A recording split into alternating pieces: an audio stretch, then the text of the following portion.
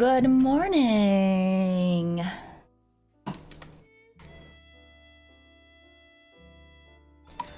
And congratulations to Valkyra and Isaac Ewing on ascending today.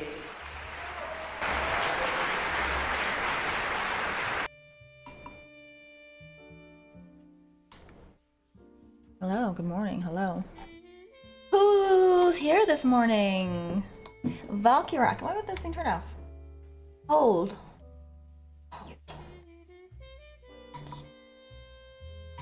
The lights keep like turning off on their pattern and I'm like, okay, it's off. No, it's not. Earth Jimmy! Good morning! Zombie! Isaac Ewing! Old Gabe, Zatanim, Vectral. Mudbound, Serrata Cyclist, Joe Food, Nadir, Obi-Wan Kenobi, Original Speedster.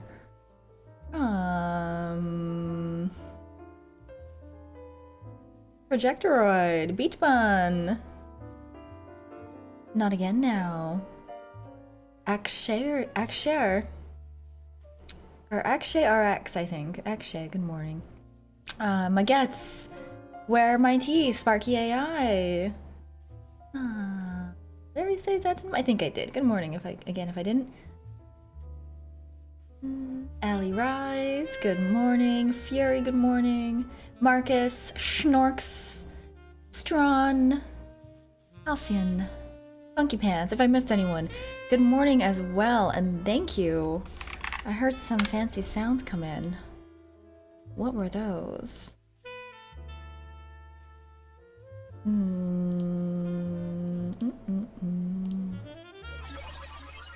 Oh my gosh, another one. Mario, 6 months, thank you very much. Obi-Wan, tier 2, thank you very much. And, oh, and 6 months in advance, is that correct? Wait a second. Holy, tier 2, 6 months in advance? Thank you, Obi-Wan, that's very nice. And Old Gabe at 10 months, thank you very much, he says. Morning everyone, read Terry Pratchett books, your life will have more laughter in it. I hope you all have a joyful and productive day. Much love, Gabe. Thank you, Gabe. Terry Pratchett books are very cute. They're very creative and imaginative. We're gonna do something before we start today. Together. We're going to change my hair. It is really in a tangle. What the heck? What on earth? It's in such a big knot. What happened? Was I rolling around a lot while I was sleeping? What the heck? Last time you guys were shocked and appalled when I showed up with different hair, so we're gonna do it together this time. Hang out, have a coffee, then we're gonna get started. I might skip. I know we have a couple of bugs with the NPCs. I might skip that today and work on characters just to take a break from it and then come back tomorrow. Cute hairbrush, yeah, thanks. Got a lot of hair in it, but I needed a hairbrush, and I was at one of those like teen girl stores that are like, no, it was H&M, still kind of a teen girl store. Get a free thing with your other thing, and I'm like, they're like, she's like, you got a free thing with this. I'm like, brush. I'm like, it's kind of looks like a kid's brush or whatever. It's cute. Does the trick. If the bug's in gives the game character, it certainly does. When the NPCs are standing and walking into place, when you come out of a building and they just keep going, what do we do now? What do we do now? What we need to code that in is what we need to do, I guess. Alright, I brought them. Okay, this is the interesting part. Hiding the original hair. Honestly, the bugs are what made Skyrim and Fallout. I'm sure even if I try to get all of them, there's gonna be some left, so I'm gonna aim for perfection. Or at least as close as possible. Oh my gosh, my hair, I feel like it's like, I don't know, it's getting too long, like, it's really annoying. think I might need to take a couple inches off at least. Like, look at this. I mean, it's so naughty. I guess I have also been... okay, I'll be honest, I was like, oh, maybe if I brush it less, it will like have more volume. But now it's just more of a pain to work with when I do want to brush it, so I don't think that was the right play there. But also I think I could manage to take, you know, a few inches off and still have pretty long hair. I think it's soothing when a girl takes care of her hair. I used to love watching my friends do their makeup. I don't know why. Or their hair, I guess. My mom's she was a hairdresser. She doesn't really do it anymore. And I used to like watching that too. Goddamn hippie with my long hair. Maybe I am, okay? Maybe I am. This is not the like coffee cafe jazz I was hoping for. This is more like evening winding down music. I want like pick me up music, you know? Don't put me to sleep.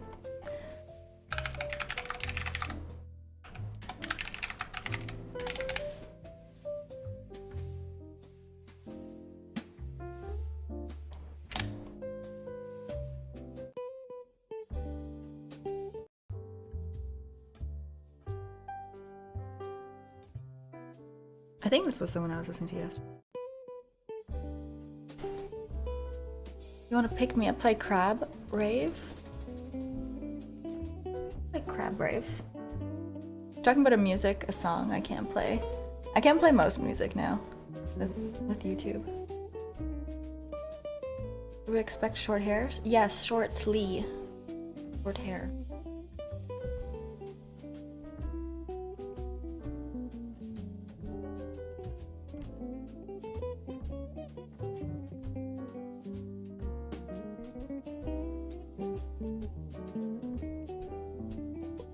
I did them too tight. They're too tight. Damn it. Okay.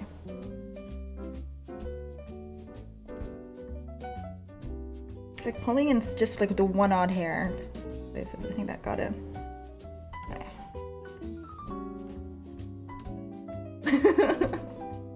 Okay, hang on. Wait. I'll do one at a time.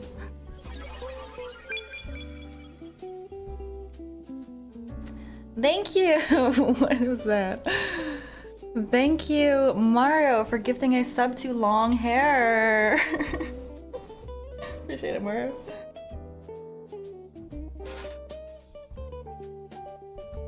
Good morning, Obrajo?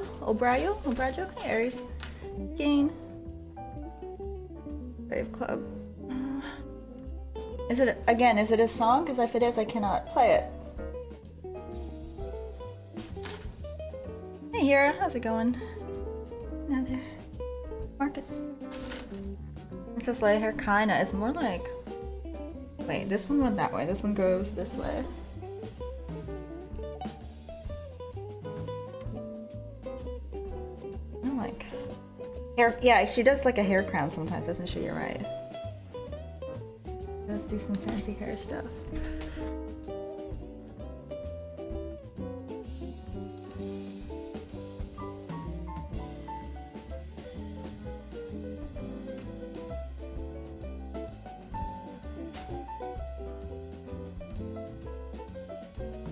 I know, it's so weird as a game developer because like, you make a game and people play the entire game on streams and YouTube videos, and there's entire platforms based on people playing your content.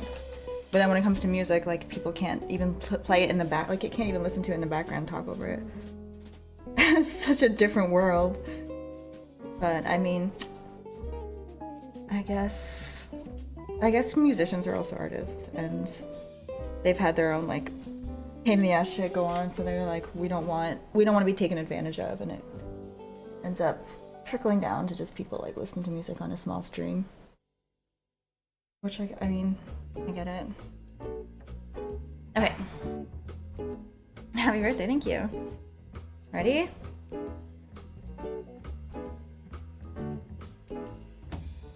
transformation time!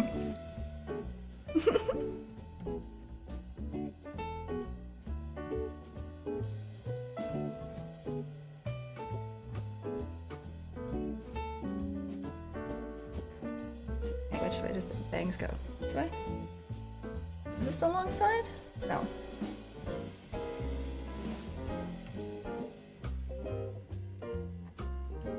There we go. I feel like I should put on darker makeup to match. Or makeup, period, I guess. Let me do that. We're gonna get ready together. Get ready together, stream! Get ready with me!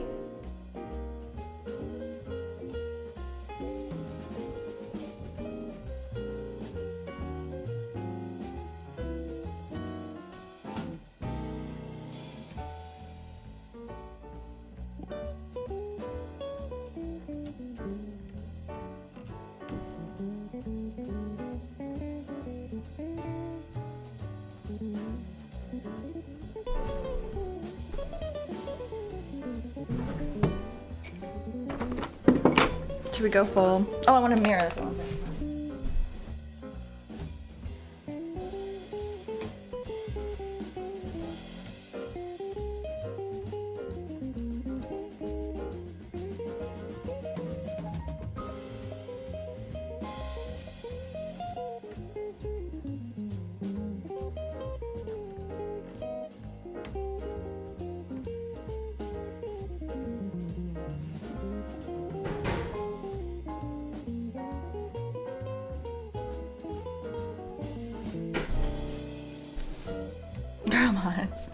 Thank you. All right, we're gonna do dark eye makeup. And then we're gonna make characters in the game. And we're gonna put the makeup on them.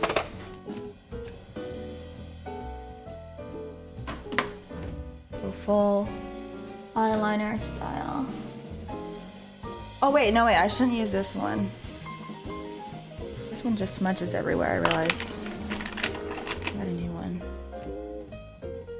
Bird from crackers.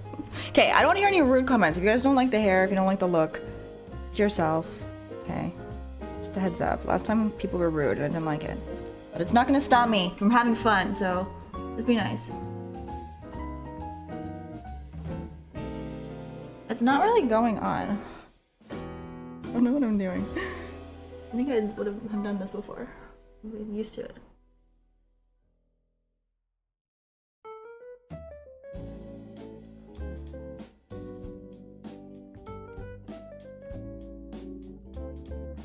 Oh, it's dark, right?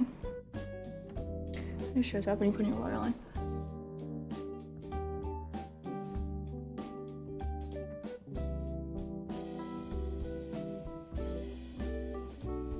This one like went in a weird shape.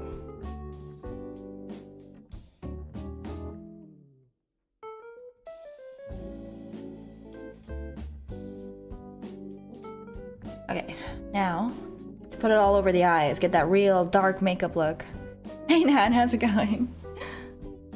Genuinely can't tell? Really? Honestly, I'm kind of thinking of doing it permanently. That's why I decided to wear it. I'm like, let me try this again. Maybe I'll just commit, you know?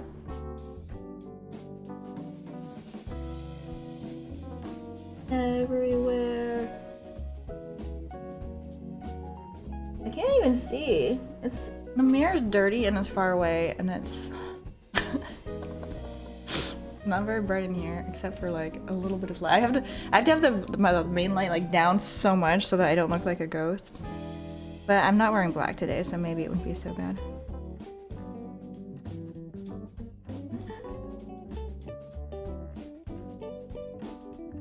I do my whole eyelid.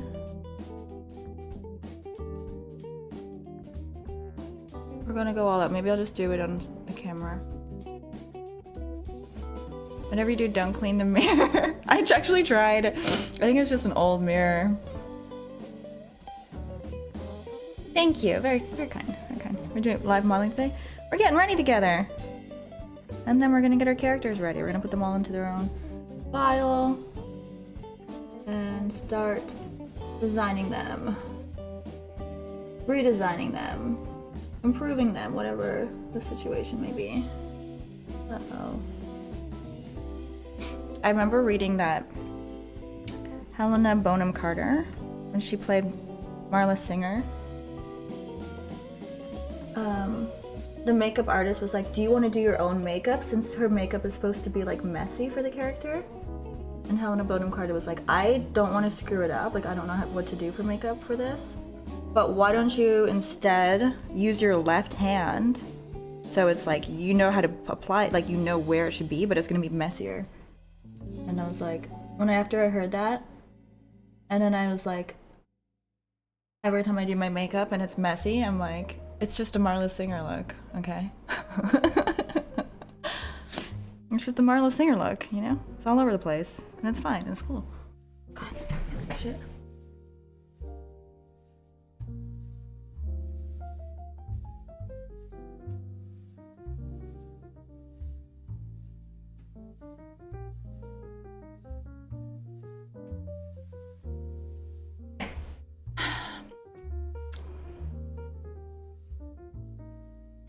Guys can't tell either way, to be honest. Girls can tell.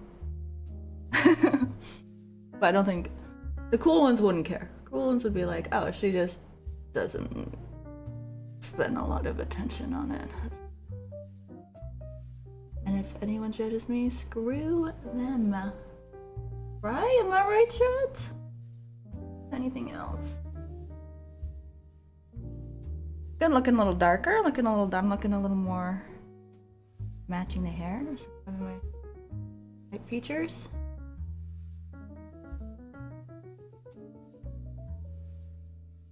I feel like it's not going on this eyelid. Let me try this again. There. Get on there.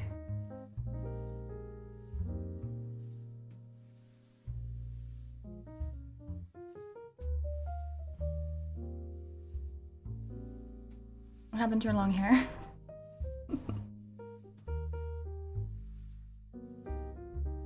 Should we go full emo look? Black lipstick?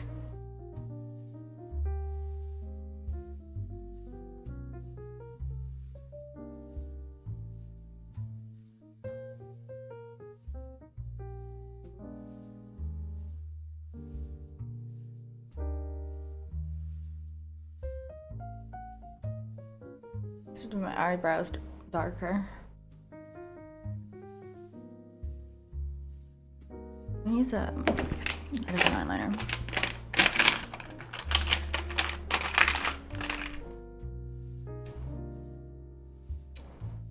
How long do you guys take to get ready in the morning? Sometimes I take not long. Sometimes I want to take a while. But honestly, I also sometimes don't want to take a while and then accidentally take a while. Admittedly.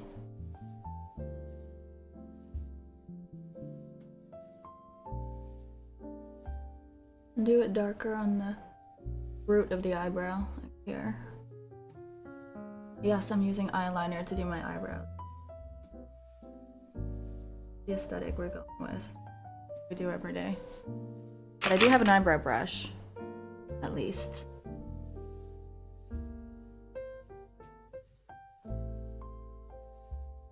I don't know if that's too dark. I'm trying to measure that hair.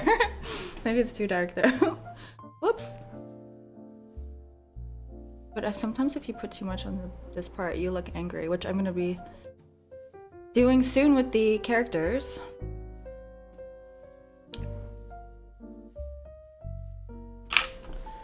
Make bed 15 seconds, change into clothes 30 seconds, done. So within a minute, oh my god. You guys don't shower? Don't you shower and dry your hair still at least? Alone is the main bulk of the time. Twitch plays makeup? Imagine if Twitch chat decided. Well, I mean, you can. I don't care. It's just makeup. It washes off. What do you guys want me to do? I don't have a lot of options is the only thing. I just have like a neutral palette. And one of them isn't even there. It fell out. It fell out when I was in Amsterdam and I was like, why is shit everywhere? I guess the plane, or maybe it got thrown around at some point. Yeah. Oh no. See, like if you screw up with makeup, you got two options. You either go more dramatic with your intent, like the look, Or you gotta try to take it off, but it's so much harder to take it off and then still leave some on. Better to just, I should have done the wig at the end. Poor planning.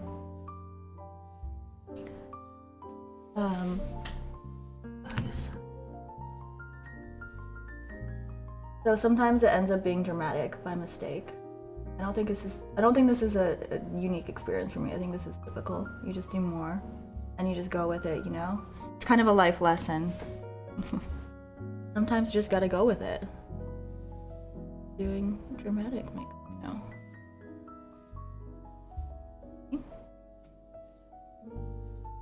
On the bottom too.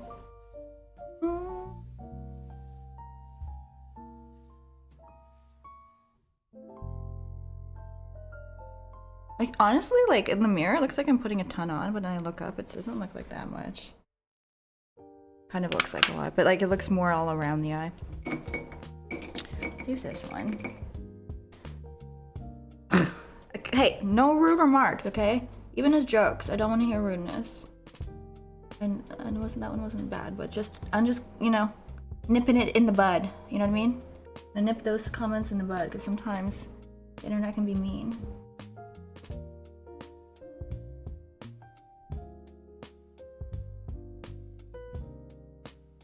Whip it? Not whip it, nip it. I don't know what nipping. I'm assuming like nip it in the bud. I think is like refers to pruning flowers. Like you cut the stem at the bud of the flower. I think that's what the etymology is, right? Is it etymology for idioms or is that only for words? Maybe it's not for the same. I think etymology is only for the words themselves. Whatever. It's the whatever that is. Oh, I look so dramatic. Ooh, I never really do this much. It's kind of fun. I don't think, even if I go out, I don't really do a lot. Ooh. What if I went more? More!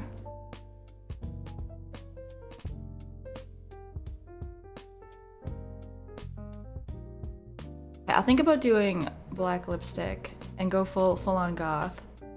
If maybe after I've done my coffee, because otherwise it's not gonna stay on. Oh, and I'm gonna probably end up drinking it. I just picked this up. I was like, wait, no. Like this cute mug my friend gave me. E magical chat. Do you like our new mug of our own for drinking out of?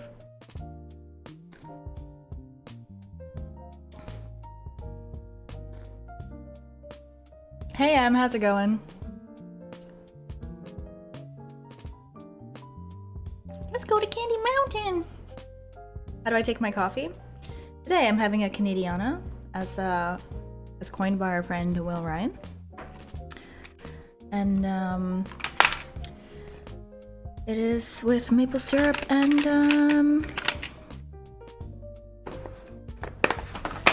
cream. Maple syrup and cream. How's it going, Em? Spicy bleach is cooler. It is cooler, but we got a silly one and we got a cute one. Name origin. Why is it called nip it in the bud? The term nip originally meant to pinch or squeeze, and the bud was an actual bud like the kind of you find on a plant before they bloom. And to nip it in the bud meant to pinch off the bud of the flower that was considered to be more of a weed before it had a chance to bloom. There you go. See what I mean? Gotta nip it in the bud. You drink bleach? Don't drink bleach. I'm a professional. Don't try this at home, kids. What's the disclaimer that they used to always say?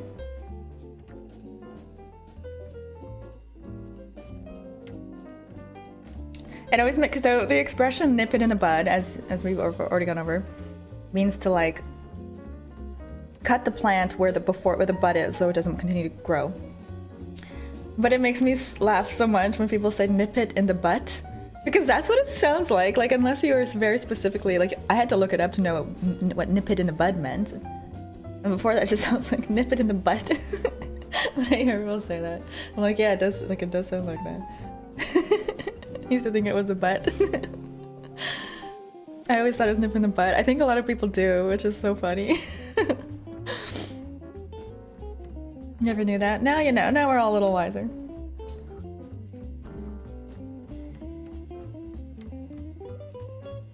Don't drink bleach, kids. Nip them in the...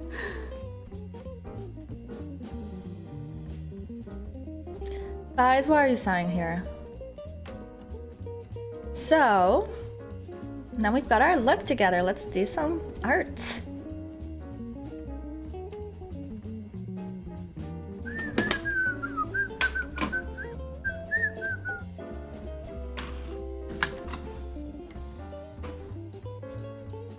New view, hello from Russia. Hello, Chocolate Channel. What's going on? Ghost in the Shell vibes? Oh, nice. Thank you, Falcon.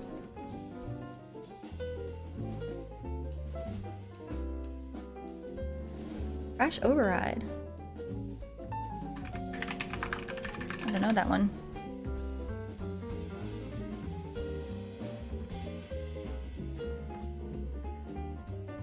Crash Override? Was that one of the characters? It's been so long since I watched this.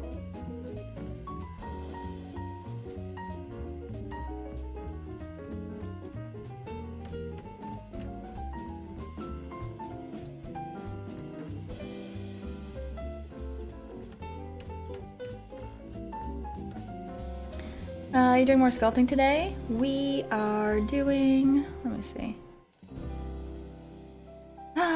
Maybe. What I want to do is start putting a file together for each character. And start like... the hair is sitting all funny. Start putting together a file for each character so I can like begin making out the clothes and the accessories.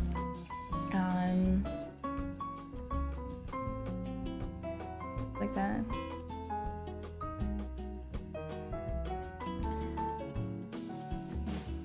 Oh, I should get some base bodies and start sculpting those too, actually. I think, like, maybe I can use the ones from Marvelous Designer. I think it might be time to get Marvelous Designer again. I had it for a year, and now it's my subscription, like, just right now, which I am annoyed with. I should have... I don't know. It's like, just as I need it, it runs out. I'm really using it for a while. I've been playing with my Steam Deck. No, the Steam Deck is mostly for testing, so I'm gonna test it again once this new version is ready to test. I'll put it on the Steam Deck. So to put it on Steam, it will automatically go to the Steam Deck. So I will test it on both. Okay, we are going to. I need to get Marvelous Designer.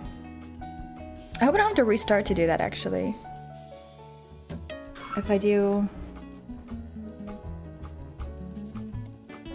I guess I don't need the final body yet.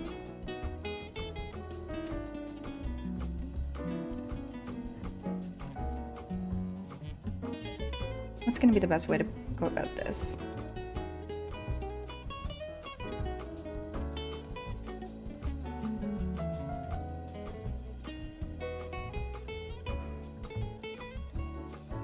I think of basically like blocking out the clothes.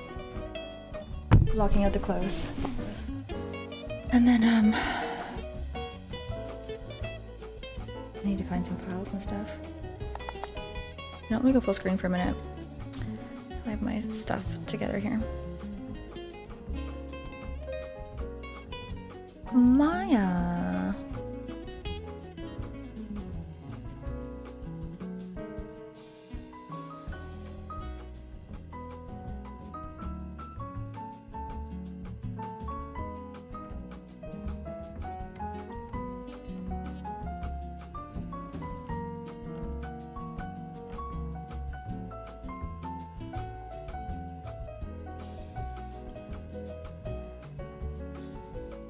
Why are you linking a wrong link to Make Human?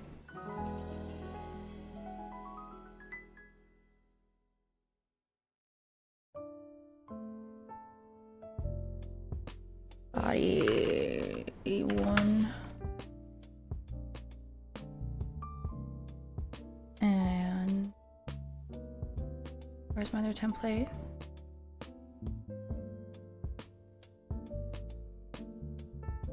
Will there be other strain-related mugs in your merch shop? Because I collect mugs. I'd like to eventually have more, yeah. This is an old one we don't need.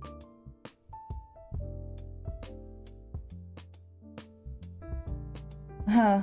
I'm just looking at... It was so much harder to make clothes before I had Marvelous Designer. I had to like sculpt it by hand, the wrinkles and everything. It never really turned out quite right. Close. We're gonna do a lot better now though.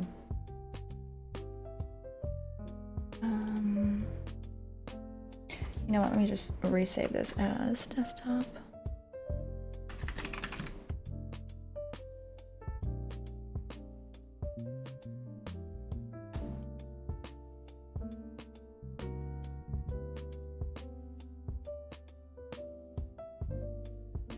Want a live secure mug? What would a live secure mug look like?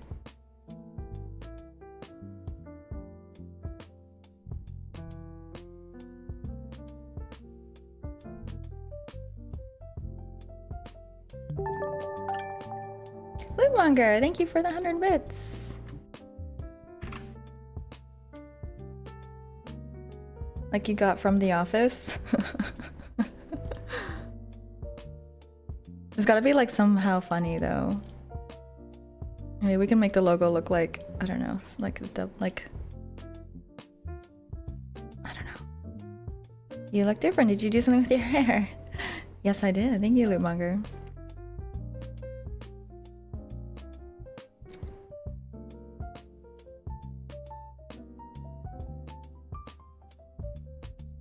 Like Portal had Aperture Science merch.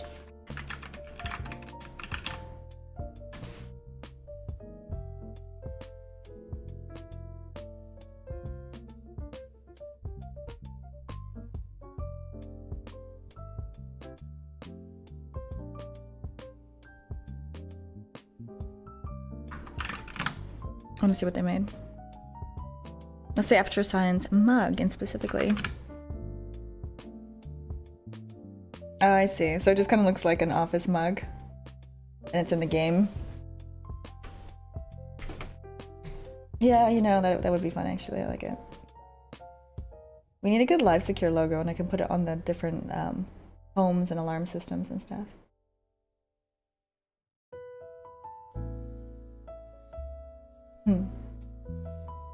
Hey, most if you know. If you're going emo, should we listen to emo music? I can not listen to most things. Also, I'm gonna go emo after I finish my 2 coffees because I don't want to get black lipstick all over the mug.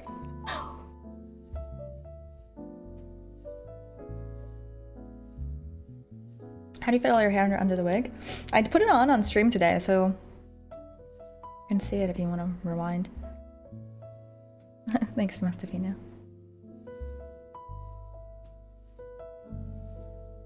God, I should just do my hair like this, honestly. It'd be so much easier.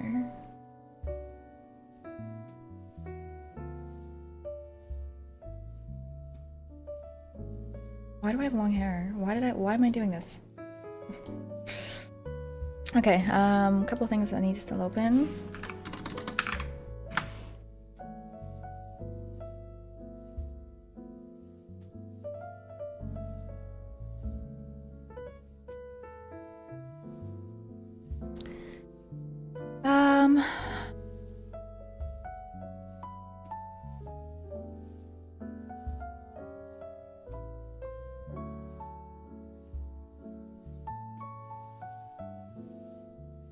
I'm not gonna say who I'm working on. I don't want anyone to get... I don't know. I don't want him to give anything away. Why are haircuts for women so expensive too? That's true. I mean... I never got my haircut. Never went to a salon to get my haircut. I've just done it myself.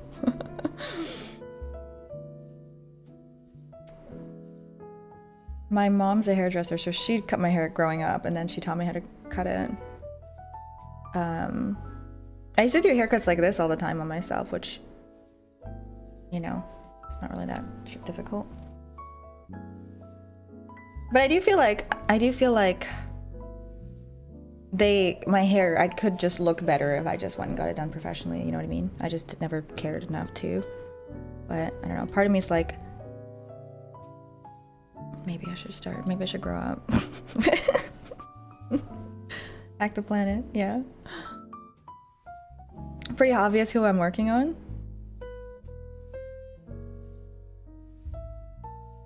Is it? I haven't even decided yet.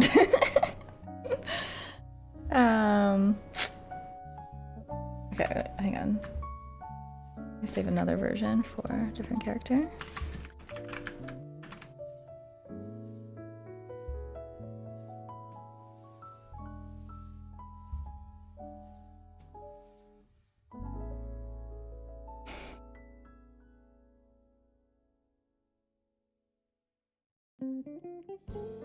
I kind of want all the characters to have like big wild hair like the last one we kind of modeled. Maybe I'll do it with the sphere and then I'll bring it into Blender to detail.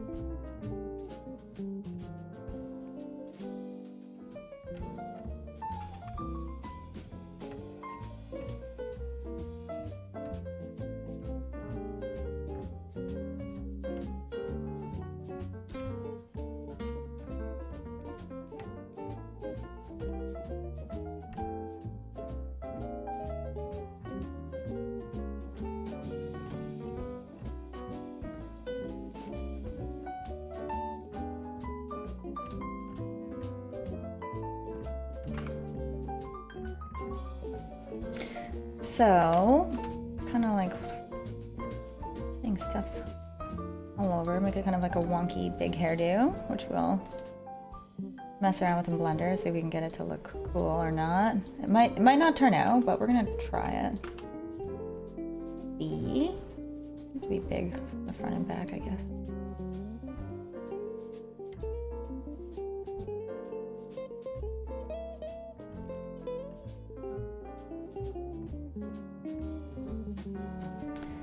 And bring it in.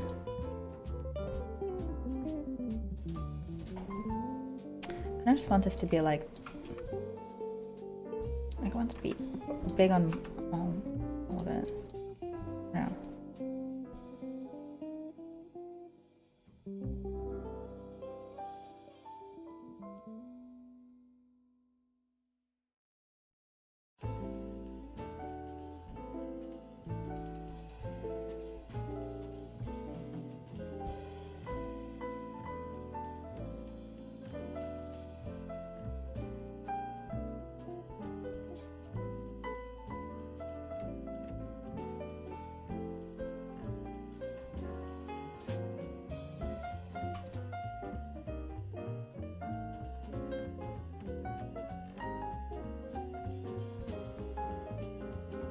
Okay, just we're gonna do rough ideas. Get the kind of like a silhouette for the characters together, and then we're gonna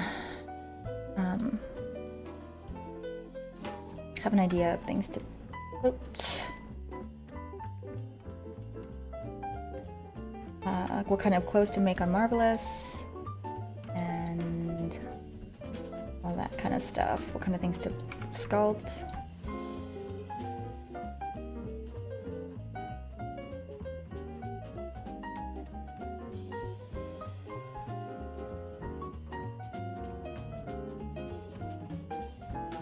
I feel like we should do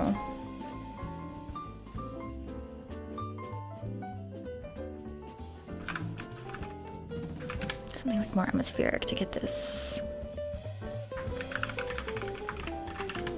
Get in the zone with the characters.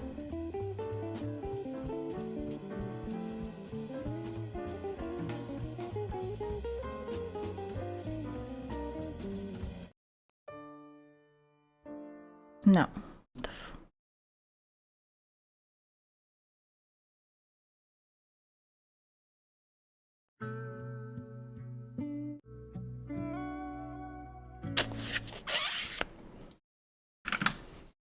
Spotify doesn't have a lot of stuff, honestly.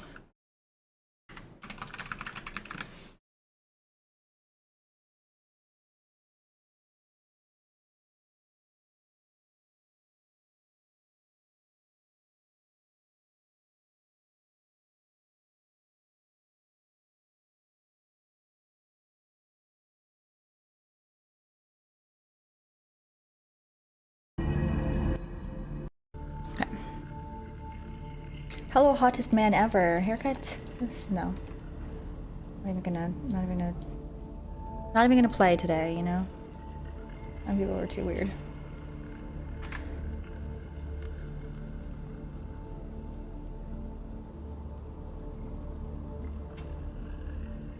There we go.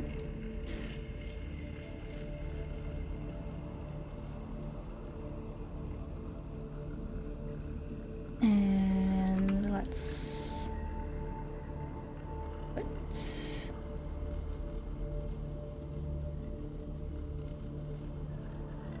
imagery back on.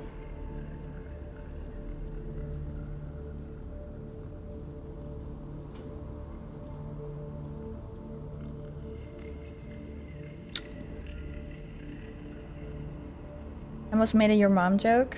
Oh no, on what? You guys. How much does it take to be pro in Unity? I'll let you know when I get there.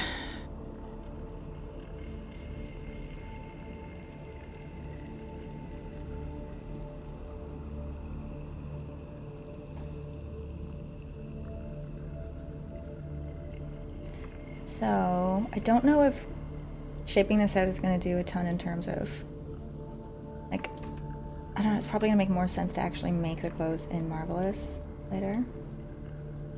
But, it's kind of nice to, like, have an idea of what it's going to look like, so I guess that's what we're doing now. It's almost like a sketch, but in 3D, because it's a little bit easier to understand what it looks like in 3D if I sketch it in 3D. And I want to like have an idea of where accessories will be and stuff like that. If somebody's gonna have like long sleeves or short sleeves, are they gonna have like something wrapped around their arm? All those things will help indicate like how to make the clothes in Marvelous. So kind of I want to figure out.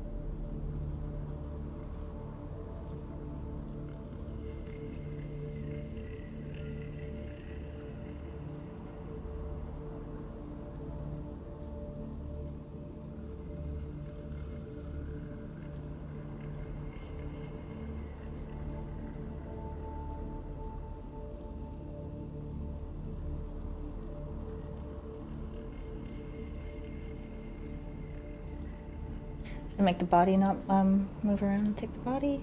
Add a layer, right click, add selected layer, and switch it to star. Yeah, we won't accidentally hit it.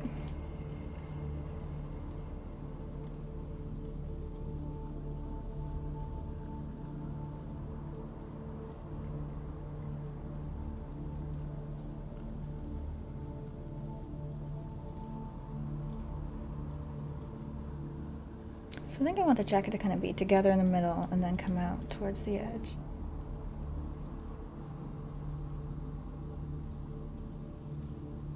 And then go to the sides.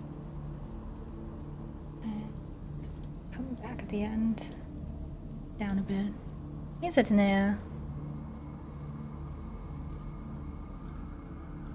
That's new fashion.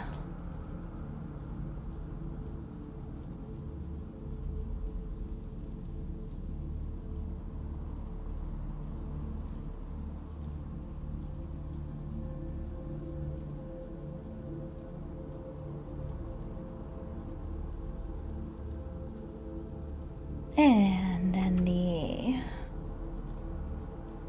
lapel. This is the lapel, right?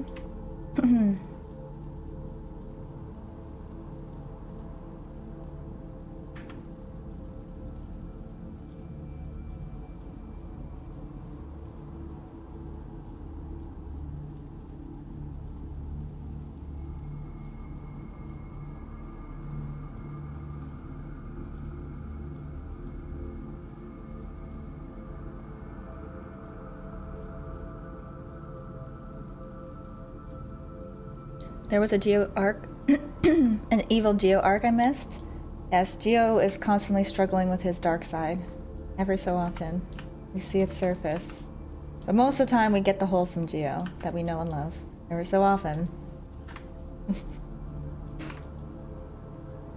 A flash of dark Geo.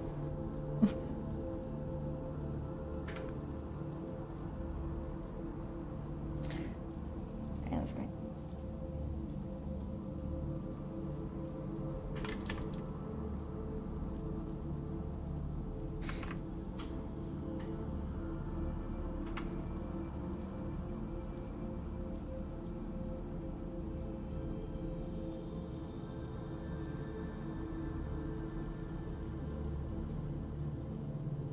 Fashion.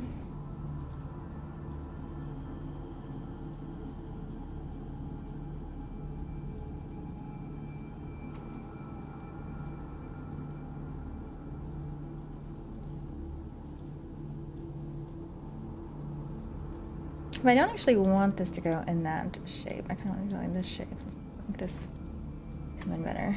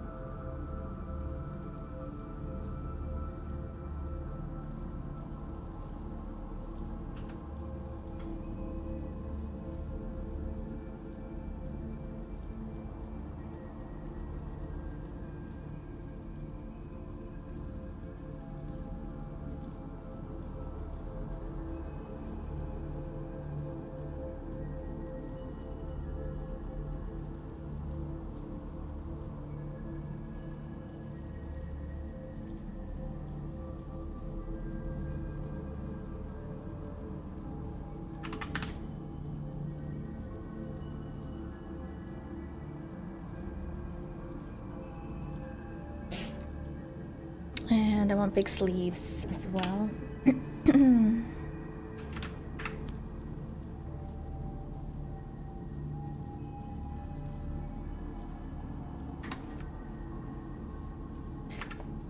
everyone else doing while Lana's streaming? Yeah, what are you guys all doing today?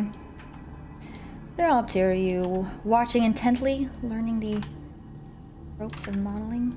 Or maybe you're working along with your own stuff? You are writing a poem?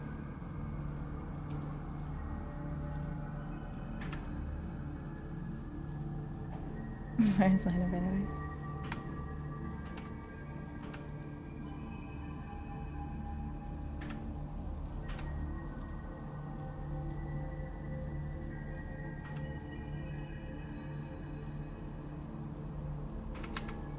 I want to do like sleeves that go over the hand of this. I think I want big sleeves up to here. Be hard to do, but I think with Marvelous Designer we can pull it off.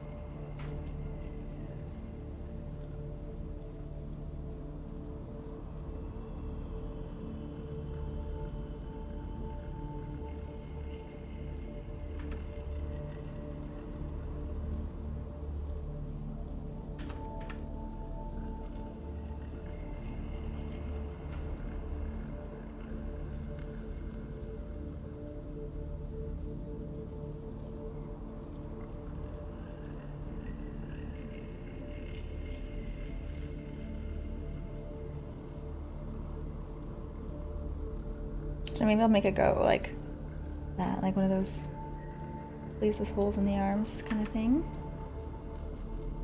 Kinda cute.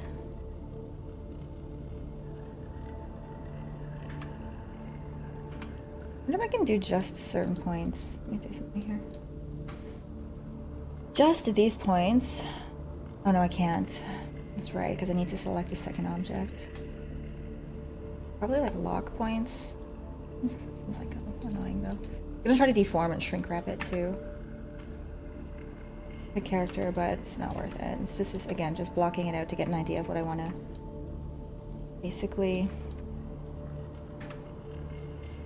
make patterns for in Marvelous. I think it'll help to have an idea of really what I'm going for.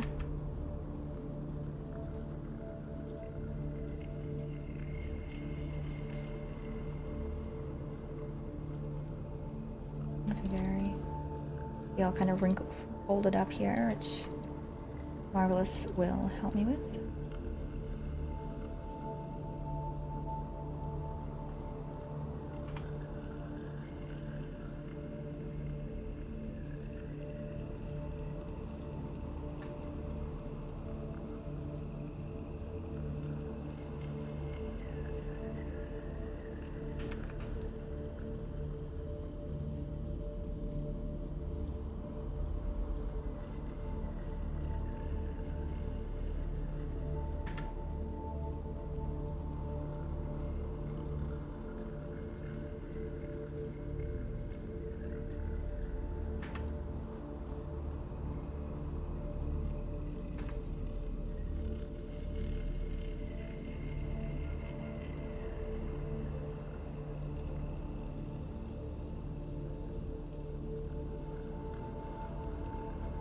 Then had a haircut. Yes, naturally.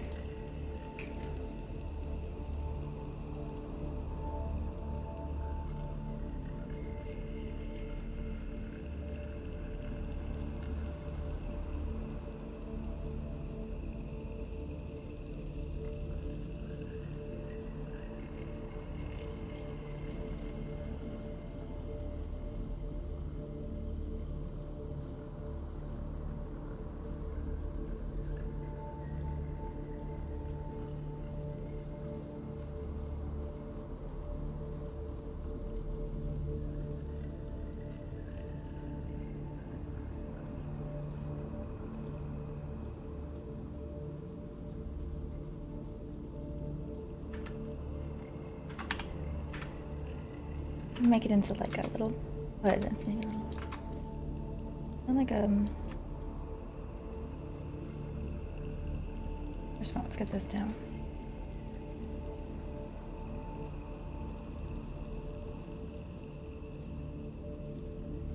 Goes down. And also a hood somehow.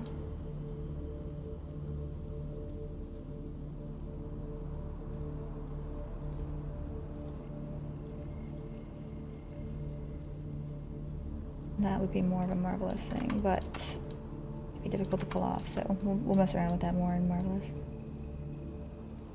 Imagine like a big hood.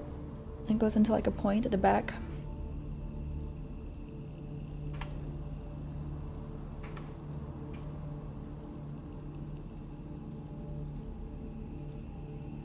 Oh crap, what happened in the front?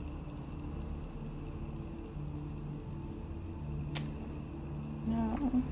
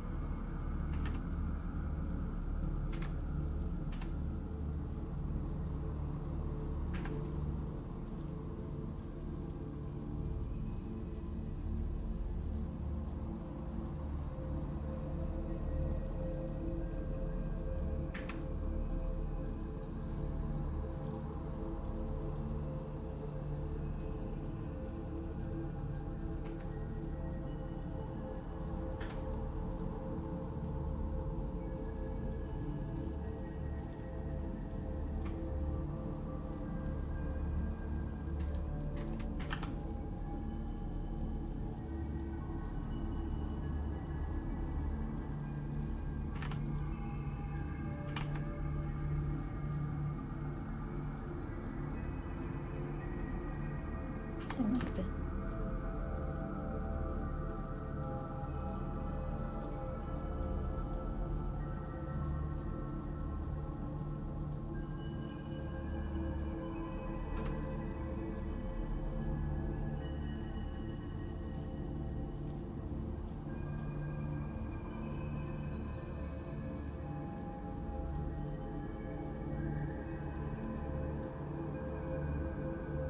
And I think I want to give her shorts that also kind of stick out and make this jacket stick out a bit.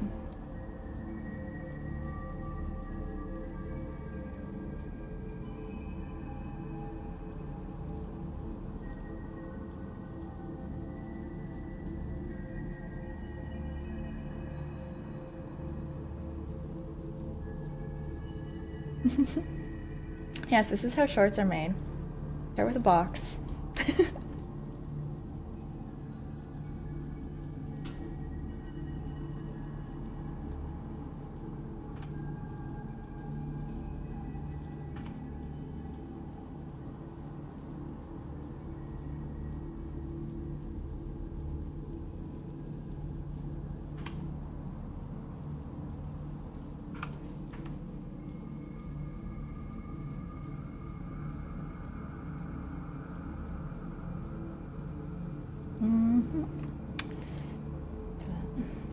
Oh, I better make this stuff. Stay still, video shorts.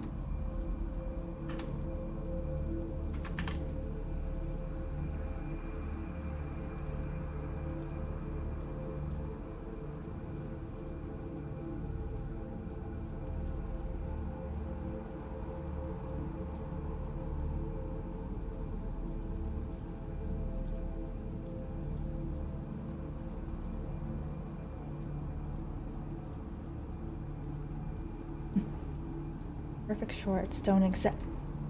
A minute. They're perfect.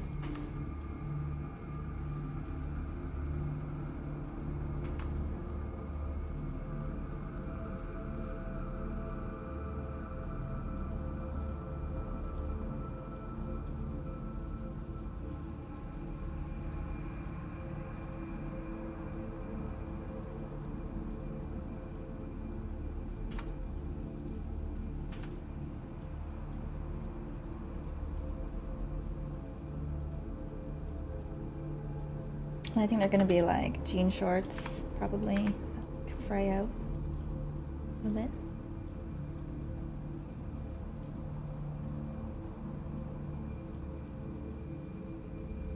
probably.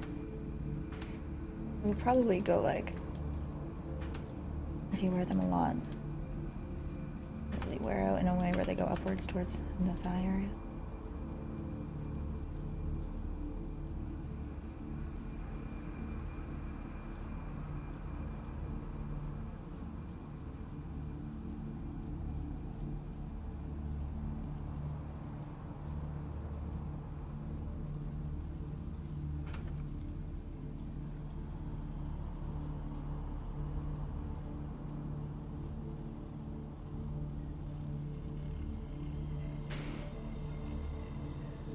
Jean Shorts is my favorite X-Men spin-off.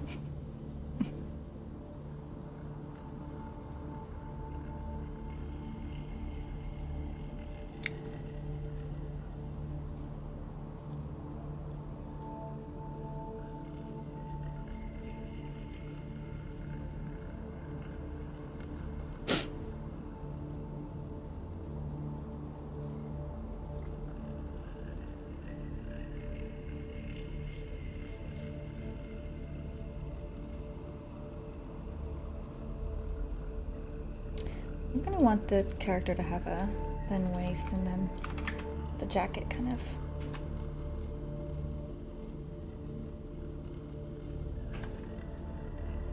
What's the word? Highlight that.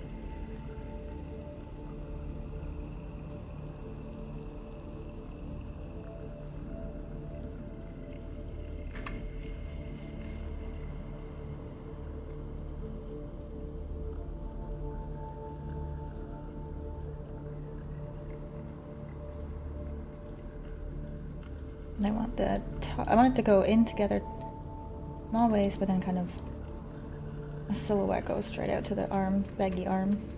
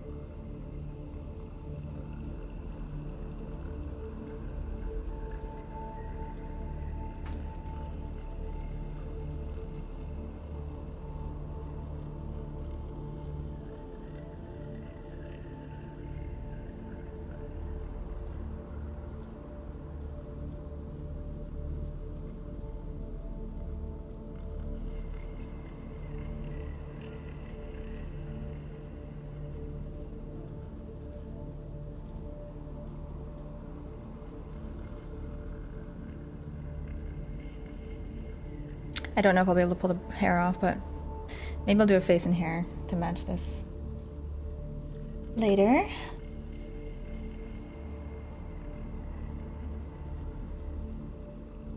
I also feel like I'm gonna go legs with this look.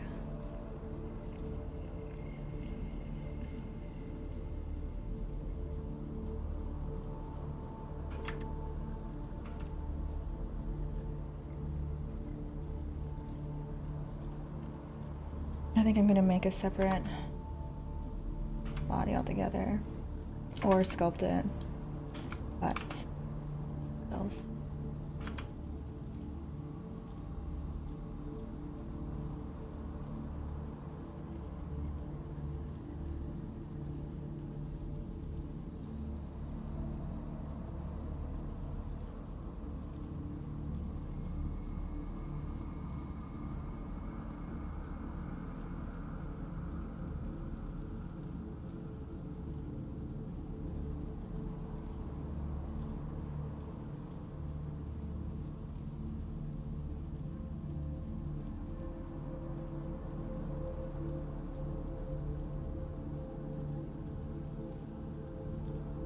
Something like that.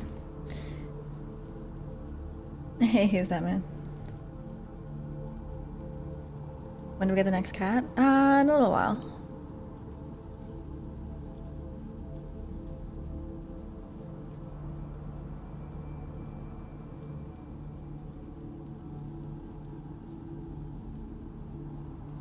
Found your stream from IG. Do you model full time? Like 3D model? I do 3D modeling and development when I'm making my game.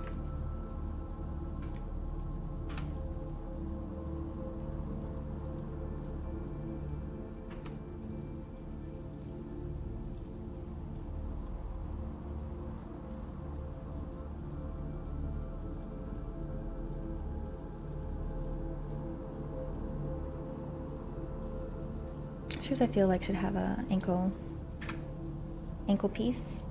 Nice chunky one. There's so much going on the top of half of the body. Let's bring a little more weight to the bottom. Set off.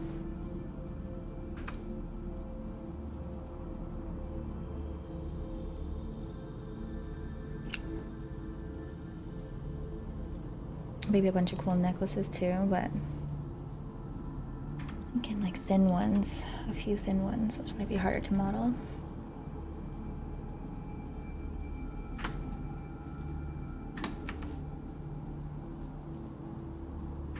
I didn't mean to take self. I'm like, sounds like you're asking about like modeling, but I don't think there's enough pictures of myself on there to think that. A really sad modeling count. Like 2 selfies, 3.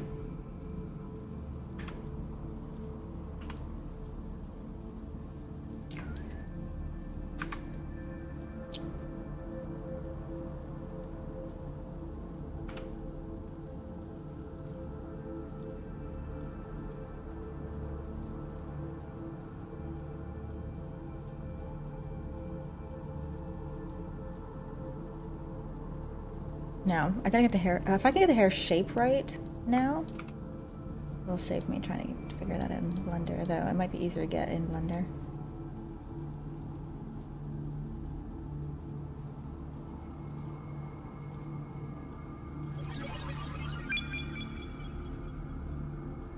Rune, welcome in.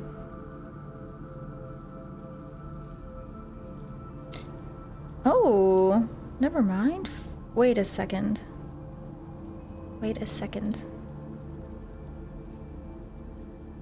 Gifting 5 subs. Thank you so much, Rune. That's very nice.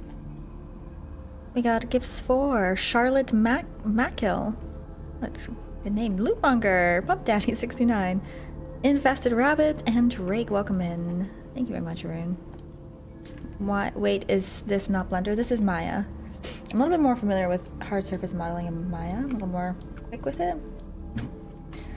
An understatement, but I'm more proficient with it in Maya. And I like doing sculpting in Blender. So we're gonna switch over to that shortly. I think I want this shape to be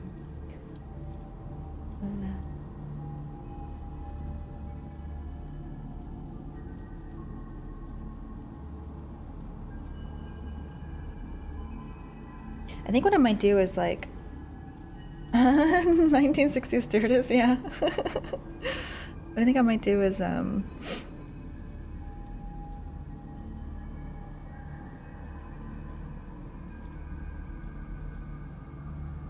sculpt the pieces that would be sculpted and then bring that into Marvelous Designer to do baggy clothes. So in this situation, I would do like the body sculpted to be more detailed to match this, and then shoes I could sculpt on top of the body, the necklaces, the shorts, and then bring it into Marvelous and the hair, bring it into Marvelous to do the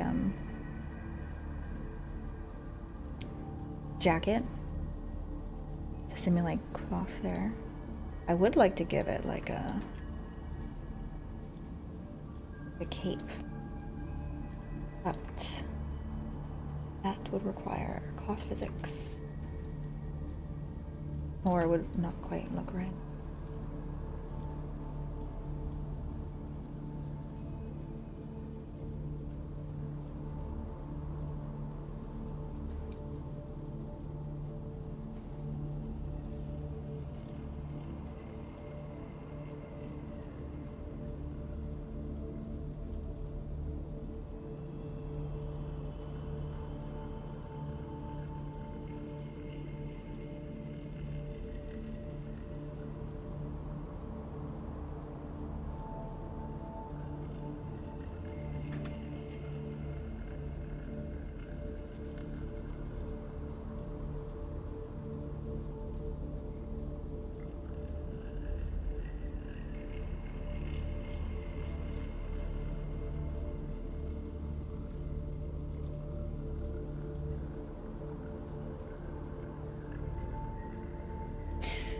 Yeah, I don't think we're gonna be able to work with it, unfortunately.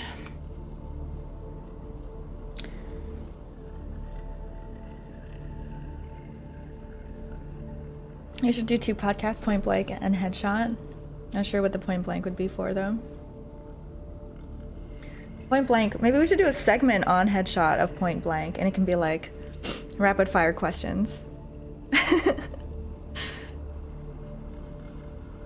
Lightning round questions.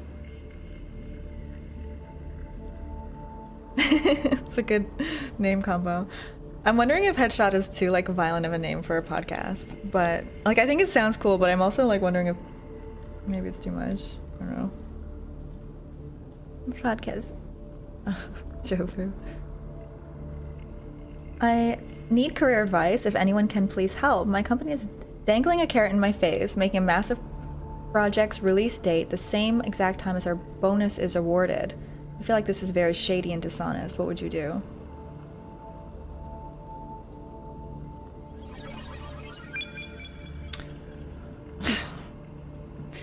I don't know. I hear what you're saying and I agree with you, but that's also how these things work, unfortunately. You know?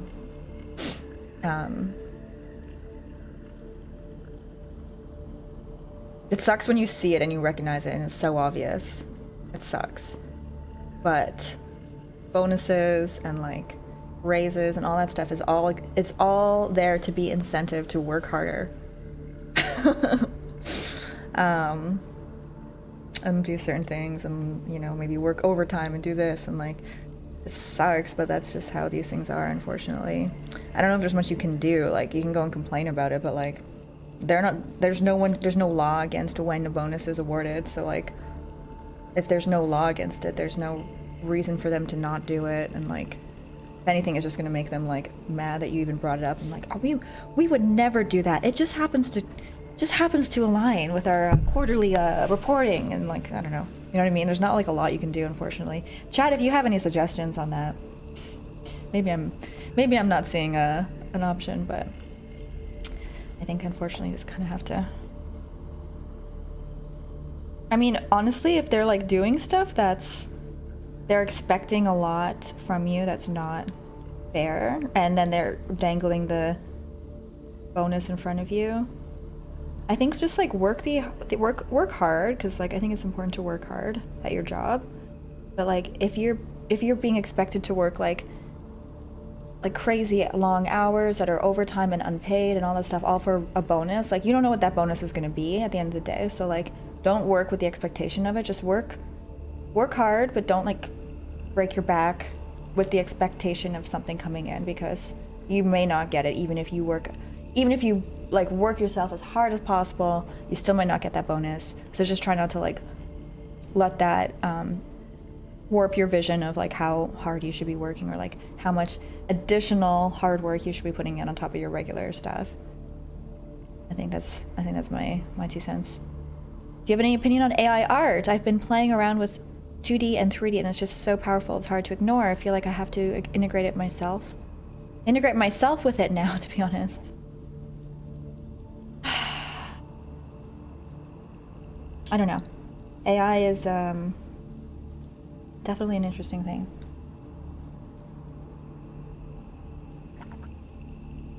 Hire an attorney, start tracking all the overtime you do, sue them. Don't do it in bonuses or maybes at least, right? At best, yeah. Don't count on a bonus. And don't, yeah, break your back for one that you might not get. An article about big tech marketing, just FYI. Okay, I'll take a look later, thanks, Sierra. Oh, Gio's heading off. Have a good one, Gio, if you're not already gone. Nice seeing you this morning. Take care.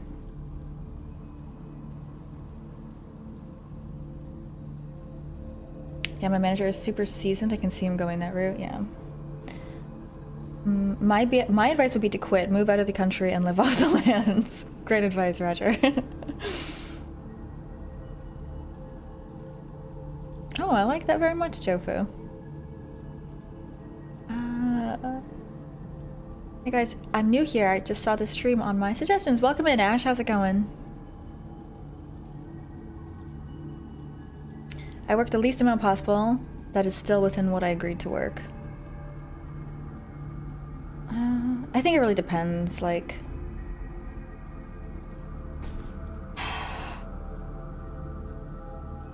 have a hard time, like, not working hard on stuff, you know what I mean? I think that's part of why I like the idea of being able to pursue my own projects, because I will work hard whether or not it's rewarded, you know? So I have a hard time, like, not working hard at a company. But if a company is, like, not treating you great, you're not getting paid a fair wage, and you're stuck there for a while for one reason or another, then yeah, I think putting in like just what's required of you is in that situation.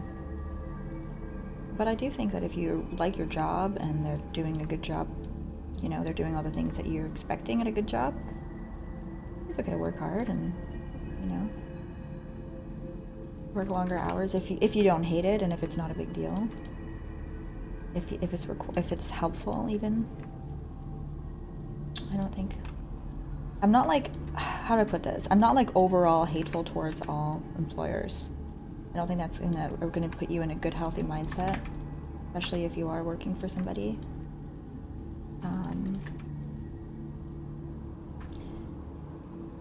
But there are situations where, you know, you're getting underpaid and that kind of thing, and I don't know how to draw shorts without going into like a lot of detail, but that's maybe a little bit longer. Some shorts.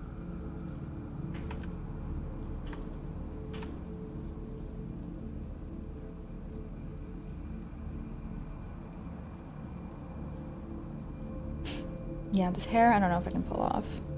Got a bunch of different... We'll do it in Blender, and I might try some different shapes. I'll pick the one that's looking the best and put details into that one. Another approach here would be a color that goes up.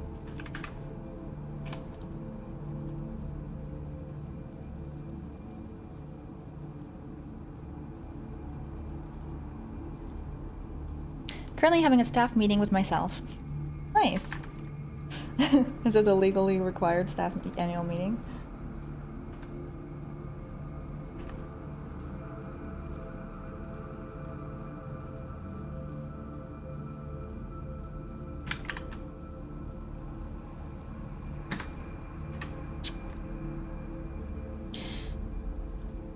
It'd probably be easier to just start to try this look out.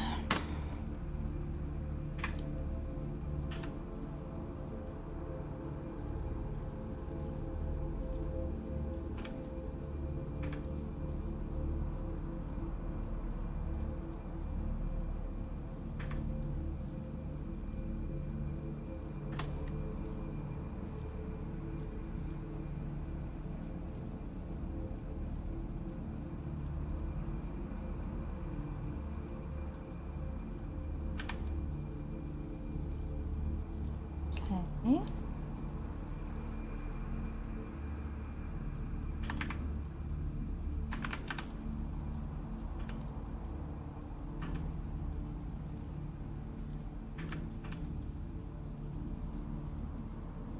It's so hard to do. I almost like kind of want to bring all of these rough ideas into Blender and at least sculpt them. It's like doing the topology for clothing can sometimes just like make it difficult to try to make sense of what I'm trying to do, you know? Like what I want is actually like a collar that's folding over a little bit. Like this part's coming out.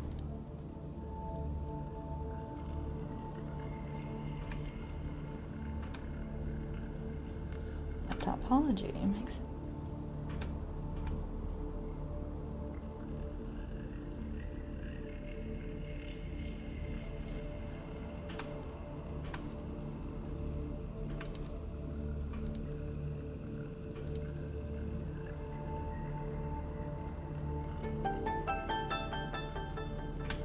Hey, alright. Oh, it's from our friends Doig Swift. How was your stream today? Welcome in, guys. Welcome in. What are you guys working on today? Welcome. We're doing some like rough character art, 3D sketches, let's call them. Just kind of like getting an idea of their silhouette, their rough shape, the clothes they'll be wearing, the accessories they'll have, the hair shape. And then once I'm like got a decent idea, I'm gonna start detailing things bit by bit, whether it's sculpting them in Blender, maybe like hair, getting a little bit of a better idea of shape of the hair, sculpting in the body shape and or like shoes or you know, clothes that fit pretty snugly. Those will be done with sculpting. And then more baggier clothes I'll bring into Marvelous Designer, which is like a cloth simulation tool basically. Kind of complex and difficult to use, but it gives really good results. So we are going to work around, figure that out, mess around with that later. Oh, this idea was like this instead of this. Welcome and thanks Raiders for joining. How was the stream? If you guys are new, my name's Elena. I'm a game developer. I'm making a game called Strain, which you can check out here in chat. Don't forget to wishlist it if it looks interesting to you. It's the first-person narrative survival game. It's coming along pretty well. I'm almost at a point of testing again soon. Getting there. And in the meantime, I'm working on some of the art here and there to get it a little more visually together, aesthetically together. And that includes a character, no, come to think of it.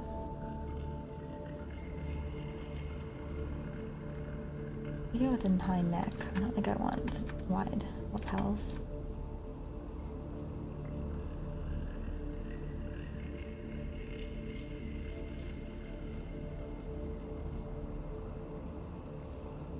Who is this? What did you do with Lana? How's it going, Chris? Clark, sorry, Clark Kent. Hey, Sufyan. Oh, I'm saying all your names wrong. Sufa Zarix, Clark Kent. How are you guys? Hey, Epictetus. Your hair, this is just a wig. Hey, Doig. How do you mostly Blender? Giving our mods expressions for their visuals on stream. Do you have any pictures we can see? Screenshots? Love to see them. Hey, Refracted Fluff. Welcome in. Hey, Floria Scan. Look at the collar in this one, corset too. Yeah, I was just looking at some references. I've got a bunch I'm looking at. It'd be cool to have like a. How did this get? Oh, I think that this was asymmetrical. I think I didn't actually take.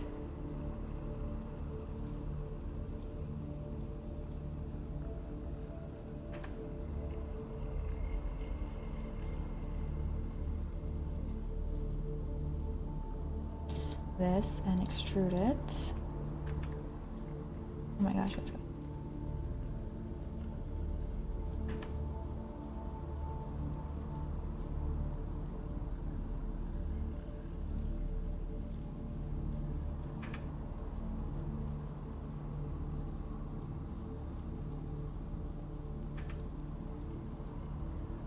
and then bring this down like a little bit of neck show, and we'll show a little bit of the shirt underneath. I think that's pretty cool. And if we do that one, we'll need a different thing here.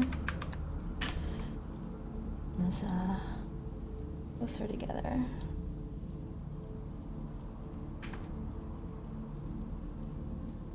This piece. Wonky. I didn't have symmetry on for part of this, I think.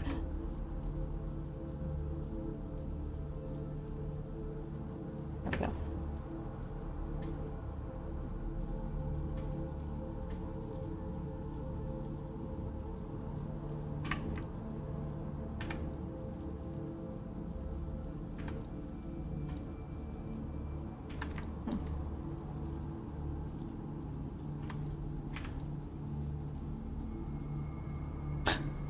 So wonky. I thought that this was somewhat symmetrical.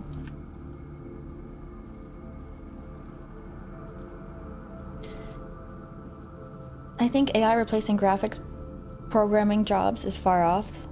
This shit must be written by very efficiently, and current AI is just predictive text algorithm. Only a free-thinking AI engineer could replace us. Yeah, you might be right on that. Ooh, a link.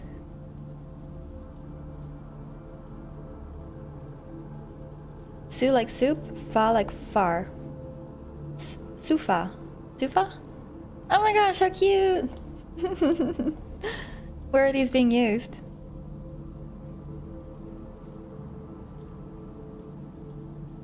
Hey, Dunraven.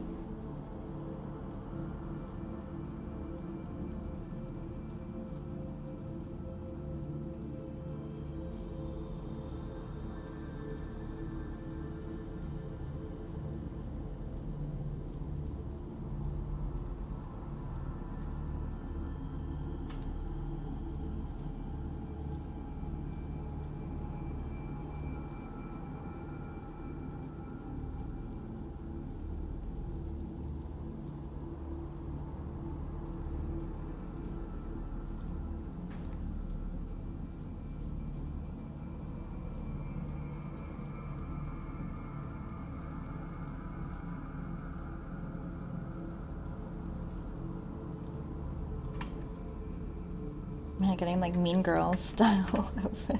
The holes in the shirt. Oh my god.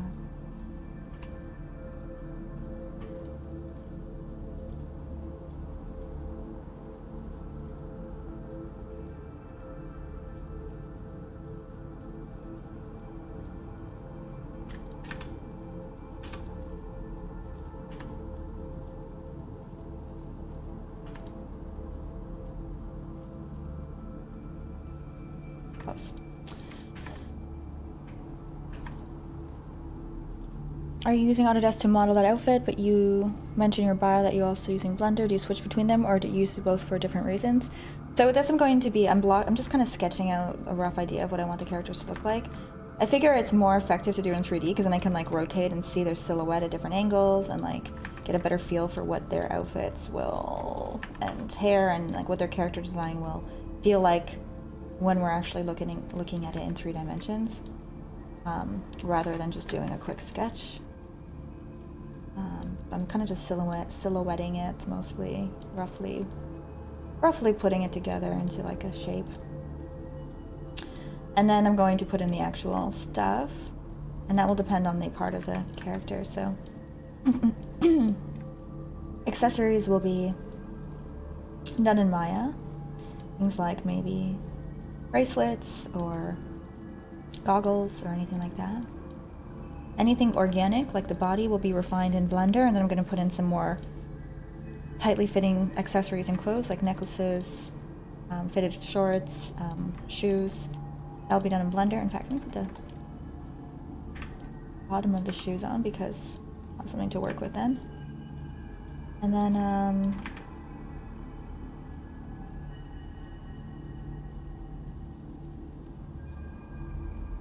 going to use something called Marvelous Designer for the clothing when we get to that part as cloth simulation, so it helps me make a much more realistic folds and stuff in the clothing. I very much like it. It's also very Well, it's not that it's that difficult to use. I'm just not that familiar with it, so a little bit tricky for me to get working, but we're gonna work with it and put it together. But it'll help me to have an idea of what we're doing. You know, when we go into it.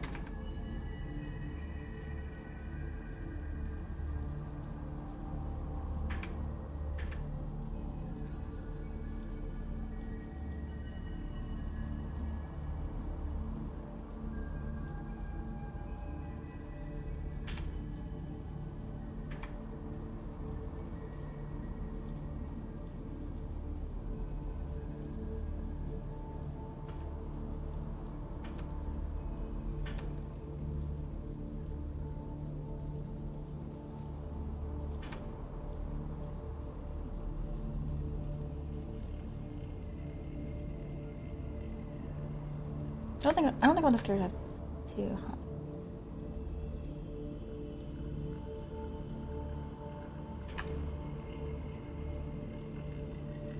This and can you show us the character concept? I don't have a concept. This is the concept. You're looking at it. I'm concepting it in 3D.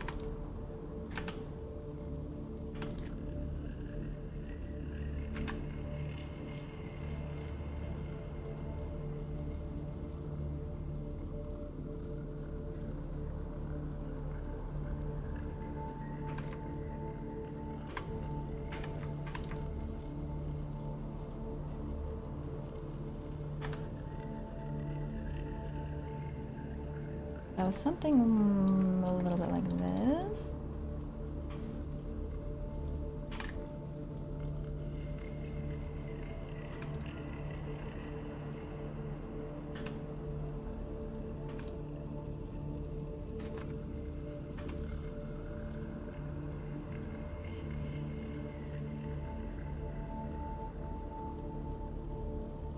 Are there mods in chats? Why?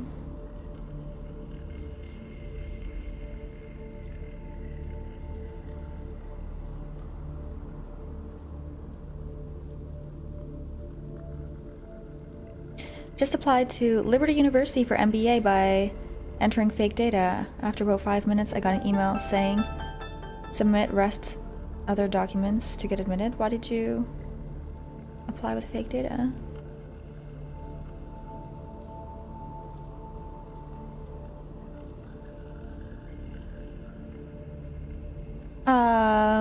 We got a raid.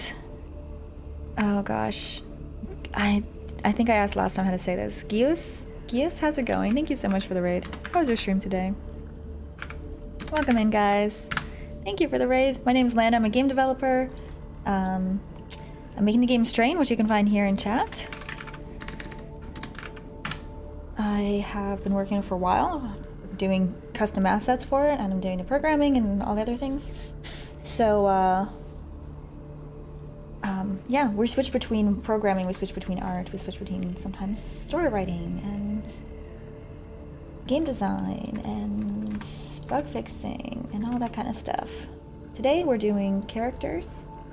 So I'm starting off with a few rough ideas for the kind of shape and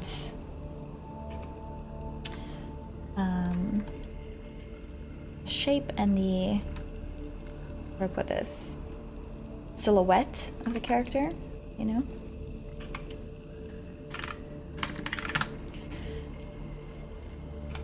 I'm gonna do some other hair ideas. How was your stream today, guys? Lionel likes to Aeon Flex overnight. Am I saying that name right? Aeon Flex? Aeon Flex? That's a movie, I wanna say.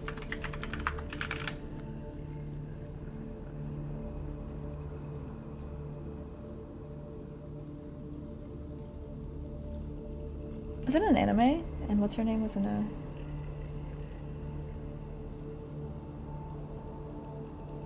Oh, thank you, Tiger.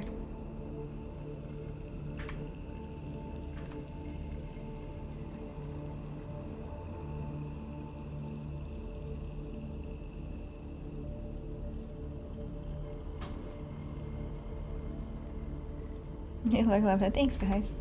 You guys are doing good today. Purple? Like all over or like a streak? This is a wig, so, but I am kind of considering doing it permanently. One idea for hair would be to do like big. That down. I think I'll have an easier time sculpting the hair options in Blender.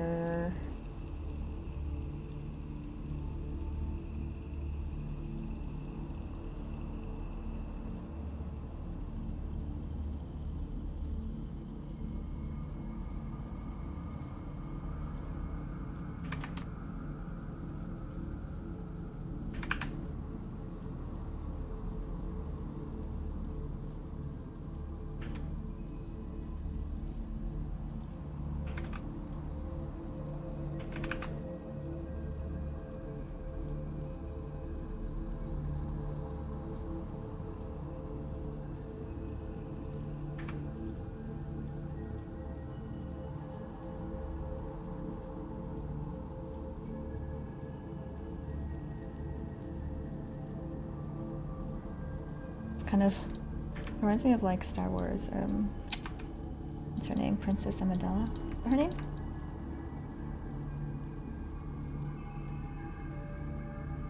Not really what I was trying to go for, but okay.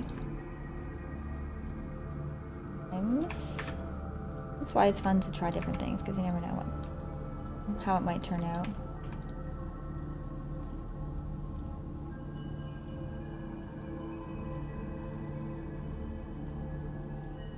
Oh, I kind of also want this character to have goggles.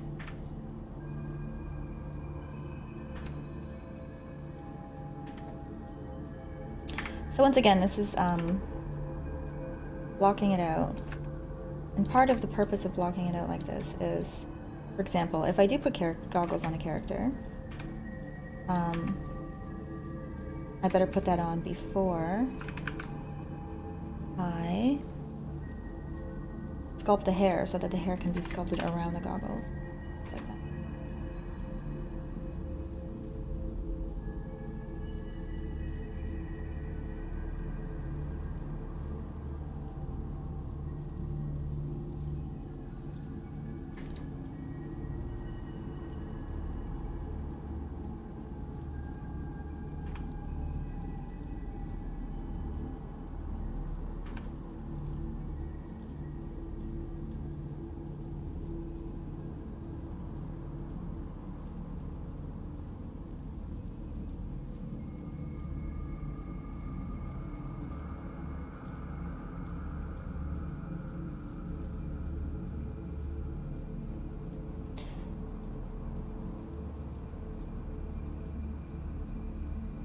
I'd say give her more details. So again, I'm blocking out the idea of the characters right now.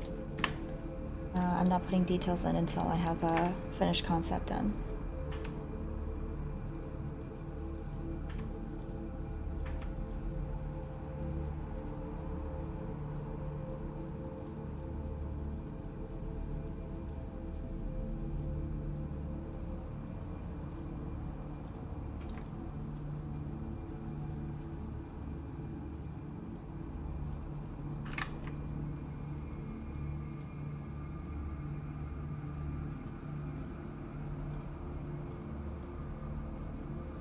Do you make the character models in your game? Yes.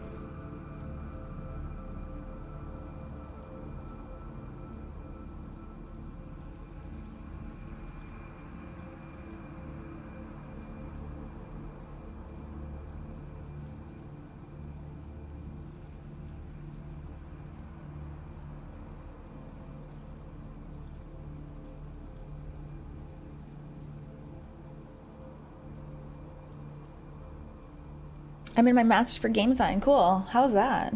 Gosh. It's weird to think that there's masters for game design programs now. That's awesome. I also want to do an option where her hair is messy, but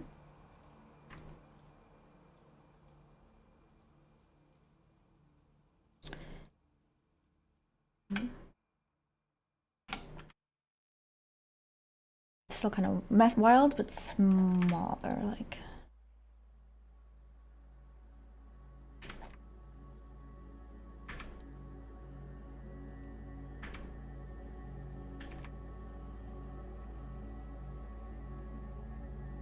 Again, this is hard to do not in Blender.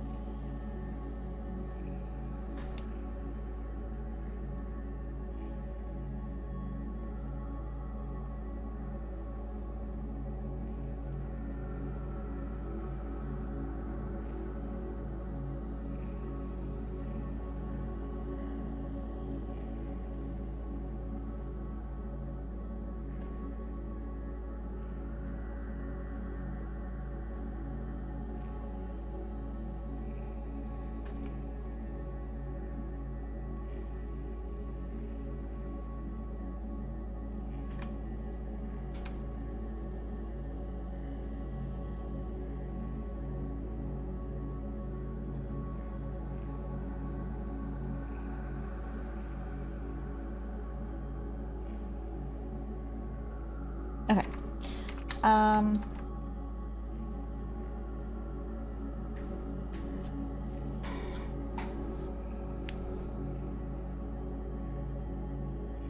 Maybe I can try like a scarf around the neck. Have to be done in probably Marvelous to get the wrinkles correct, but probably a rough idea of it.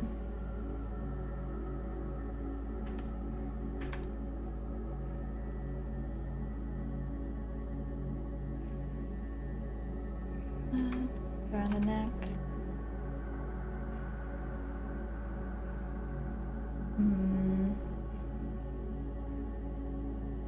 What other options can we try?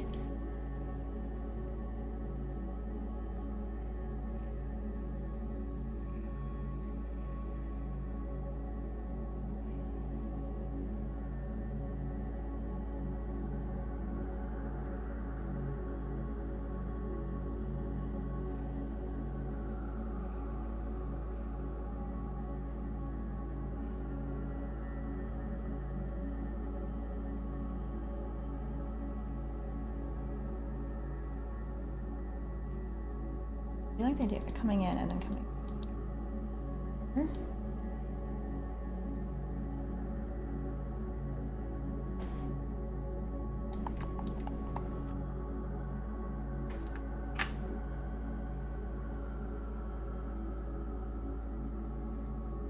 Now we should combine these as one option.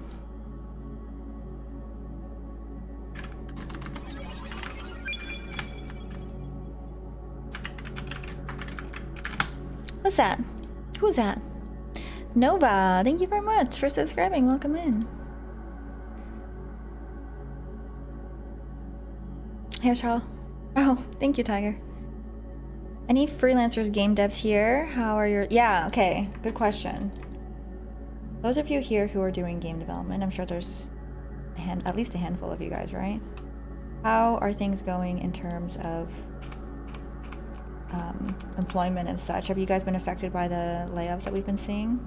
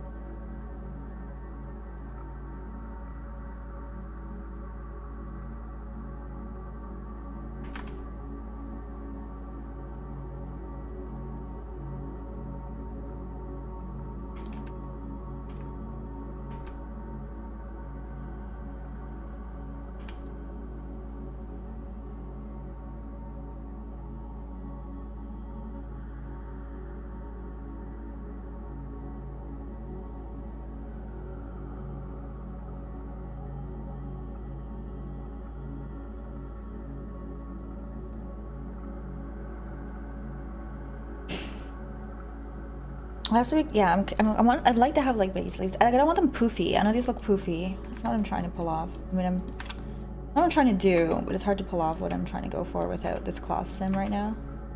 I just want it to be like baggier sleeves, basically.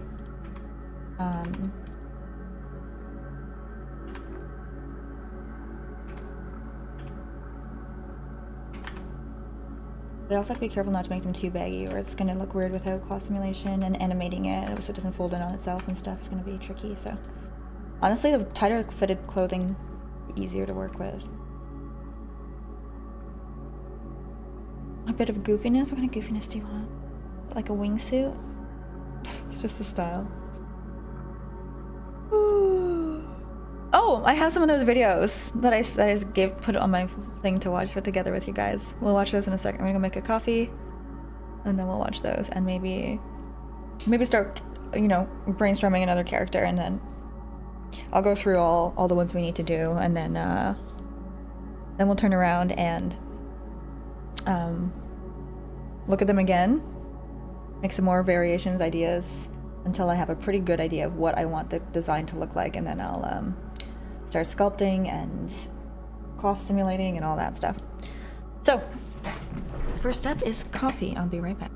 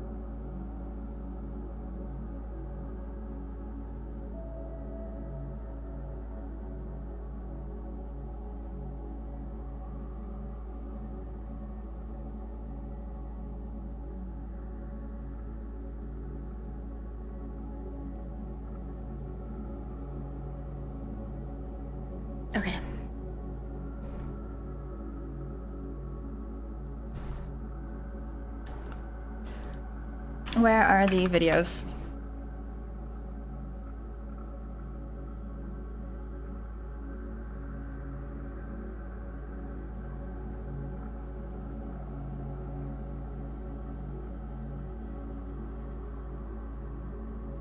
How to decorate a bedroom. Are you guys ready for this?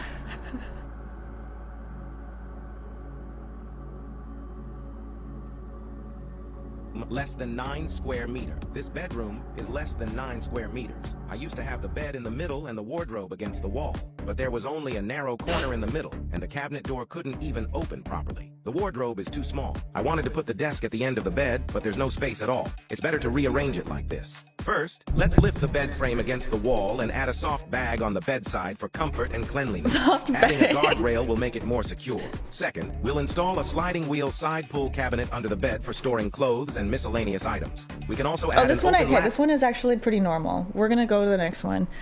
I remember I was like, yeah, I found one, and then it was like pretty normal. Regardless of the bedroom size, it can still be transformed into a dressing room. This bedroom measures 3.2 by 2.8 meters. The typical layout includes a bed by the window and a wardrobe in the corner, but this only utilizes half of the available space. There's just enough room for a bed and a small desk, leaving the activity area quite cramped. The study area often ends up cluttered. Instead, try this approach. First, install a few ready-made clothes hangers at the end of the bed, complemented by sturdy metal shelves. This makes it easier for children to pick out their favorite clothes. Be sure to leave an area to hang longer coats, regardless utilizing the ample storage space above. Below, add 2 large drawers for storing your child's underwear and socks, which is really convenient. Enhance the setup with glass to create a distinct, separate dressing area in this small space. Second, install This a is set not of the right slim, one. ceiling-high cabinets behind the door, complete with lighting. Use one side to store. I mean, these ones are not bad. They're like, okay, I enjoy like the 3D art and I enjoy the design, but the best part is the weird shit that happens in them. Okay, let me see. I know I've got one somewhere. Wait, actually, let me see if I can find one here. It takes like a minute to find the right ones. I don't know what, they're like a special brand of weird. I think this is one here. A few years later, the popular balcony design has evolved. Yeah, The balcony this one. space is small, and my husband and Sorry, it's a bit loud.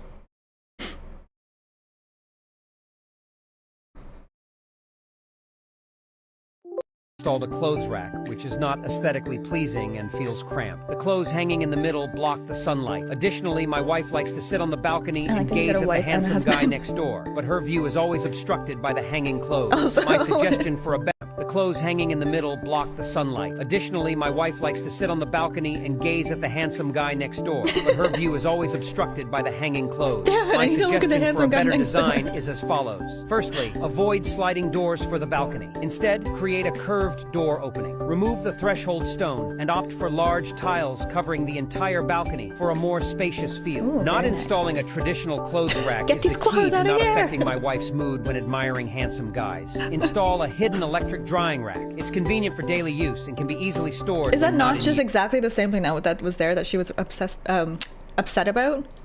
Avoid enclosing water pipes with red bricks. Instead, insulate them Is that like a typical thing that's done? Red brick specifically? with soundproofing cotton and create a pull-out storage cabinet for storing the laundry supplies my wife tends to buy impulsively. Add a perforated board Compulsive inside for hanging her dowry. laundry? Place commonly used cleaning tools on the outside for easy access. Detergent? Construct Compulsive a laundry galvanized detergent squirrel buying? steel frame next to it, raising the laundry area. Borrow money from my aunt to buy screws for stability, cover it with marble, and customize an overhead miscellaneous storage cabinet. Embed a washing and drying equipment set below, allowing for direct use of freshly laundered clothes. Leave a space for a clothes rack for tidiness, and it becomes convenient to store daily items on top. Closing the cabinet doors not only looks aesthetically pleasing, but also prevents dust. In the middle, design a pull-out drying rack for everyday use, with a dirty Looking laundry pretty basket nice. underneath. for Pretty cleaning. efficient design. Install a panoramic folding door to enjoy the view without obstruction when open, and it serves as a wind and rain shield when closed. On the other side, create an expanded cabinet above for storing daily necessities. Pair it with 2-tiered shelves for books and small items.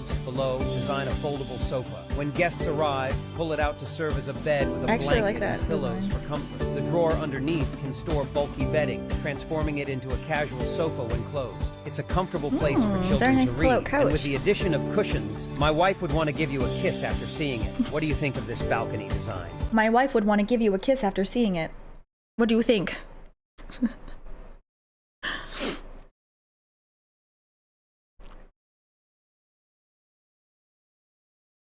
What can I do if the entrance hallway is too narrow? Next to the entrance Make it full screen. Where's the full screen button? is the kitchen, and there's hardly any space to even place a shoe cabinet. Every day, my wife gets frustrated because there's nowhere to change her shoes, and it feels Jeez. like a hammer to my chest. She needs How to about this chill. design instead? Remove the non-load-bearing wall of the kitchen and create a shoe-changing area by the entrance. Install drawers at the bottom for small items and place a soft cushion on top. Install hooks at 1.7 meters high to hang coats for easy access when leaving. Put a hanging cabinet at the top for less frequently worn shoes. With this setup, my wife can elegantly change her shoes every day when she comes home. Next to it, a large shoe cabinet with movable shelves inside. 15 simpers for low-cut shoes, 25 simpers for high heels, and 45 simpers for boots. Make a hollow space in the middle at 1 meter high for keys and bags. Reserve 20 I can't rewind? simpers at the bottom for slippers and a robot vacuum. Why doesn't With he this know what's design, my on your wife's side? mood will always be bright when she comes home. On the back, install a row of storage Why is it cabinets different for every various time? kitchen utensils. On the side, create a wine cabinet to store the wine my ex-boyfriend gave me. Install a pipeline machine in the middle for easier access to water. On the other side, create a bar counter with storage cabinets inside. Place some chairs so we can relax and chat over tea in our spare time. Finally, install sliding doors on the track cabinets to make the space brighter when opened and to keep out the cooking fumes when closed. What do you think of this Seems design? unnecessary.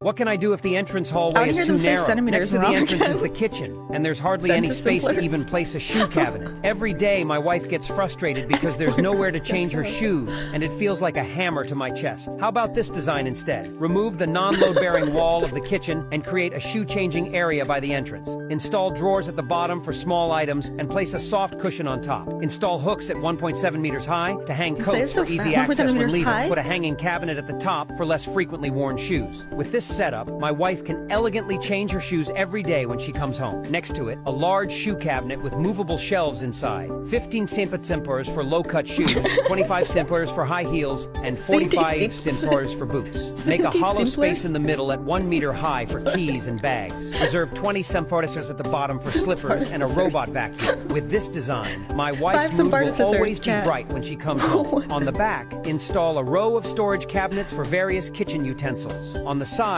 create a wine cabinet to store the wine my ex-boyfriend gave me. Install a pipeline machine in the middle for easier access to water. On the other side, create a bar counter with storage cabinets inside. Place some chairs so we can relax and chat over tea in our spare time. Finally, install sliding doors on the track cabinets to make the space brighter when opened and to keep out the cooking fumes when closed. What do you think of this design?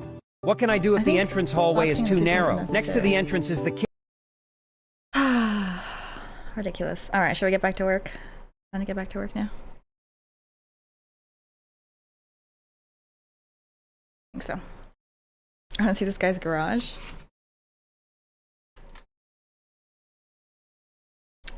Oh, thank you, Emota. Who comes up with this? I don't know. I wonder. I'm starting to think it's like AI, maybe.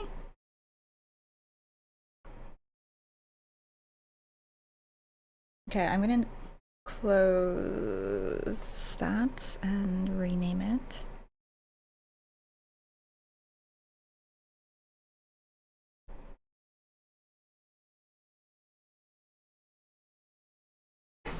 Can you share the link? Yeah, hang on.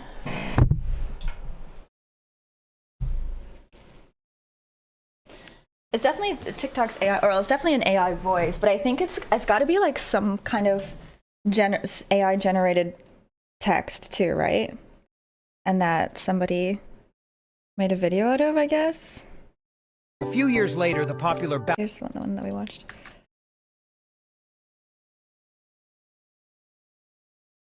They're so weird. I love them.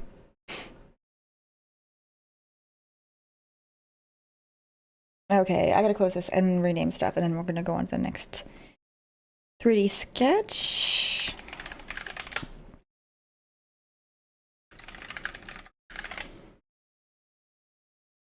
Then I'm gonna do some I guess I'll do it maybe a third, and then back. Let me save this so I don't have to make another file again later. Mm.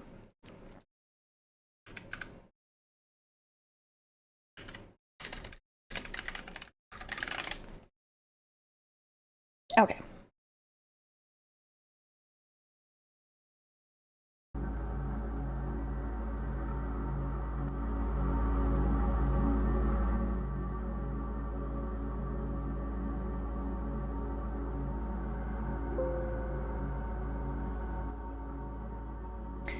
Okay.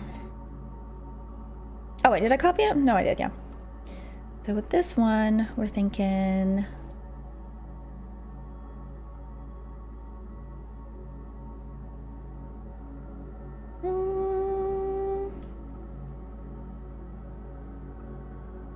I think something comes out at the...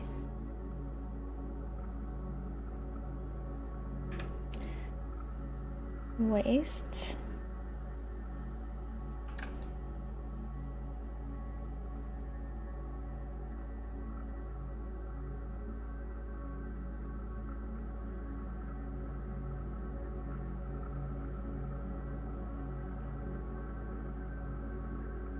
Maybe some interesting shoulder pieces as well.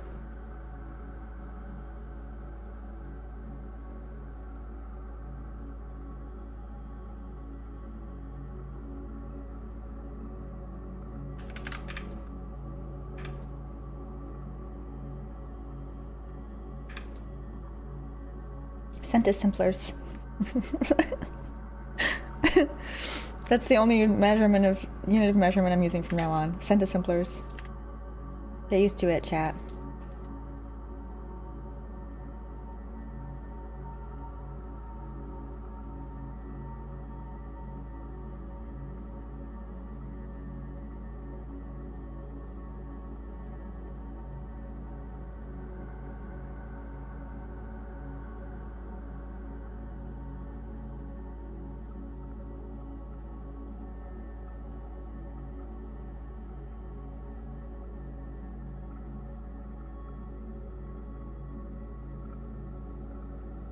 I'm thinking a bit after character stuff.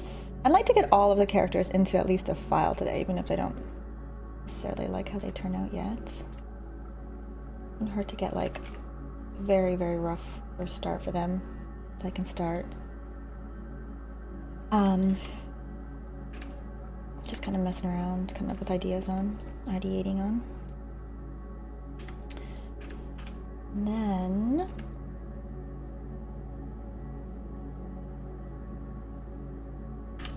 I might go and do some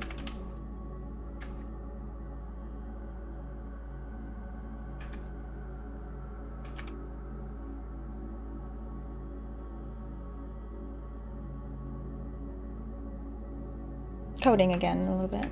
Okay. Again, I kind of want to have a highlight the waist.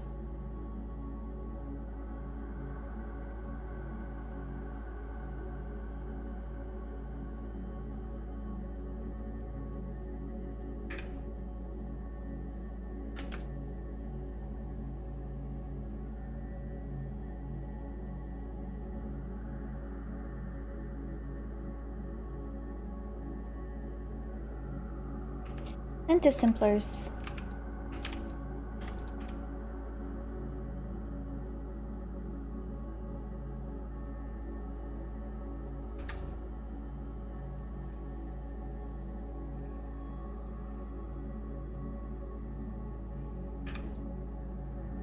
Big hair again.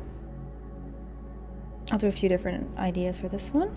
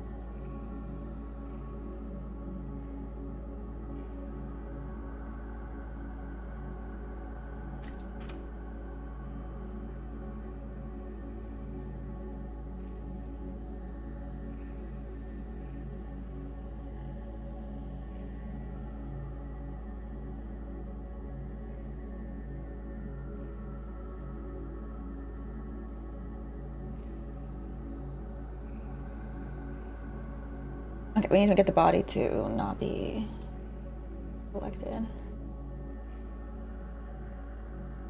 A little easier. Oh, I have a video that we could watch. That might be interesting.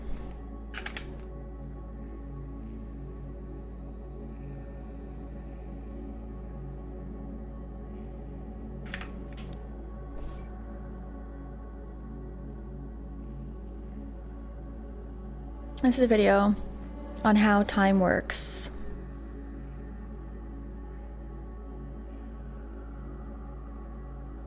Oh, where's my... I don't have a...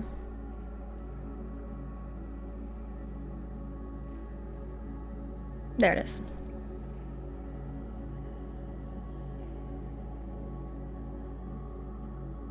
Oh no.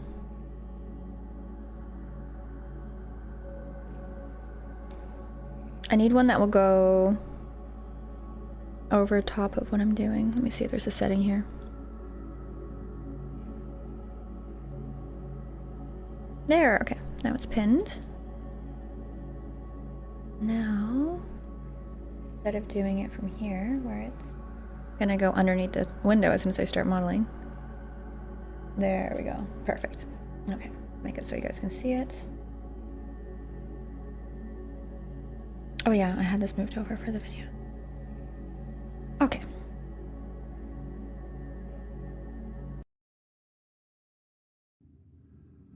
Do your past, present, and future all exist right now? Are you watching this video, being born, and lying on your deathbed at this very moment? Surprisingly, the answer could be yes. But how can that be? What does that even mean? Ah, it's so hard to think about. I think about this all the time, too. I guess. Literally, if you listen to what he's saying. Here's... It muted? What do you mean it muted?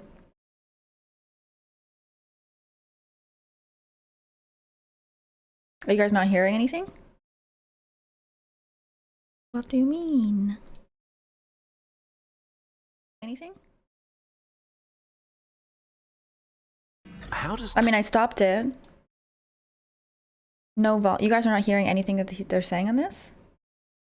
Or is it muted as in like, I stopped it and you guys don't know what to do? Streamer, stop the video! It's working. It's not muted. It's fine. Okay. You guys. Time work? The block universe. Imagine the universe like a child painting pictures on paper. Each picture shows everything that's happening in the universe in a single moment. With each new moment, all kinds of things occur everywhere. People are born and die, galactic civilizations expand, you miss the bus. And our universe kid makes a new picture that replaces the old one. In this way, you get something like a movie. Only the moment we're in right now is real. The past is what happened before. Now it's gone. The future is still to come and hasn't been drawn yet. This is kind of how time feels, right? Each moment being replaced by the next one. The past is far behind us, the future doesn't exist. But what if time is something else? What if the universe kid has already finished all its drawings and stacks them on top of each other? This way, we get a block of time that contains the whole history of the universe. All moments that have ever existed or will ever exist. But in this block, in this stack of moments, the past, the present, and the future are equally real and exist at the same time. This feels wrong. The only things that we perceive as real are those things happening now. How can the past and future be real right now? The problem is that according to the theory of relativity, they kind of have to be. Heavily simplified, relativity says that time and space are not separated, but one connected space-time. When you move through space, you're also moving through the block. This means time passes differently for different people, depending on how they move through space relative to each other. And this also means that what someone perceives as now is a certain cut along the block, a cut that will depend on how fast they're moving. So what you think is now is really only your now. There are many different nows in the universe, and all of them are equally real. This also means there's no universal past or future. Okay, this is a lot. How does this work? Imagine 3 alien spaceships a million light years away. The first one just hovers in space.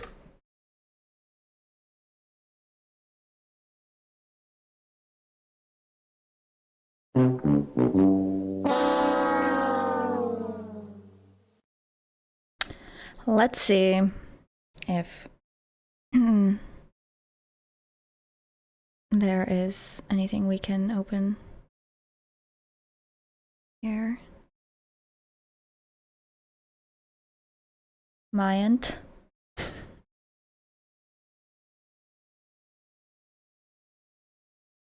Oh, it's actually pretty close. We didn't lose too much. All right, it's not too bad. All right, let me close these things.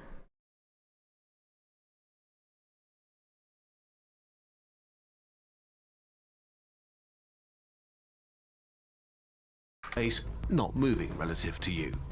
You both experience the same now, the same present.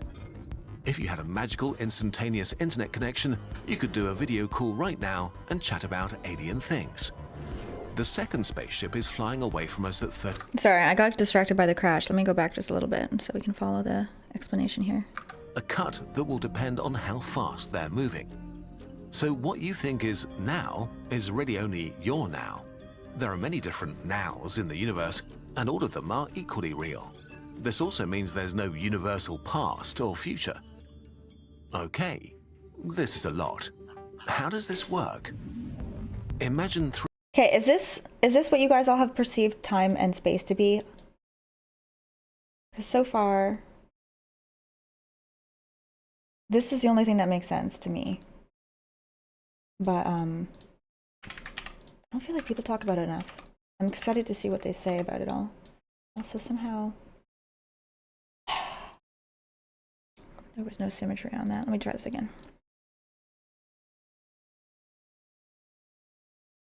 It's just a wig. Thank you. I'm thinking about cutting it and dyeing it. We'll see. 3 alien spaceships a million light years away. The first one just hovers in space, not moving relative to you. You both experience the same now, the same present. If you had a magical instantaneous internet connection, you could do a video call right now and chat about alien things. The second spaceship is flying away. Sorry. I just saved it. Why didn't it? Oh, it didn't save. It saved under the temp file. Crap, where was that? Maybe if I open Maya, it'll have recent files. Hang on with the video, because I want to hear what they're going to say. I'm getting distracted here. If you cut, please give us some warning. Hey, Isaac. Yeah, here we go. No. I need to know where Maya's default recovery folder is. Where is Maya's default recovery folder? Okay, users. App data. Show hidden. Oh my god, why is this gonna take so long?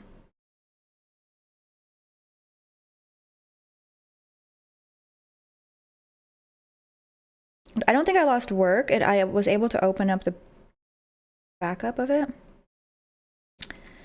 but I can't seem to find where it is. And I think it's under a hidden folder, annoyingly. Hi, Scruffat, thank you. It's just a wig, but I'm testing it out because I kind of want to do it. Thinking about it.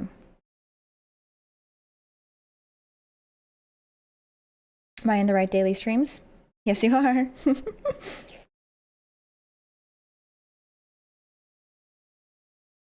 We need her little... What? I'm waiting for it to... I guess allow me to see hidden files. I didn't know this would take a while to do, so just give it a minute. Try a bald wig someday, see how that feels. That'd be hard to do, because like, if you guys were here at the beginning of the stream, I put it on, which I had to like do pigtails and then wrap it around my head so it gets like flattened. Probably room world. It only take 1 minute and 45 seconds apparently.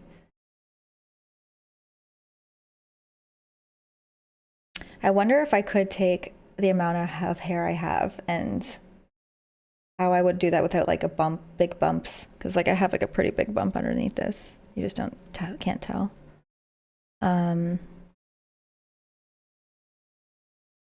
Maybe if I did like really like a bunch of small braids and then like wrap them around up and down some way. I don't know. There's probably ways to do it. I'm sure like in acting, there's people who wear bald wigs who have long hair. They must have to figure out how to do that. You want to see a big bump? All right. Yeah, cornrows, but then still like take the hair that's long and like pin it in together or something. Almost done. 30 seconds. We don't need this right now. I like big bumps and I cannot lie. Cool. Thank you, Papa Kenesu. All right. Now, let's try this again.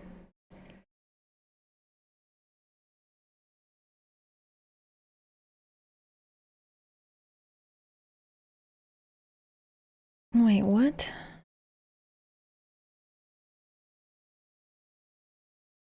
Oh no, what?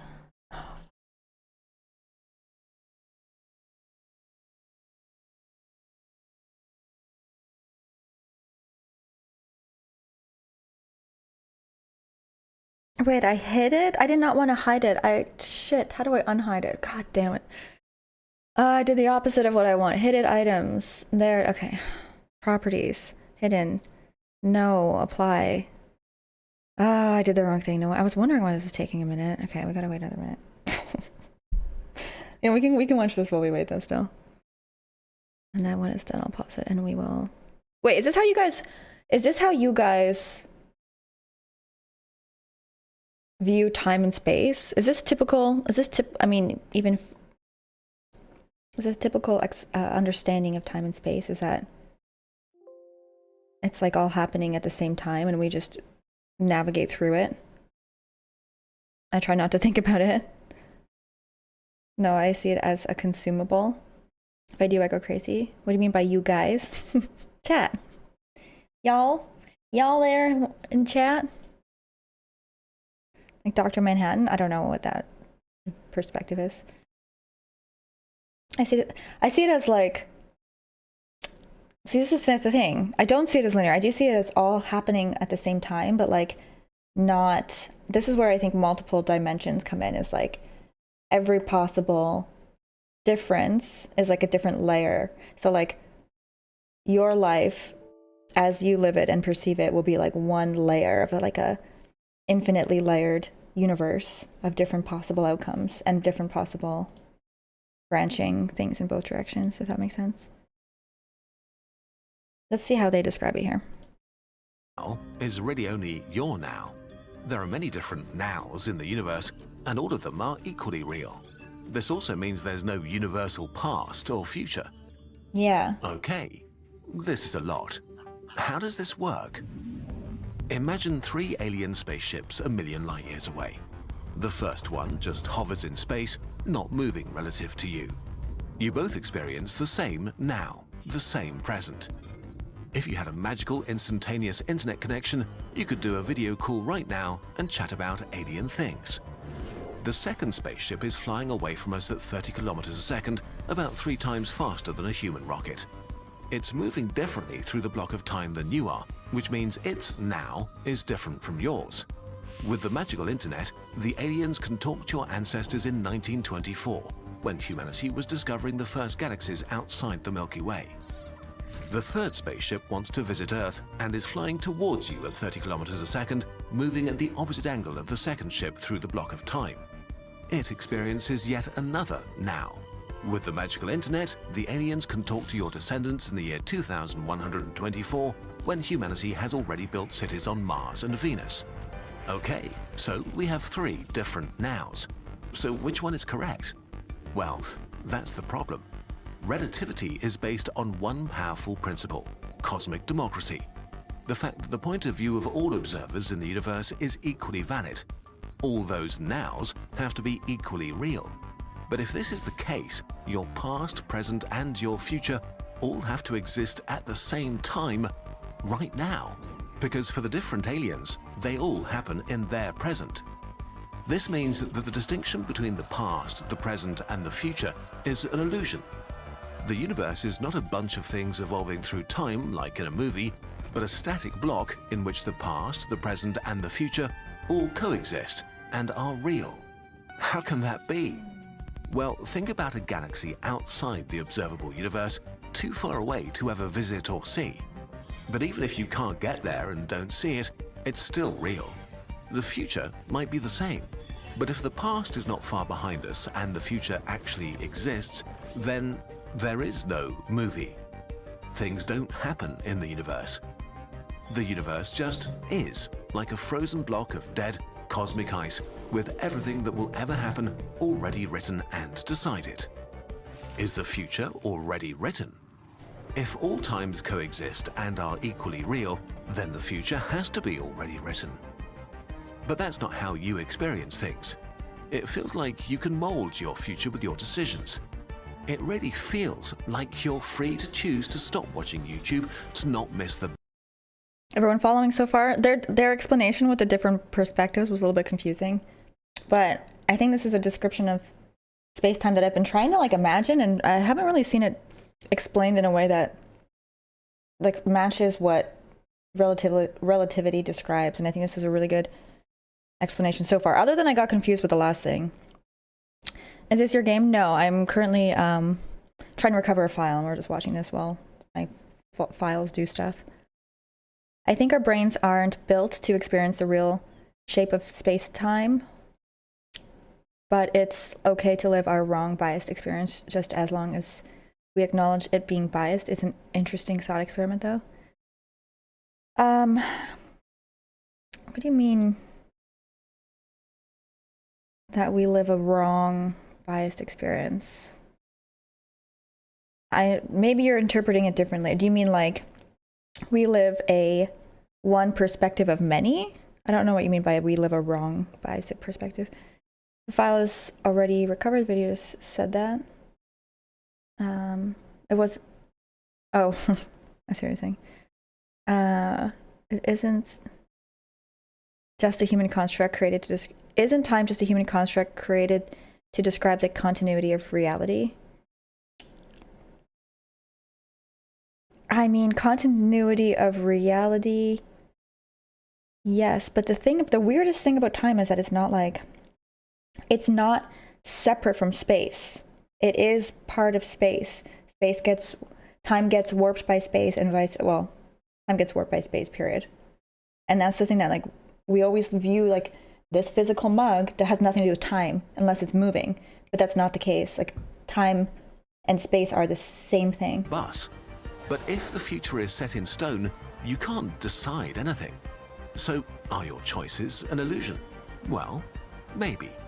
Maybe your free will is a mirage. And maybe you missing the bus was already predetermined at the Big Bang. So feel free to continue watching. Except quantum stuff is ruining everything again. Quantum processes can't be predicted, not even in principle. Not because we're silly and don't know how to do it. According to quantum physics, quantum particles are intrinsically random. For example, if you have a radioactive atom, it could decay at any moment, in the next second or in the next million years. We can calculate the probability that it will decay tomorrow, but no oracle in the universe will ever be able to tell you with absolute certainty if it will do so or not. But quantum particles can change the world. Imagine a radioactive element randomly decays and causes a genetic mutation in a nearby mammal. And then many generations later, that mutation has led to a weird mix of duck and mammal that makes no sense. Or the atom decays a day later. Wow, really throwing shade at the platypus over here. Oh, there, thank you. Damn quantums.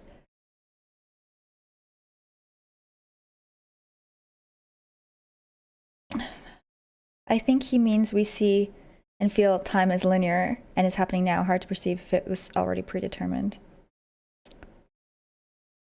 I mean, we have a perspective that we have agency, but we don't actually. It's the last thing the video was alluding to. I don't know if I agree with that. So that is definitely a possibility within this description of space and time. But I think that the different, like, so there's determinism, as in there's space and time is like a linear path. It's all already happened. The future's already happened. We are just navigating through this existing experience, basically. We're experiencing the universe through, chronological order, if that's what we can understand. But we don't know that it is one linear path, because it could be like, right now, if I chose to immediately start the video again, it might be slightly different than if we continue to discuss it a little bit further. And that like branches into two outcomes, both of which exist before and after we experience it. And then we just perceive one path of like a branching potential universe. So I don't know if it has to be determinism if we look at like a space-time in this way, like the relativistic perspective of it. But it definitely is easier to wrap your head around. There's a really good show called Devs. If you're interested in this stuff, I highly recommend it. They do a really, really cool depiction of these principles, these themes. I'm not an expert, though. I'd love to talk to somebody who has like a PhD in physics, especially if they studied like modern physics and relativity. Got any books you recommend? No, I wish. Remember I told you I wrote like a little novel on National Novel Writing Month? It was based on these principles because I was trying to like depict it through a story, but that's why I was like, I'm not going to finish this because it's so hard to like make it into an interesting story and properly depict it. And I only am halfway through even beginning it, and I've already spent a month on it. Maybe one day I'll try to do a shorter one version. Logically, I would hypothesize there are too many variables to agree that it is already written. I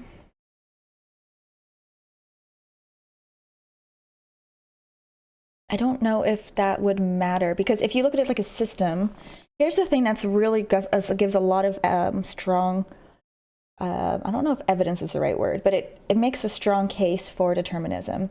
In most systems in the universe, if you can measure every single element, they always, always, always adhere to the laws of physics. I think the only thing that's like, maybe it's quantum physics, we have some uncertainty. So maybe this is not the case, but most systems follow the laws of physics. You can determine what the outcome will be based on what's happening in the system.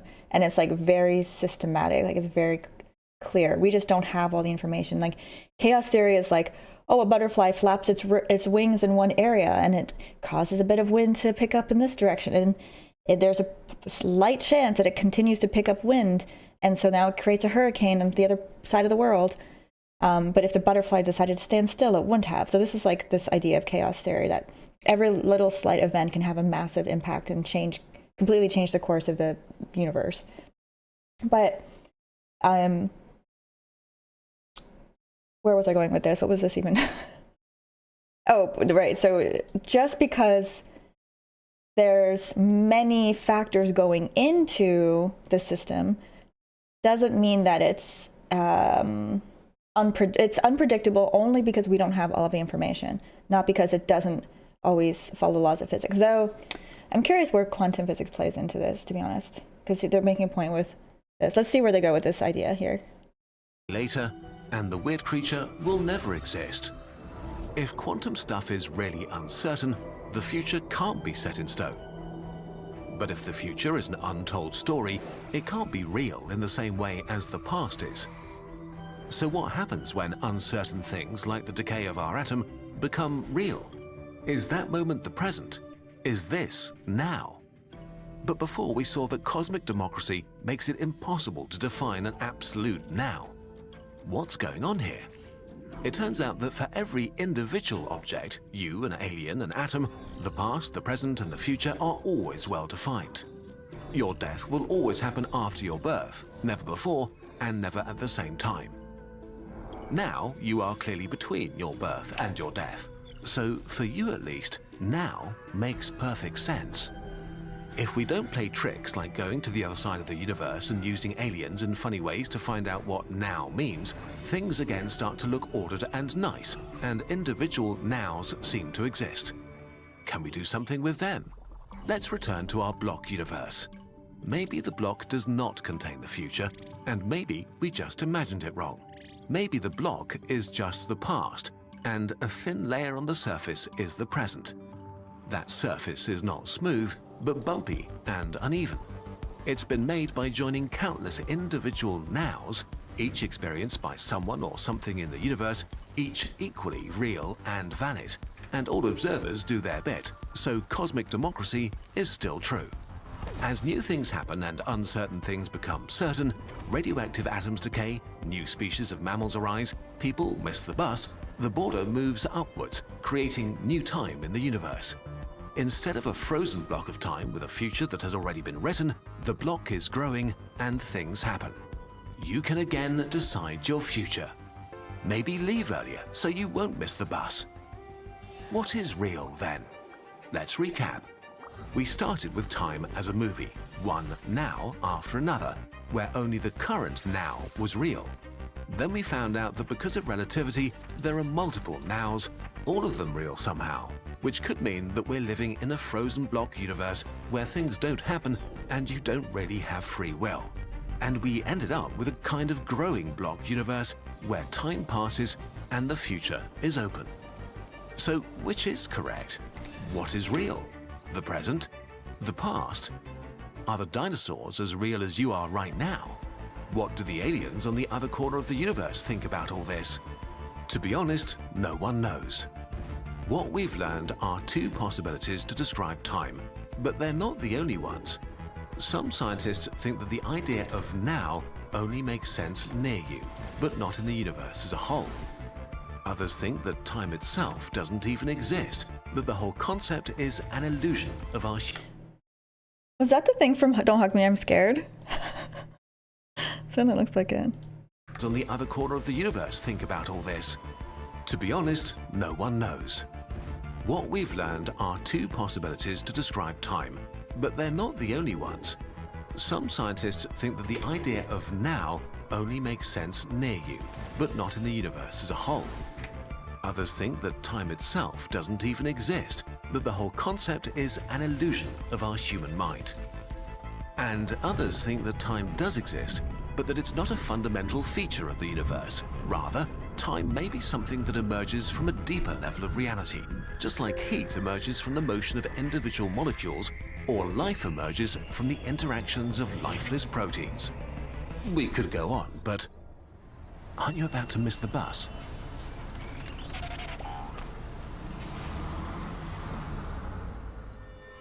The concept of time is abstract and elusive, possibly beyond complete human comprehension.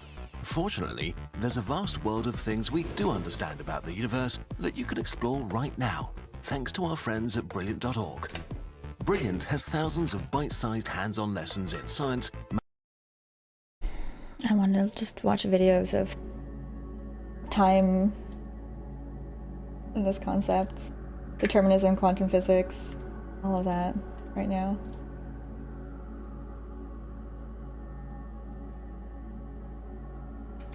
This video, I can use this video to help explain me slacking off at work. Can I rotate this now? What is this?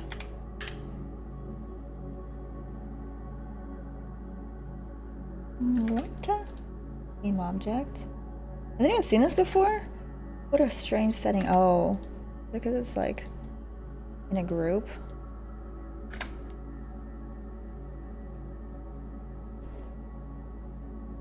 Yeah.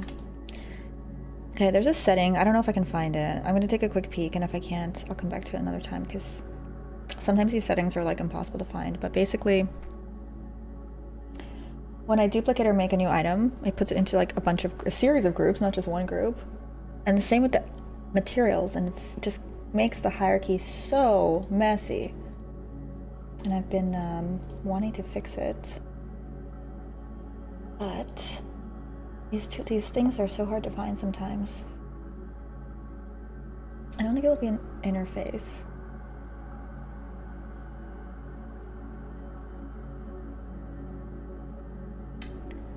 Maybe display manipulators, settings. What was the simplers? Simplers.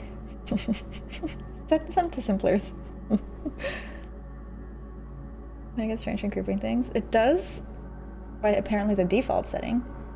Assets. Yeah, no, that's fine. Cameras, color management, dynamics. No. Files. No.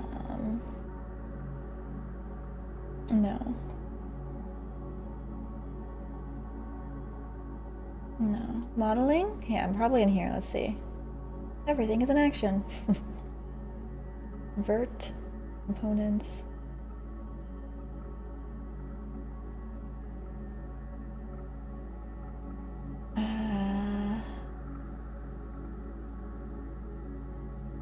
Nothing about duplication here, it seems. My Maya files are so disorganized, I don't even look at the outliner anymore. What? How do you work? I'm constantly like... The outliner is like my home base. Like, I can't like find stuff if I'm not using it properly, which... You know... I've been not able to work function properly because of all these stupid extra groups I'm finding. I have to keep like removing them and taking them out of the group. Where the heck is it? Node editor, rendering, search, selection maybe? Probably not selection. Is there snapping, sound, time slider, undo? Let me take a look. Maya duplicate without group.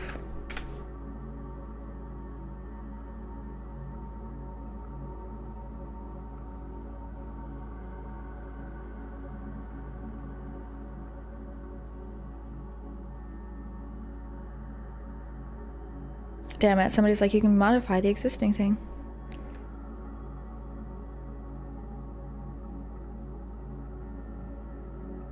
But this code, and the link to the code doesn't work, unfortunately.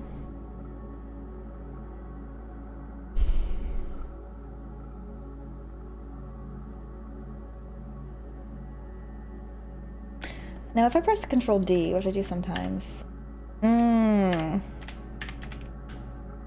Okay, Control D will work, but I like to do Control CV sometimes, most of the time to be honest.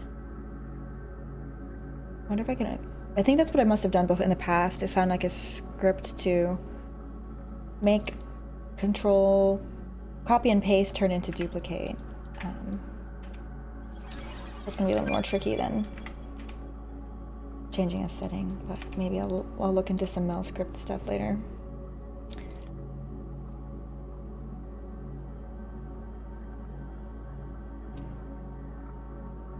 Used to be OCD by my outliner, and then at some point I stopped using it. The reason I have to use it is because when I bring it into Unity, if it's not clean, it's going to be a real pain, you know? Same with Substance and Blender. Any other software using it needs to have a clean hierarchy or it gets real messy real quick.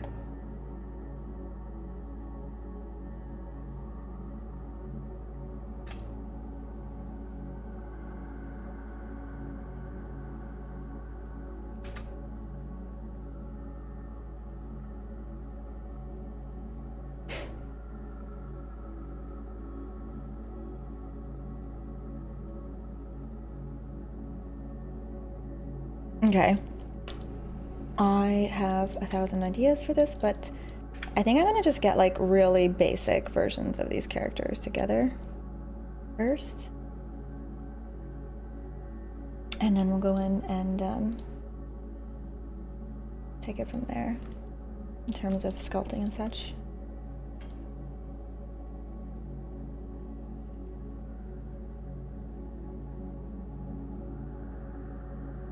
I need for boots, I think. Boots, but they have a bit of a heel.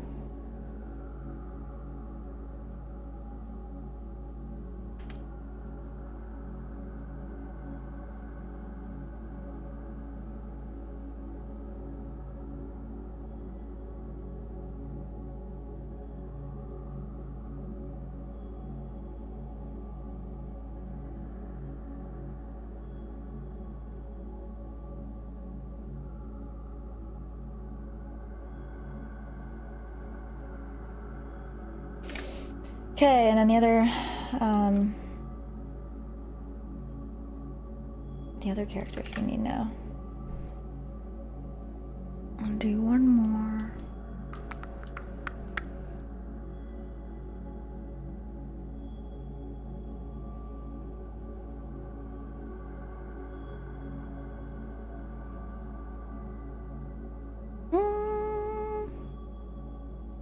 Let's do a copy of this for one other. That. And you write out a work schedule or do you decide on the fly? My work schedule is as soon as I wake up till I go to sleep.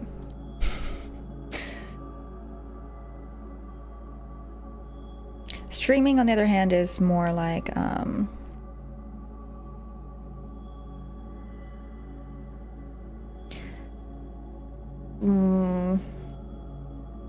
roughly 11 a.m. I'm usually on between 11 and like 2, let's say, each day. Sometimes a little earlier, and often a little earlier and a little later, but I'm on like between 11 and, let's say, 3. 11 and 3 I'm pretty usually on, 2 or 3. So you work like 17, 18 hours? Yeah, it just depends how much sleep, I guess. How much sleep I get.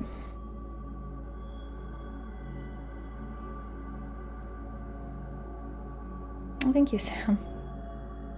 Okay, so this is a very, very rough idea for one character. Again, I want to get just, you know what? I want to have like the parts of the character together so that I can easily bring it into Blender and start sculpting if I want to do that later. I think with this one, I think I want to give her long sleeves. So big, I don't know if they're going to be separate or attached to the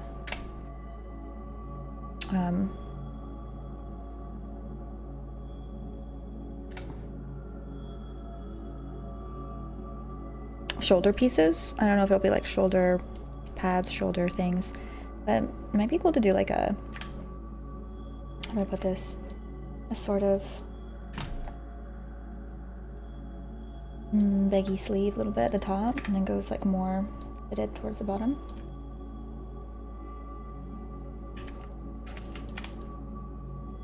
So again, if anyone is just kind of arriving, this is kind of like my way of basically concept art, doing concept art. I kind of like doing it in 3D because I feel like honestly, I think I'm a bit faster with 3D than 2D, which sounds wild. But I think I can get a better sense of how it turns out as well. So I can like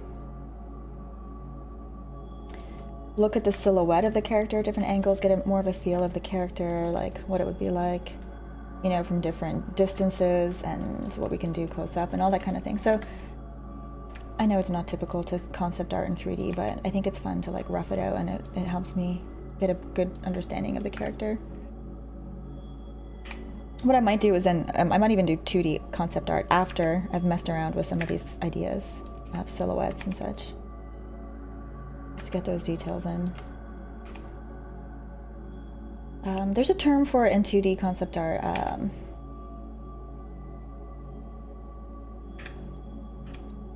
When you're just like roughing out the character or whatever, I think there is, unless I'm imagining, which could be.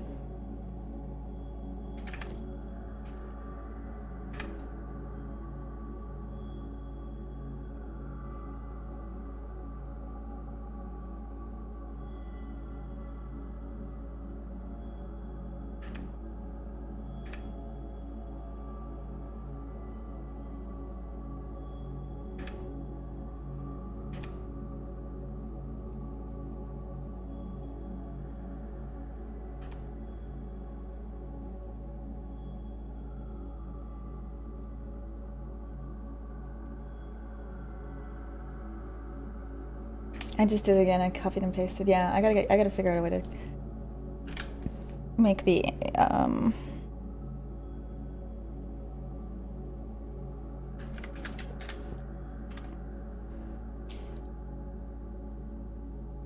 make the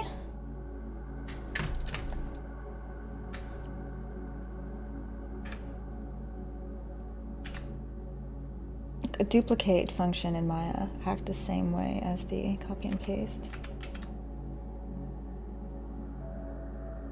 I think something like this high for boots. Be cute.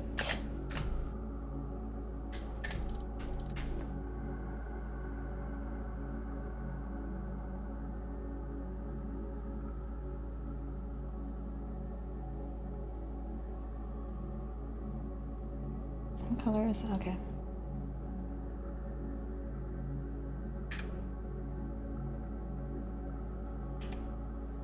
This looks like the weirdest. Imagine having like boots that had toes.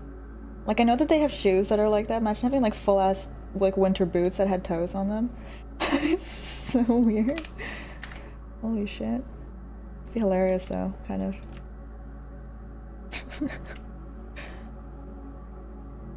What about shift drag duplicate?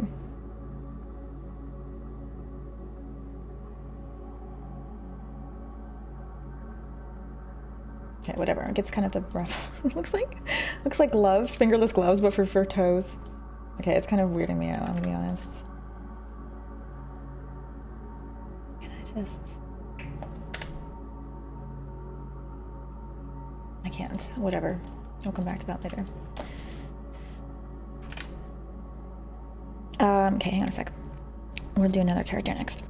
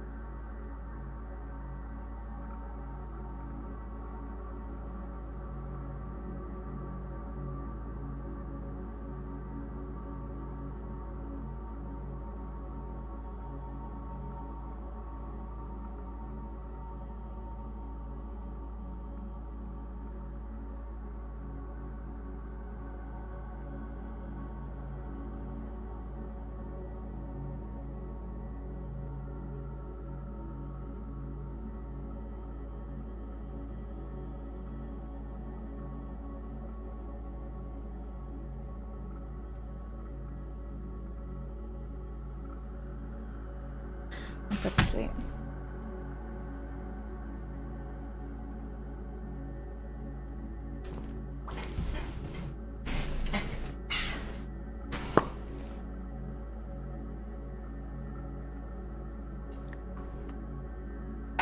All right.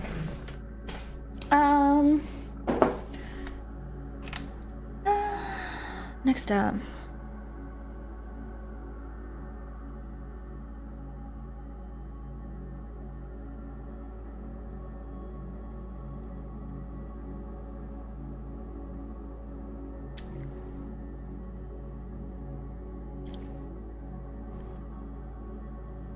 Change hair, wig.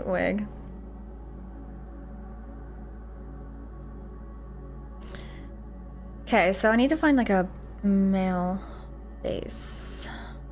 I don't know if I have one. I might take the player body and use that as a base. Hang on a second.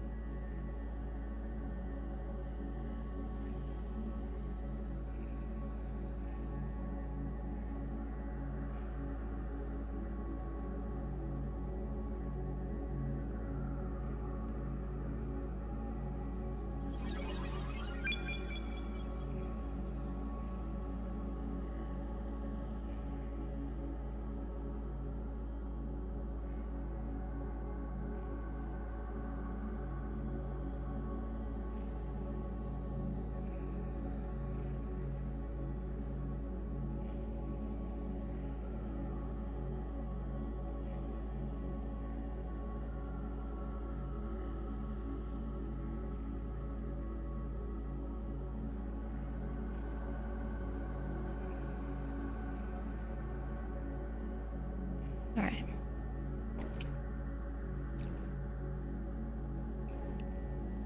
Just watching the cupboard door. God damn it.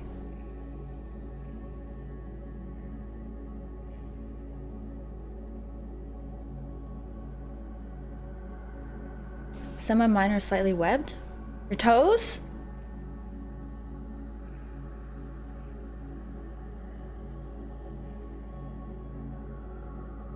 What? Hi, girl. I gotta say, when you tell us you're working from getting up to sleep, it reminds me of I'm not the only one crazy enough to do that. Do a lot of people here do that? What kind of stuff do you guys work on? Okay, what am I looking for? Male body. Probably the player is gonna have the best base. I don't know if I have.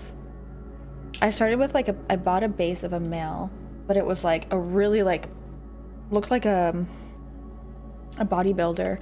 So I took it and like sculpted it down to a more average physique, more typical physique. I don't want all the male characters to look like superheroes, especially they're supposed to be in like, you know, resources are scarce.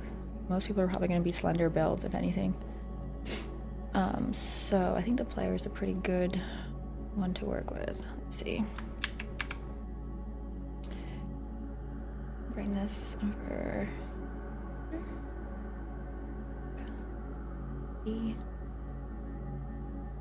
Let me just see what we got here.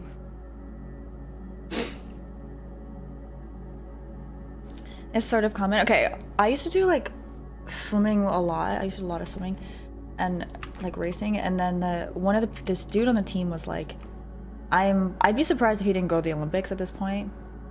He was really, really good. And he had webbed feet. And I was like, is that an unfair advantage?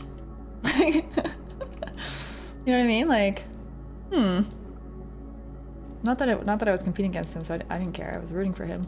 But, like, do they care about that in the races? Like, if you have a webbed feet, do you get...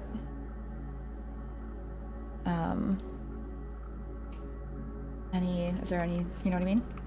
Yeah, I can't find the words, but... yeah.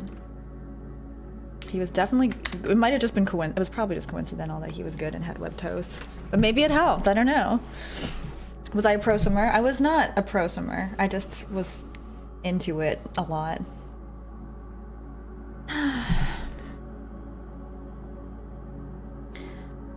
For a little while. Okay, this is not even a full body, so if I'm being honest, I don't know if this is the right one to work off of because actually I just deleted the archive. Maybe I have a full body here. Let me see what I got on her. Oh.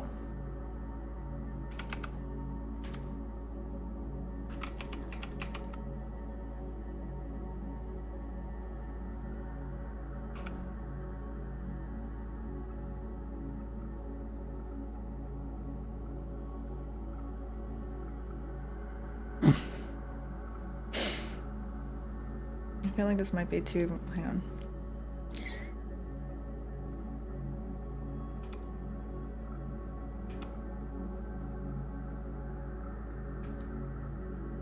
A little detailed to show to immature eyes.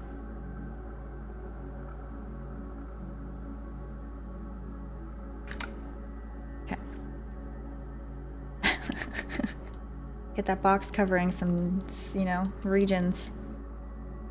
Okay, this will be a good base to work with. Let me close it and rename some files, and I can have it as start with this each time. Let's call this base.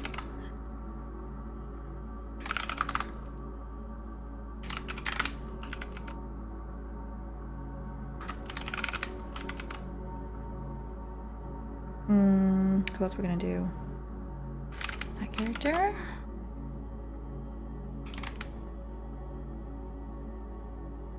And I do want to come back to Um,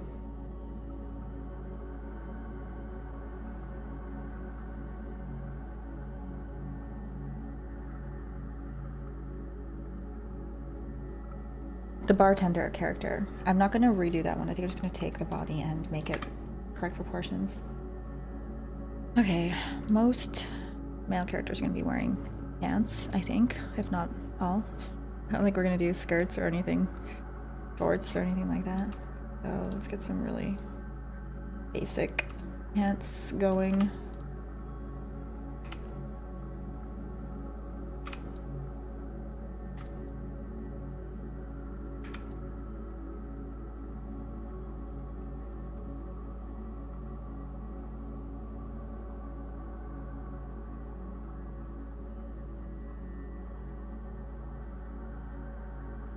Doesn't understand geometry. Let's go symmetrize. Is there like a edit mesh? I'm gonna try.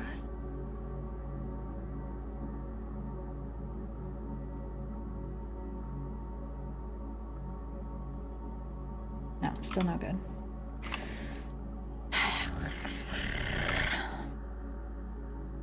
Just do 2 separate halves.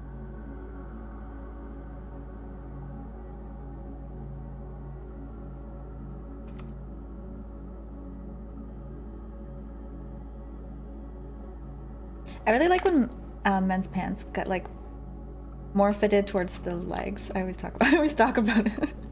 I just feel like it's what's the word I'm looking for? An unappreciated style. You know what I mean? Yeah, you rarely see it, even in stores. Okay.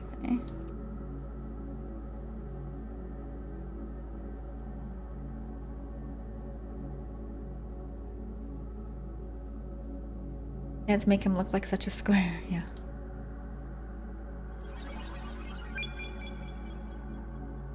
Who's that? Who was that?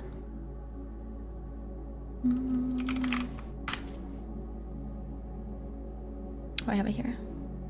A Patrol Doc in with 26 months. Thank you. Welcome back. Hope you're doing good. No. You know what? It's gonna be, if I rotate it, it's gonna be harder to work with. That's gonna be cylindrical anyway, so. No, Jinko jeans. Like tubular. Totally tubular.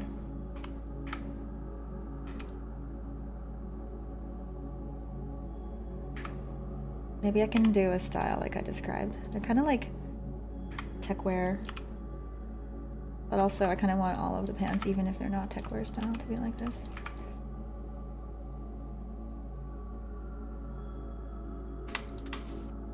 You know what? I like the bulge is too obvious. I'm gonna just keep half the pants.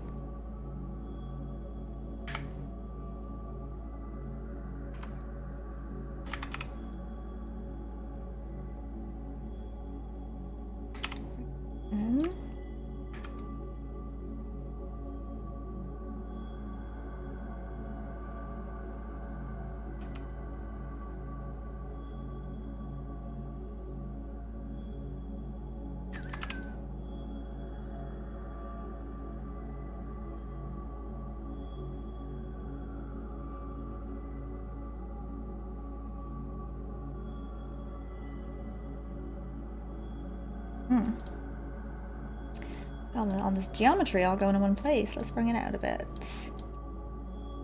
Bring this out here. Once we get some rough pants, we'll then do... With this particular character, I want to do like a kind of almost a Victorian-ish tattered suit. I don't even know if this particular the pants I'm doing will match, but I don't want to do them on multiple characters, so I'll start with that and then we'll bring him out as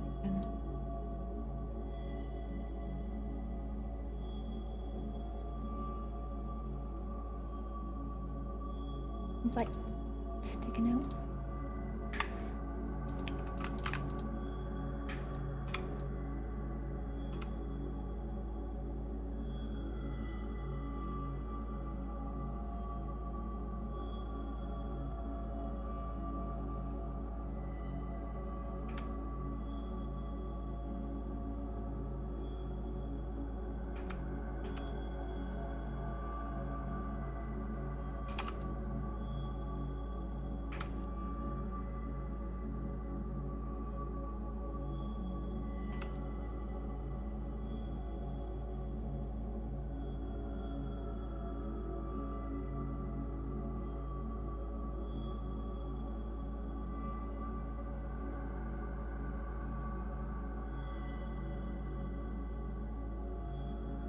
Do you guys watch any cool sci-fi shows you would recommend?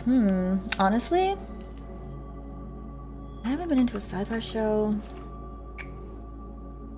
I don't know. I really like sci-fi, but it's rare to find, to be honest. Thank you, Stojan.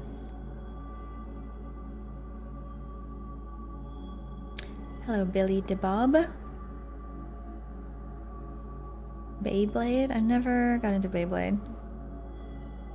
Girl me, I like it when men pants have access to resources to get what I want.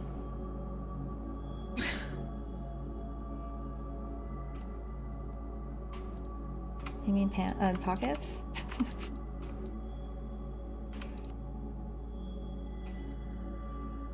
Girl, I'm confused by your comment. No, you're gonna have to clarify that one.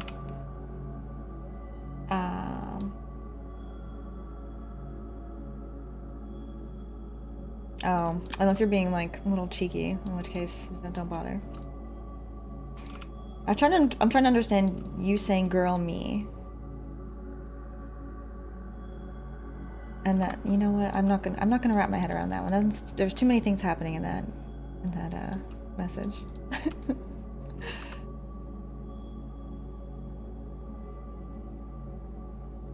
She missed the main part. Cargo pants.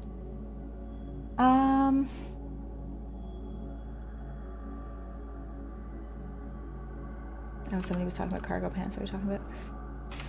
Cargo pants? No.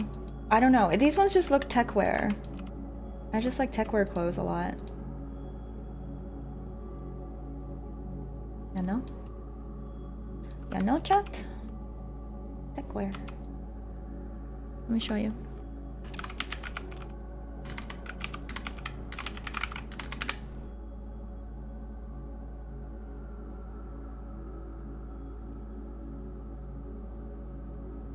Like that.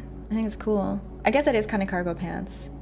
But specifically, gotta be fitted around the calves. It has to be that or it's not cool. Look how cool that looks. Doesn't that look cool? Come on. It's a cool look. Looks like you're gonna go like do some parkour and jump across some like 40-story building and then like go shut down the mainframe or something, you know what I mean? So it's a little overkill, I get it, but like the pants, you can like take this and make it a little more casual. I think it's a cool look.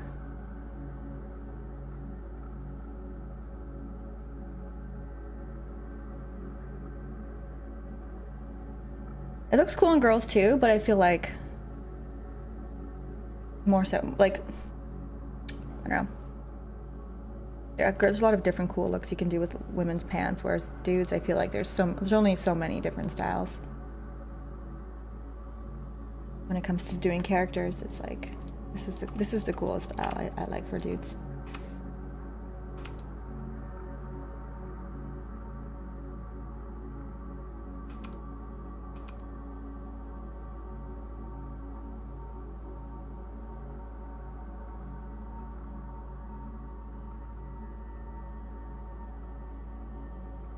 I'm wearing space pants. Did you think I just get? I don't know. You got a link? Cool sci-fi show. Oh, Fallout. Yeah, it's true. Outer Range. Is that new? I'd be scared of all those straps getting caught and stuff if I was going to do parkour in them. That's so true. Yeah. The like techwear stuff isn't actually the most functional for the kind of situations they sort of depict the wearers in.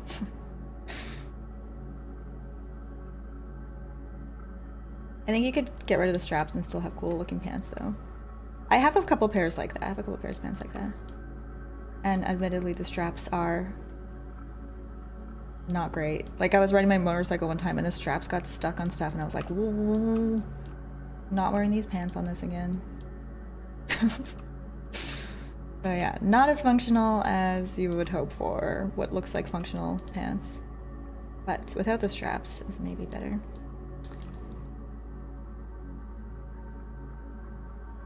Instructions for tech wear pants unclear. Strap my iPod to my leg. I read that to my legs, yeah. I mean, that is kind of the idea. All your stuff is just attached to you.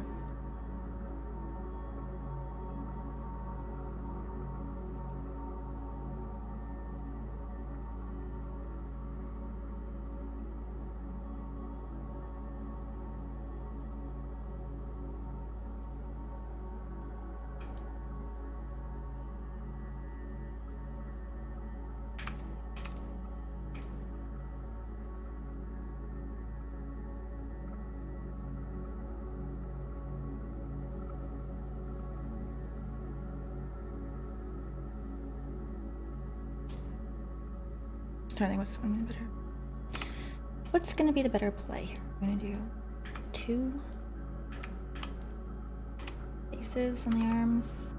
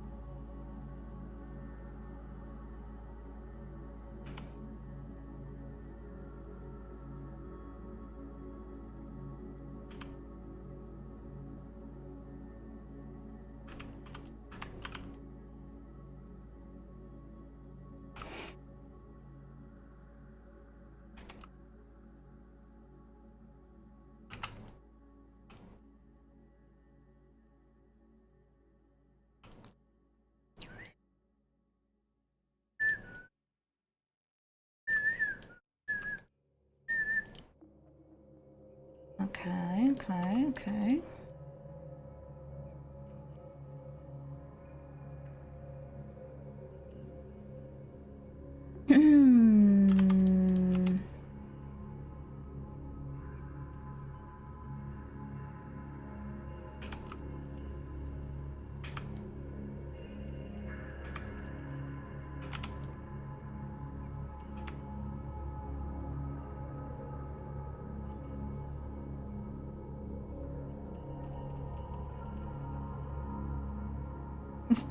Very boxy, huh?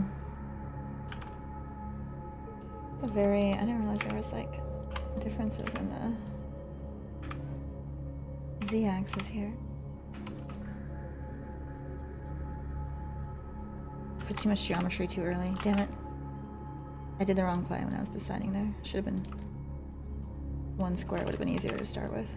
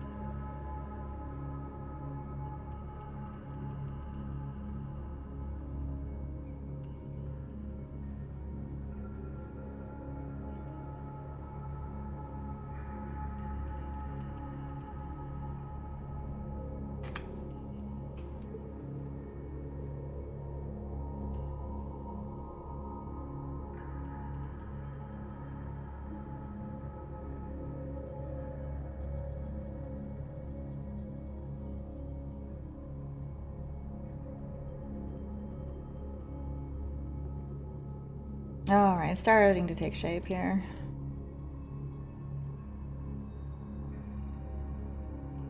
Even though the geometry's not great, doesn't matter because it's gonna be... I mean, if the geometry's kind of close to what it's gonna be with me, like, simulate the cloth, it would be nice, because then if it's good topology, I can just, like, shrink wrap it and whatever. But it'd have to be pretty close for that to be usable. We'll see. We'll see. Now we block it out. I'm not think too hard about topology.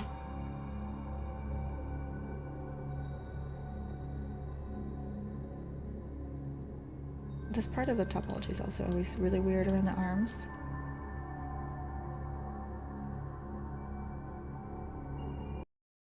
Yeah. What happened? Come back. An orange sweater and glasses? Who's Wilma?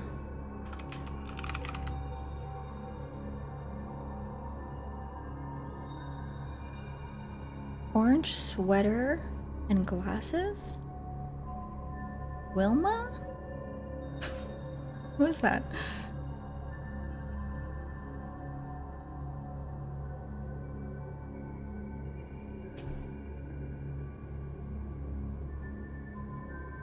Thank you, Fiskin. Oh, Valma.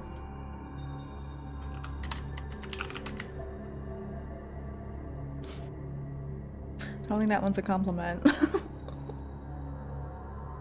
Similar, I guess she's got short hair and bangs.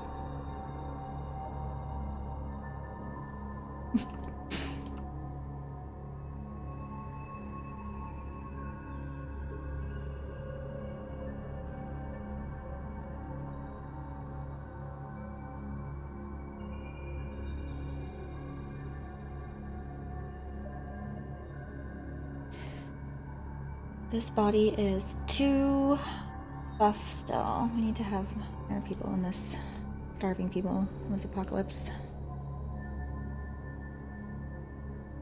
At least for the character I have in mind right now.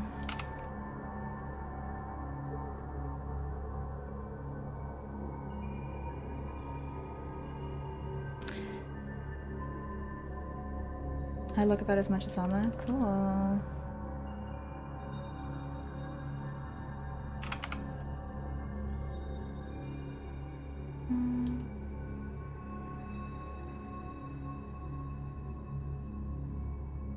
Enough for us to carry on. I think so. It's a little bit off, but I think we can work with it.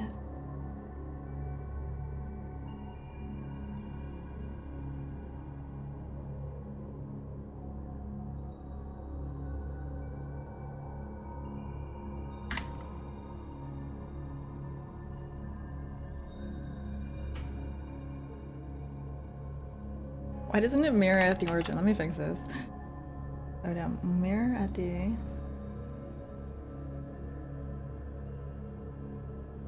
There we go. Much better.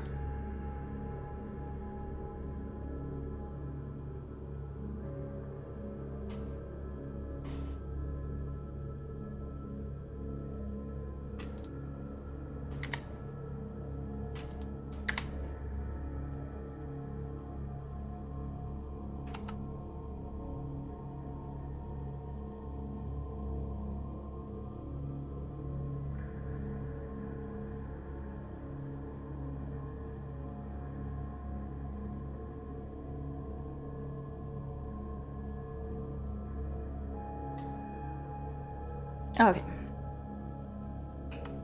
Let's give the clothes a slightly different color too.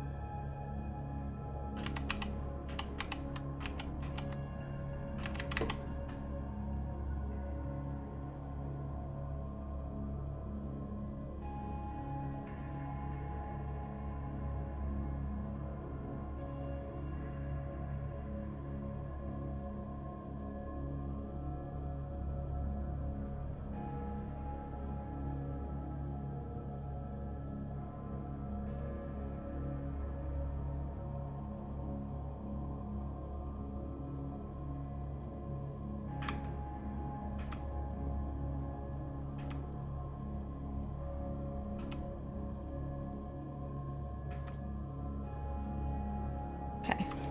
That's very basic. Couple pieces of clothing here. I feel like I should use this as the base, actually. Male base.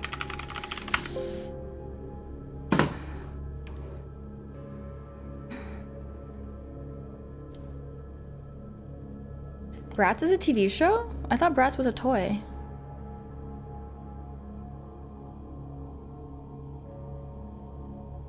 Did they make the toys off of a TV show? I thought it was a toy. Like Barbie. The kids show? Wait, so did it come... The toy come before the show or vice versa?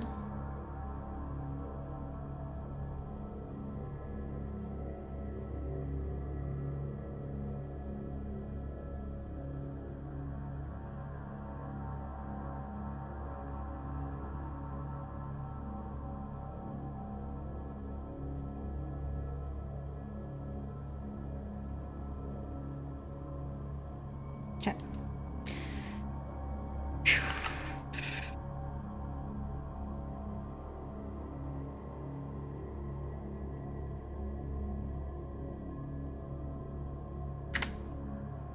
So that's the base. I'm gonna make a copy of it and work from that.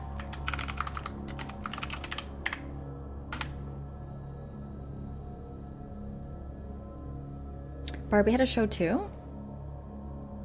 Huh. What do you know?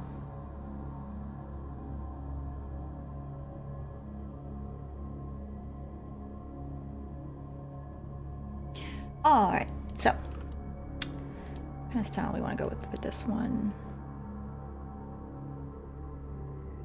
And this one I want to have. Oh, that's gonna be annoying.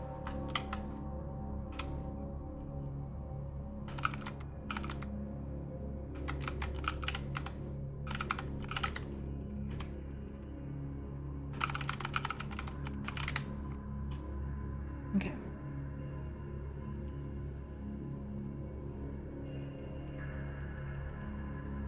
There we go. I mean...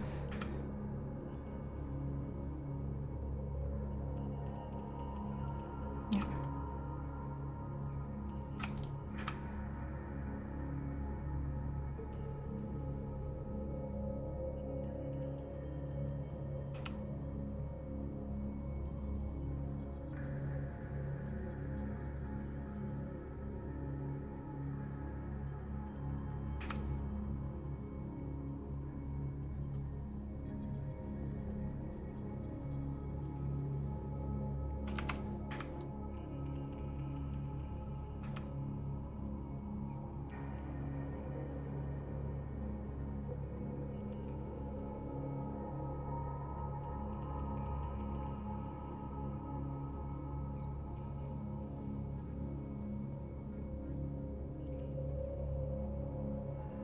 I kind of want to do two characters with blazers, and I want them to look very different. So I think one of them's gonna have the color up, one of them's gonna have the color down. I think this one will have color down. We'll try color up on the next one.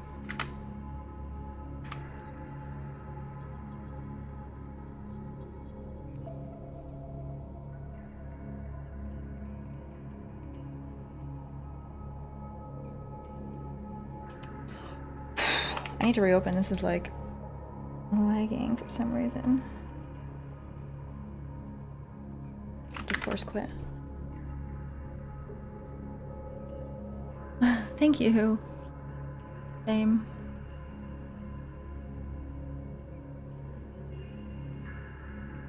If you were trying to look like a famous character in that hairstyle, who would it be? I mean, I wore it for a Halloween costume on Halloween. Who was the character? Tron chick? I think it looks the most like her cut. Because she even has like the angle, right? This is on an angle slightly. Cora, there it is, yeah.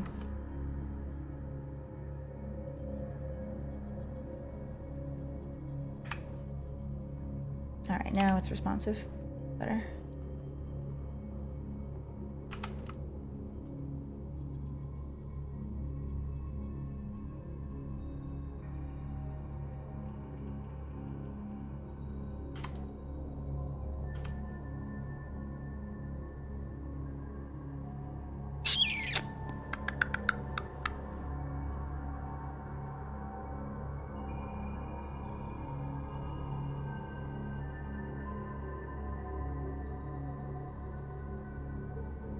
So this piece, we're gonna bring it up and around. Let's bring it about there.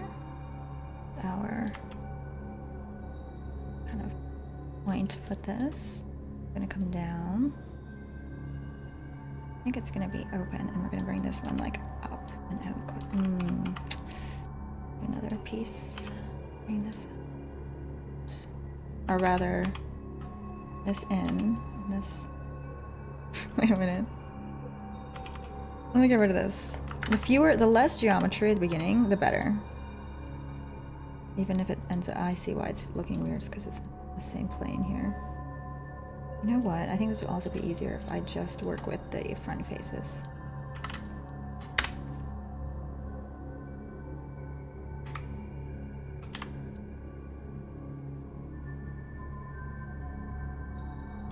All right, let's get this rough shape facing forward, and then I'll give it geometry, and then I'll give it some depth after. This, we're gonna go around the neck. Again, this neck is way too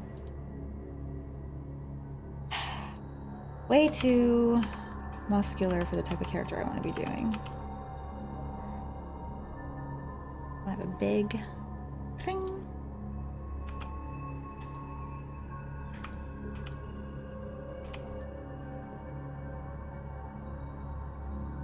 Drive me nuts. Let's add this to the layer. Yes. Only selecting it. Okay, that's better.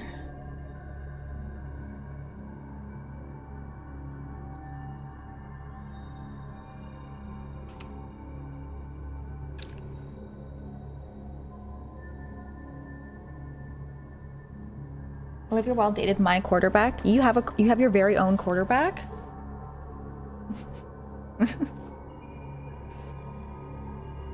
How is he yours?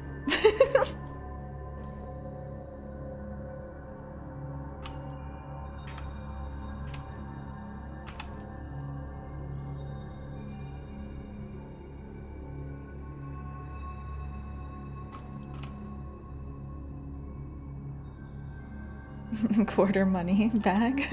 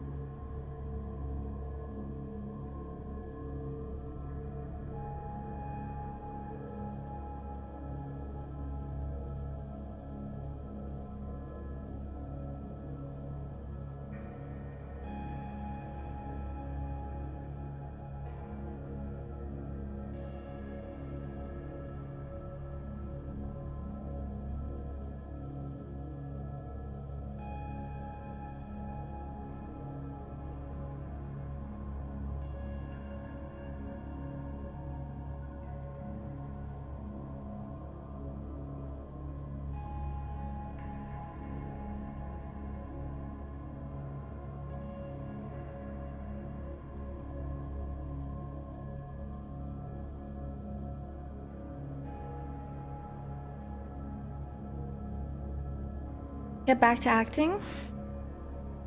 I am acting. I'm not really doing any of the game development. This is all pre-recorded. I'm just pretending to work. This is all an act.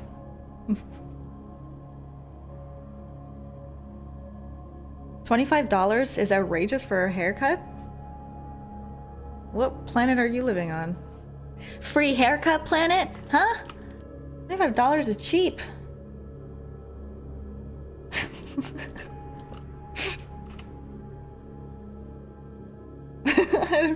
That's such a good expression. What planet are you living on? I'm gonna start saying that forever. Forever.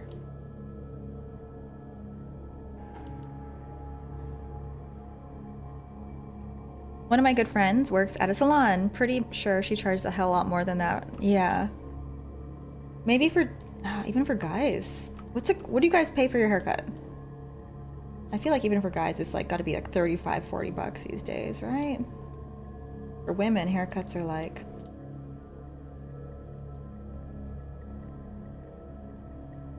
I don't even know. Like I said, I cut my own hair. You cut your own hair too. I paid 25. Self-cut. What style do you guys cut your own hair? And my budget over the last 20 years has been like $15. You can buy scissors for cheaper than 25 and cut your own hair for many years. 15 pounds. So, okay, I think I have like an opposite day view on this, because I think it's so much easier for women to cut their own hair than it is for dudes. Or at least if you go with like your typical like feminine style versus masculine style, right? Like if you're going for like a typical short male haircut, it's so hard to get like the back like clean looking. But women, we don't really have to look at the back so much, because we like usually if we do like longer than maybe this length, for example, if it goes down to like here or longer, which I'd say is more common, like it's less common to go short like this style or shorter. But if you're going a little bit longer, like you can get to the back so much more easily. But if it's like really short, it's harder. I don't know why, like how so many guys do their own hair and so many girls don't. I paid $50 for men's. That sounds honestly typical. £20 UK sounds typical. £15, $18. Self-cut, 25. You guys got some good deals here. Where is Lana? She's taking a break, Mika. How are you doing? I'm a guy with long hair, so I cut my own hair. Okay, that makes sense. That makes sense.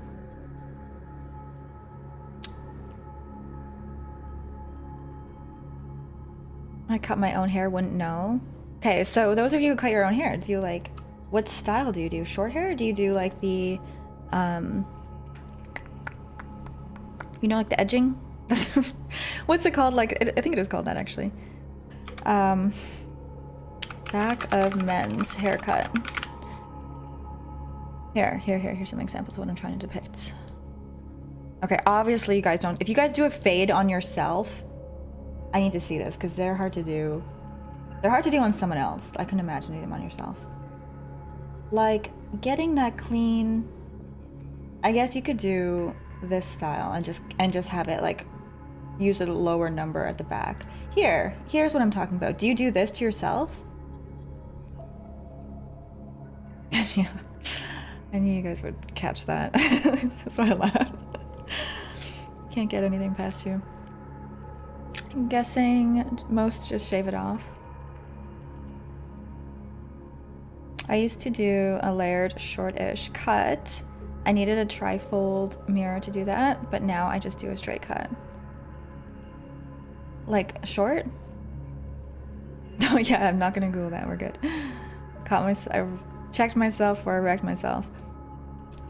Not really, because I still spoke everything out loud. A female does long hairstyles. Wait, that's a secondary. I'm not sure we said in the first one. Started shaving my head during the pandemics. Have shaved so much money on haircuts over the past 4 years. Wait, have saved. I guess shaved also. Yeah, shaved head is good. Easy to maintain. Looks good. Clean. Cheap.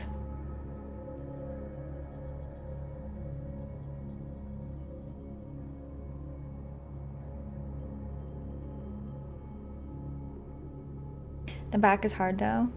Yeah. My hair is shoulder length now. It's so easy. So far, no one has said anything. Oh, okay. Wait, let me read your other comment now. So layered, shortish, like here. Did you try full mirror? I bet you the mirror helps, but it's still hard in those mirrors because everything is backwards, right?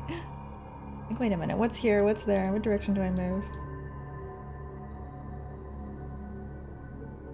Okay, let's see. Honestly, unless I change this body style, it's going to be hard to even depict what I'm trying to do, because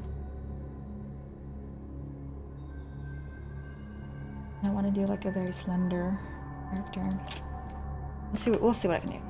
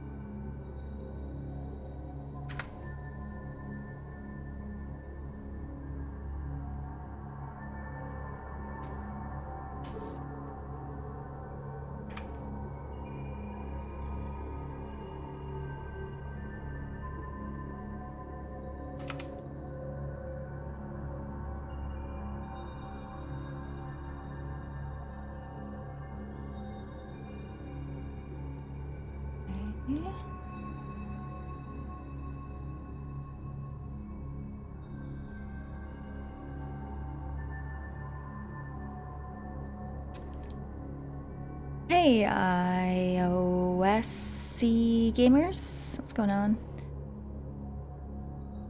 What's a Norman Osborn cut? Wave and all, what does that mean? I try to do the cheapest since it grows back all the time, so annoying. That's true. Though, it does look so clean when guys have like that fresh cut with the clean edges.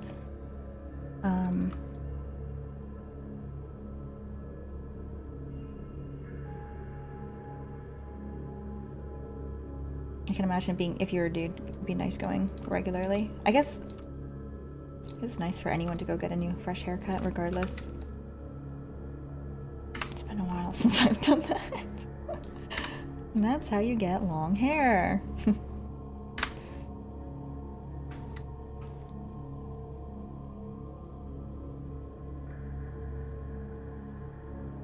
Getting the kids ready for bed. Oh, nice to see you, our Pete. Hope you have a nice evening. Nice wind down with the kids. What do we got? What do we got? Does this help? A little bit.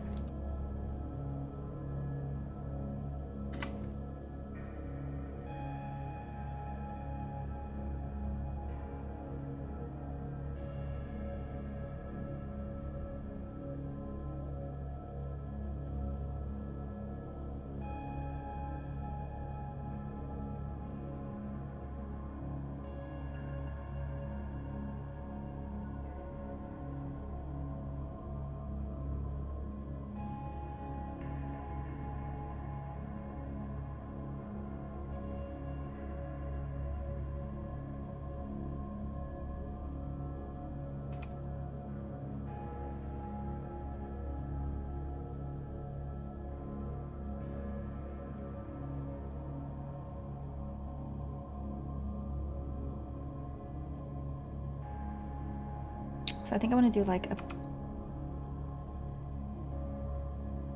jacket, shirt underneath, a vest, a jacket or vest, and then this character I think it'll be just tight pants.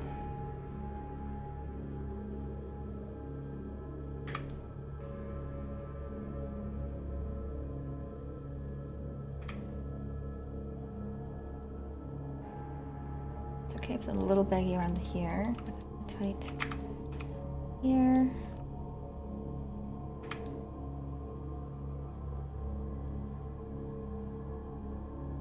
Again, this body type just doesn't suit the style I'm trying to do, so I'm gonna have to do some adjustments to the body before I can even...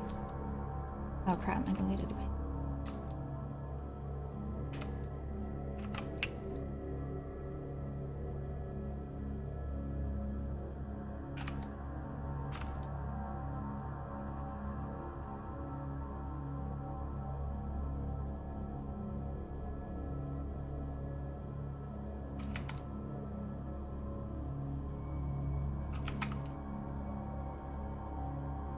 Actually, I take back that comment. I don't know what I'm talking about.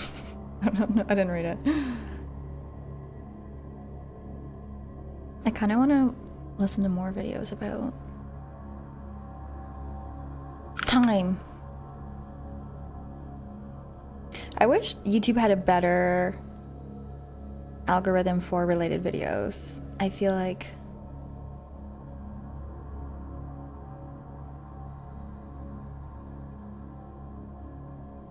it's kind of, you can find some similar, but it's hard to find like, you know, fully similar videos.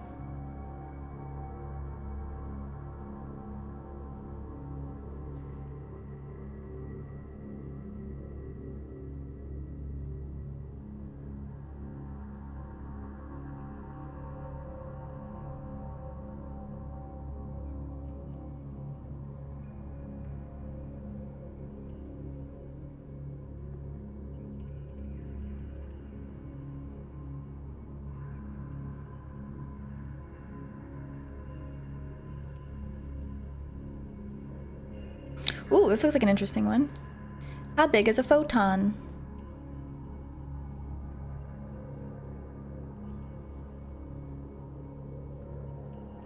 Photons are hard for me to imagine. A photon of visible light is. Hey everyone! Have you ever wondered how big a photon of visible light is? It must be smaller than the pupil in your eye, right? In fact, it should be small enough to fit through a 1 micron slit. Yet, it should also be big enough to completely cover 2 slits that are spaced more than 1,000 microns apart. So, I guess answering this question is not going to be a trivial thing. Now, in the past, I always used to think of a photon as something really tiny, like a little electromagnetic wave traveling through space at incredible speed. But in the last few years, my views have really changed, and in this video I'll discuss why that is. So if you Google for information about the size of a photon, you will not find one definitive answer. It seems everybody has their own opinion about this subject, or even about how size should be defined. Some say that because a photon is massless, it does by definition not have size, because it does not occupy space like a physical object. But you can also define size as distance or volume over which something interacts with its surroundings, or even with itself. And if that's your definition, then photons definitely have size. Now, in school I was taught that a photon is the smallest amount of energy that can be present in light of a particular wavelength. So, photons do have wavelength. And for visible photons, that wavelength is generally in the order of half a micron. But wavelength is not the same as size.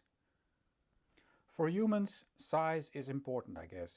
If you buy a new car, you'd better make sure it's the right size for your family and your... I like how he's like, I guess. I guess humans like size. Silly humans. Do I have kids? No. Unity is a holy blessing bestowed upon those who suffer from above. Wow, those are some high praise for Unity striving. How do you like this form of requests? What form of request? Photon is the size of the universe. No, Mika, that's even more abstract. And so if you see that the lens can focus light to a spot smaller than a micron, it's tempting to think that a single photon should be smaller than the spot, right? Because light is made out of photons. Well, things may not be that simple. For one, is that spot size really 1 micron? Or is it actually much bigger? One of the most fascinating properties of light is indeed its wavelength. If you look carefully, light constantly reminds us that it must have one. As soon as we create a disturbance in the path of the light, we can observe this phenomenon called interference. And a very famous example where we can observe interference is of course the double slit experiment, where the disturbance in the path of the light is a mask with two narrow slits. So here the light can only go along two well-defined paths. And the result is that we observe these areas of higher and lower intensities behind the slits. And these areas are where the light waves are either in phase or out of phase. Now this is just one example. We can also create interference by, for example, recombining the light of a source and its mirror reflection. Or we can even manipulate interference very cleverly by using a Fresnel zone plate pattern. Interference is caused by the fact that light is an electromagnetic wave or field. And this is the way you generally see alternating electromagnetic fields visualized, as a wave traveling along a narrow line. Now, looking at this kind of depiction, you should ask yourself a few questions. The picture suggests that the perpendicular magnetic and electric fields indicate the field strength at the direction of propagation. But it also suggests that the field travels along a very narrow line. But this is obviously not correct, if only because magnetic field lines are always closed loops and extend into space quite a bit, actually quite a bit more than is shown in this picture. And since the electric and magnetic fields are always directly related, we know that the same is true for the electric field. So even an electromagnetic field with the lowest possible energy, which we might refer to as a photon, can never be this localized entity traveling along a very narrow line. Instead, it must be something widely distributed in space. On the other hand, if we try to detect light, we find that the detection events themselves are very localized, as well as quantized in energy. We can only detect the field of the light by removing discrete amounts of energy from the field. And when we do this, the process occurs very locally. For example, it can happen when a photon is absorbed in one particular pixel of a CCD sensor. Or should I say in one particular atom in a pixel of a CCD sensor. Center of a what? Center of a what? What? Did anyone catch that? This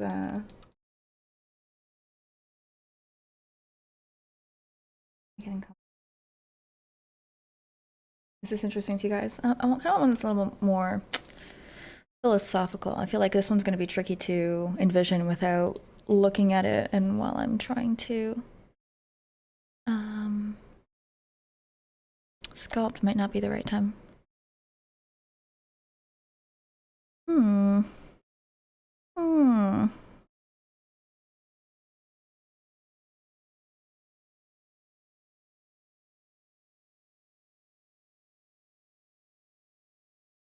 Do photons experience time?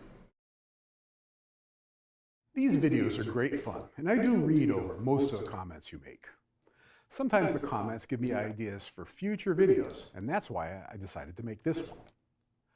Some viewers claim that photons do not actually experience time, and that's a complex topic with some interesting features. Let's take a look. Ooh, music's starting. It's gonna get good.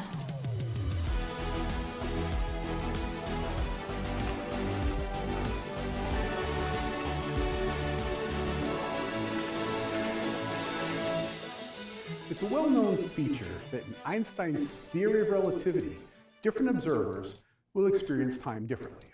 Specifically, it's often claimed that an observer moving quickly will experience time more slowly than one that is stationary. This phenomenon is called time dilation. Now, there are a lot of subtleties and misconceptions in such claims. To help dispel those claims, I made a video on how time dilation is often misrepresented. And I also made not one, but two videos about the twin paradox, which deal with a seeming paradox of relativity, which seems to make contradictory claims. It turns out that this isn't really a paradox, but I'm not going to get into those here. I mention these videos because there's a ton of confusion about these topics. If you're interested, I strongly recommend watching them, and I put links to them in the description below. However, what I want to talk about here is whether a photon experiences time. If it's true that a moving clock ticks more slowly than a stationary one, and a photon moves at the speed of light, is it possible that the photon is moving so fast that no time is experienced? Origami suit, yes. To get a handle on that, we first need to understand two important concepts. The first is that in special relativity, there's a mathematical term that pops up all of the time. This term is called gamma. In this video, I don't want to get into exactly what gamma is and how it arises. I made an entire video on that, and I put a link for that also in the... I feel like this video so far is like, you should watch my other videos. If this is interesting, I've got another video on that. They sound interesting. I do want to watch them. It's working.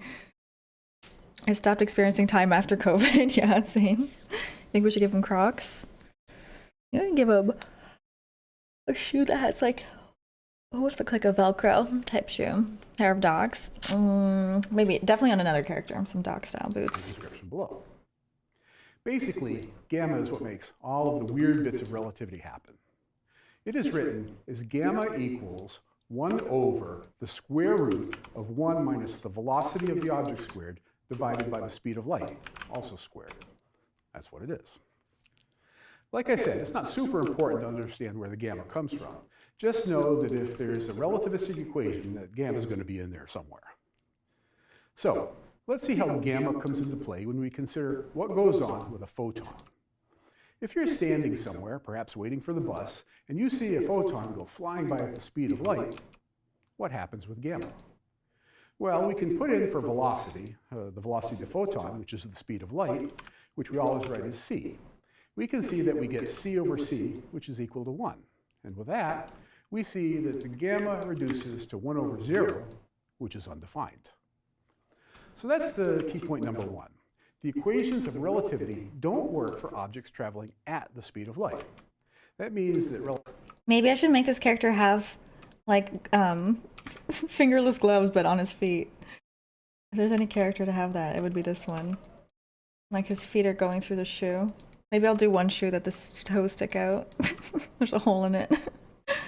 Ever got cloth physics to be a horrifying disaster in Unity? To not be a horrifying disaster? I honestly haven't even experimented with it because I think that even if I can get cloth physics to work in Unity, to get it to be perfect in all situations is like not even a pile, like not even a, that I don't want to take that mountain of work and have to deal with it. Like that's just, cloth physics is, I feel like even in AAA games it's hard to get that perfect. So I don't want to have to deal with that right now. Yeah, it'd have to be a game where I didn't already have a lot of other stuff going on to worry about, you know what I mean? And then maybe I might tackle it or try to. The last thing I want is to be bogged down with cloth physics. Thank you, Kosibi. Here's the guy in the right corner. We're listening to a video about photons, so the particles of light, and how they travel through time, or not so much.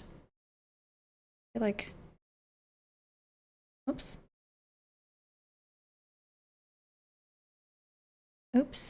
not what I wanted either. Where did it go?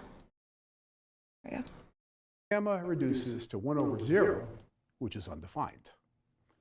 So that's the key point number 1. The equations of relativity don't work for objects traveling at the speed of light. That means that relativity theory also fails for photons. What? On the other hand, we can borrow an idea. I never considered that. If you're moving at the speed of light, relativistic properties don't apply. I mean, I guess that makes sense. But, whoa, okay, all right. From calculus, which is called limits. While we can't use the relativity equations for objects moving at exactly the speed of light, we can evaluate them for objects moving at 90% the speed of light, 99% of the speed of light, 99.99 the speed of light, and so on. In principle, we could do the calculation at speeds that are 99.9 times the speed of light. By doing this approach, you can see what happens as you get closer and closer to the speed of light, and use that to figure out what happens when you finally hit the speed of light, if you could, which of course you can.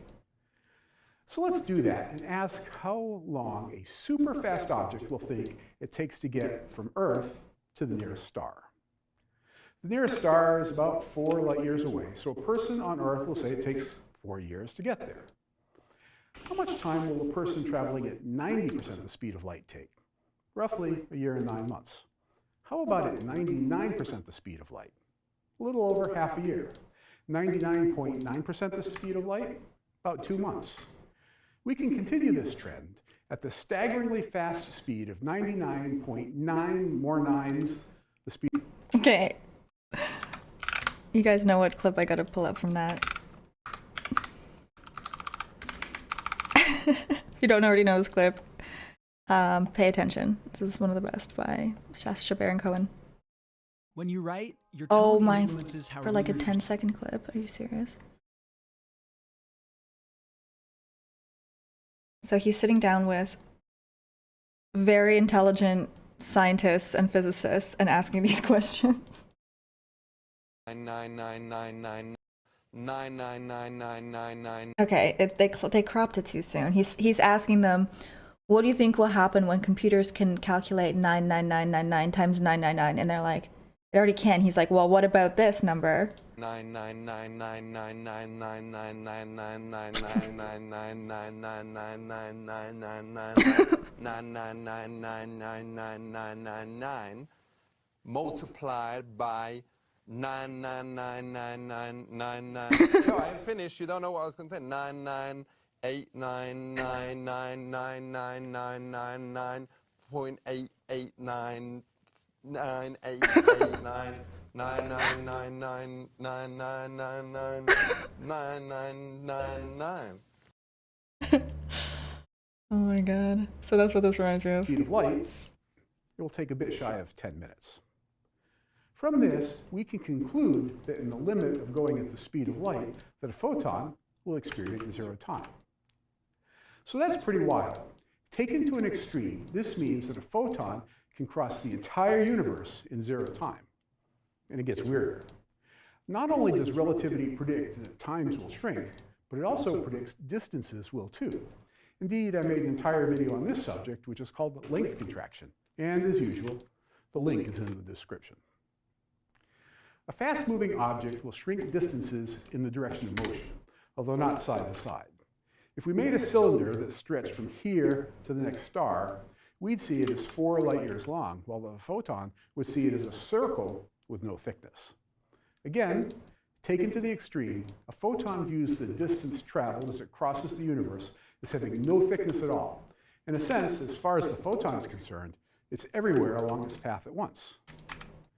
Now we have to be careful since the equations of relativity don't apply for traveling at the speed of light, but hopefully you see that this limit trick allows us to get arbitrarily close. So I think we can say that a photon experiences no time as it passes from place to place as it travels through the cosmos. Furthermore, it experiences all locations along its path at the same time.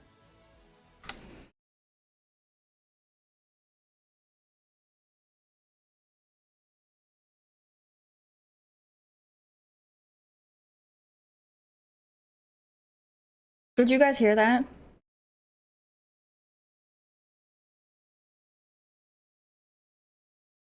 That's so cool. I gotta hear that again. Light doesn't travel, it just is. It doesn't experience. Listen to what he says again. I think we can say that a photon experiences no time as it passes from place to place as it travels through the cosmos. Furthermore, it experiences all locations along its path at the same time. Photons are ageless. This photon thing is pretty wild, but that's relativity for you. If you enjoyed getting your mind blown, please... I did. This guy's cool. Let's see what else he's got. What else he's got? Probing the dark universe. That's a long one. Let's do some more of these little clips. They're interesting. This is a long title. So, if the universe is only 14 billion years old, how can it be 92 billion light years wide? Yeah. Oh, is it because of the expansion of the universe? But let's listen to him say it. Break it down for us. That's crazy to think about. Here's the current one that you can find the other one from his channel. Okay, it's a little dramatic. When we look out into space, we are not only looking at things that are far away, we're looking at things that existed in the past. For instance, the sun is about 93 million miles away, and it takes light about 8 minutes to get here. Thus, when we sit down in the morning with some toast and our first cup of coffee for the day and look at the sun, we're seeing it not as it is now, but as it was when we put the bread in the toaster. Time and space are inextricably intertwined when we talk about how far away things are. This is especially true when we talk about large-scale structures of the universe. We even have a distance scale called a light year, which is the distance that light travels in a year. In more familiar terms, a light year is 9.5 trillion kilometers, or just shy of 6 trillion miles. We use the unit light year because nothing travels faster than light. It's very convenient. But it is most convenient when we talk about the size of the universe. Astronomers have determined the age of the universe very precisely. It is 13.7 billion years old. Exactly how we know this is perhaps the subject of another video, but for the moment, let's take that number as a given. If we do, we can ask a very simple question. How big is the visible universe? There are lots of tricky ways to think about that, but let's start with perhaps the most obvious. We can't see the universe before it began because, well, that's what beginning means. When the universe began, it was filled with light, which then traveled through the cosmos. And if the universe began 13.7 billion years ago, and we're just now seeing it arrive, it had to have traveled 13.7 billion light years before it hit Earth. And to make that point solid, astronomers can actually see light from shortly after the universe began. It's called the cosmic microwave background radiation, and it is the oldest thing we've ever seen. It is hitting the Earth from every direction, and it is, to all intents and purposes, a photograph of the birth of the universe 13.7 billion years ago. Accordingly, it would be reasonable to say that the visible universe consists of a sphere centered on the Earth with a radius of 13.7 billion light years. Boom, done. Except that this is completely wrong. That's one of the sneaky things about science. It can fool you if you think too fast. Sometimes you have to slow down and mull things over. And if you think about it for a moment, you'll realize that this way of thinking assumes that the universe is static, and, at least on average, distances between objects aren't changing. But we know this isn't true. To begin with, the Big Bang happened. The universe is expanding, and it used to be expanding much faster than it is now. And that means that the simple answer isn't good enough. I don't want to get too deeply into the details of the Big Bang, but it boils down to the idea that the universe was once smaller and hotter and has been expanding since the beginning. I made a video about it if you want more. And that expansion is... Okay, so we have a rough idea for this character's outfit. Like I mentioned, I want to be a very scrawny kind of character. It's going to be a little bit differently shaped, but I got to think of some weird and random accessories and details next. And then we'll move on to the next characters. Sneaky science, yeah. It is sneaky.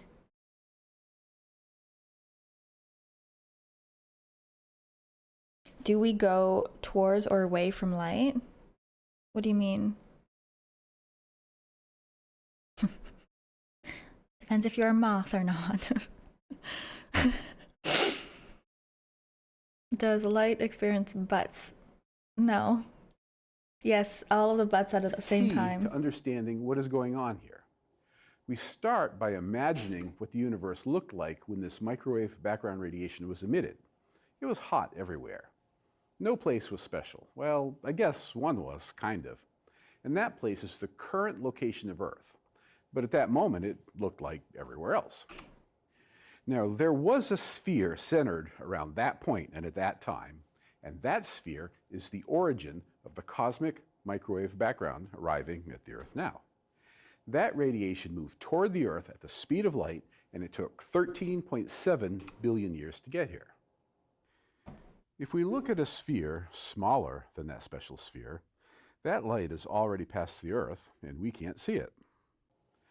Light from a bigger sphere isn't here yet, so we don't see it either. When this light was emitted shortly after the Big Bang, this sphere's radius was about 42 million, that's with an M, light years away. Naively, you'd expect that this light would have taken 42 million years to get here, but it took 13.7 billion, and that's with a B, years to travel to Earth.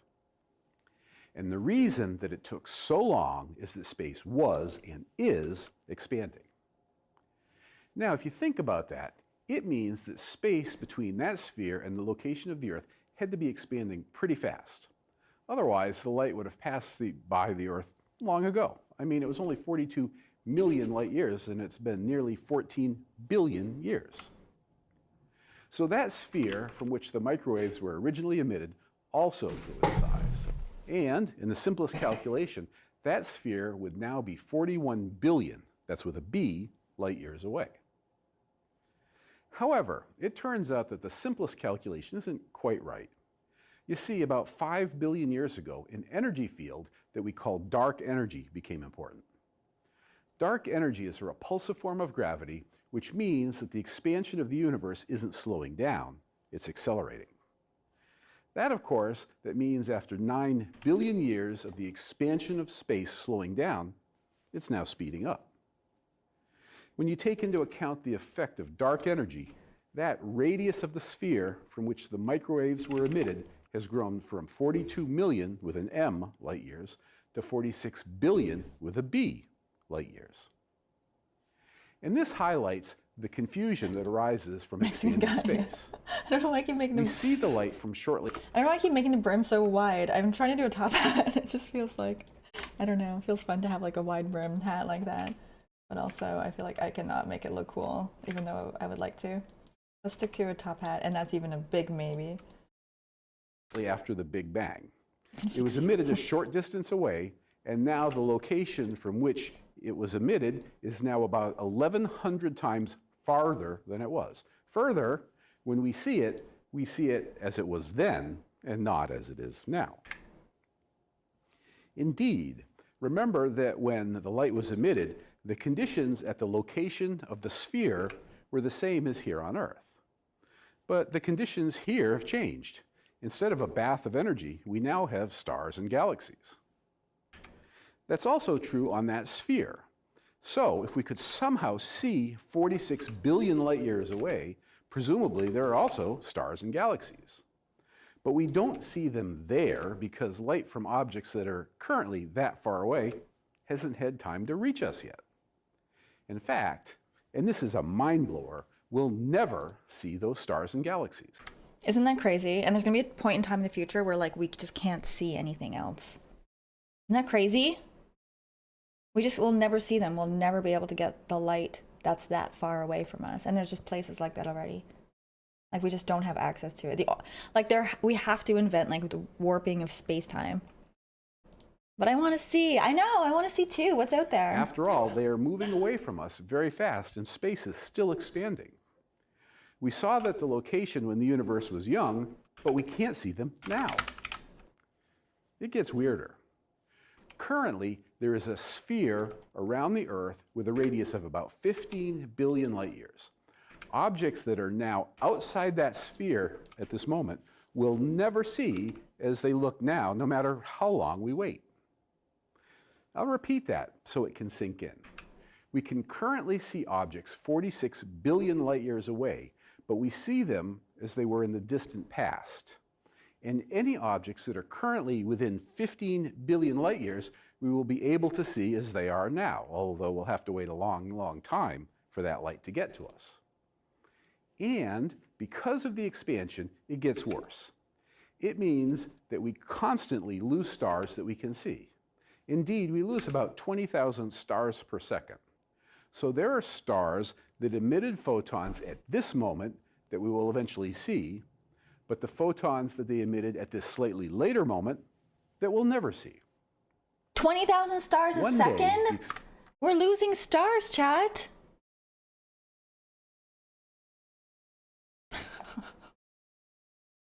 I'll be very sad to not see stars. I've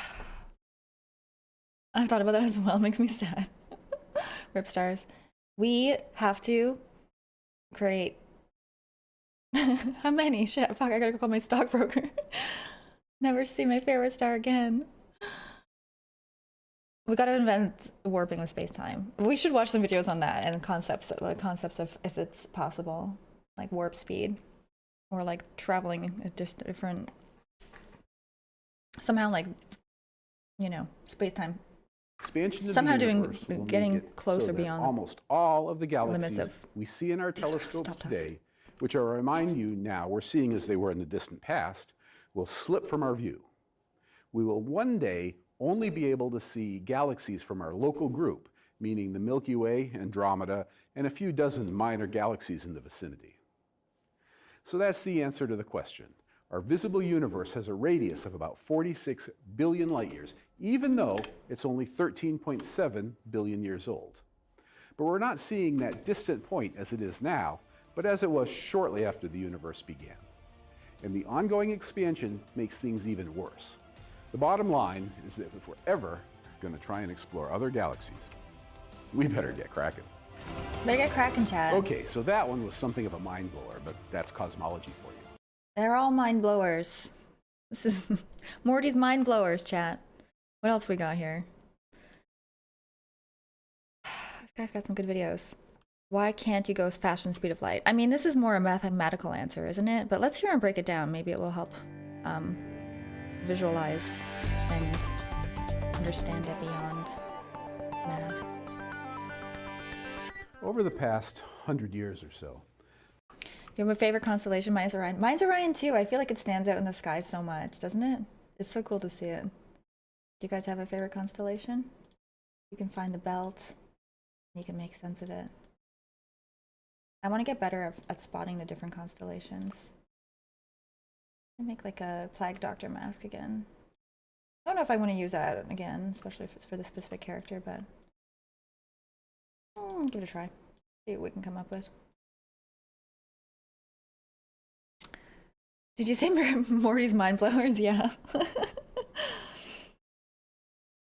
I got a new computer desk delivered. Going AFK for a bit. See you later, Lana chat. Oh, enjoy this setting it up. Oh, you should take a before and after picture.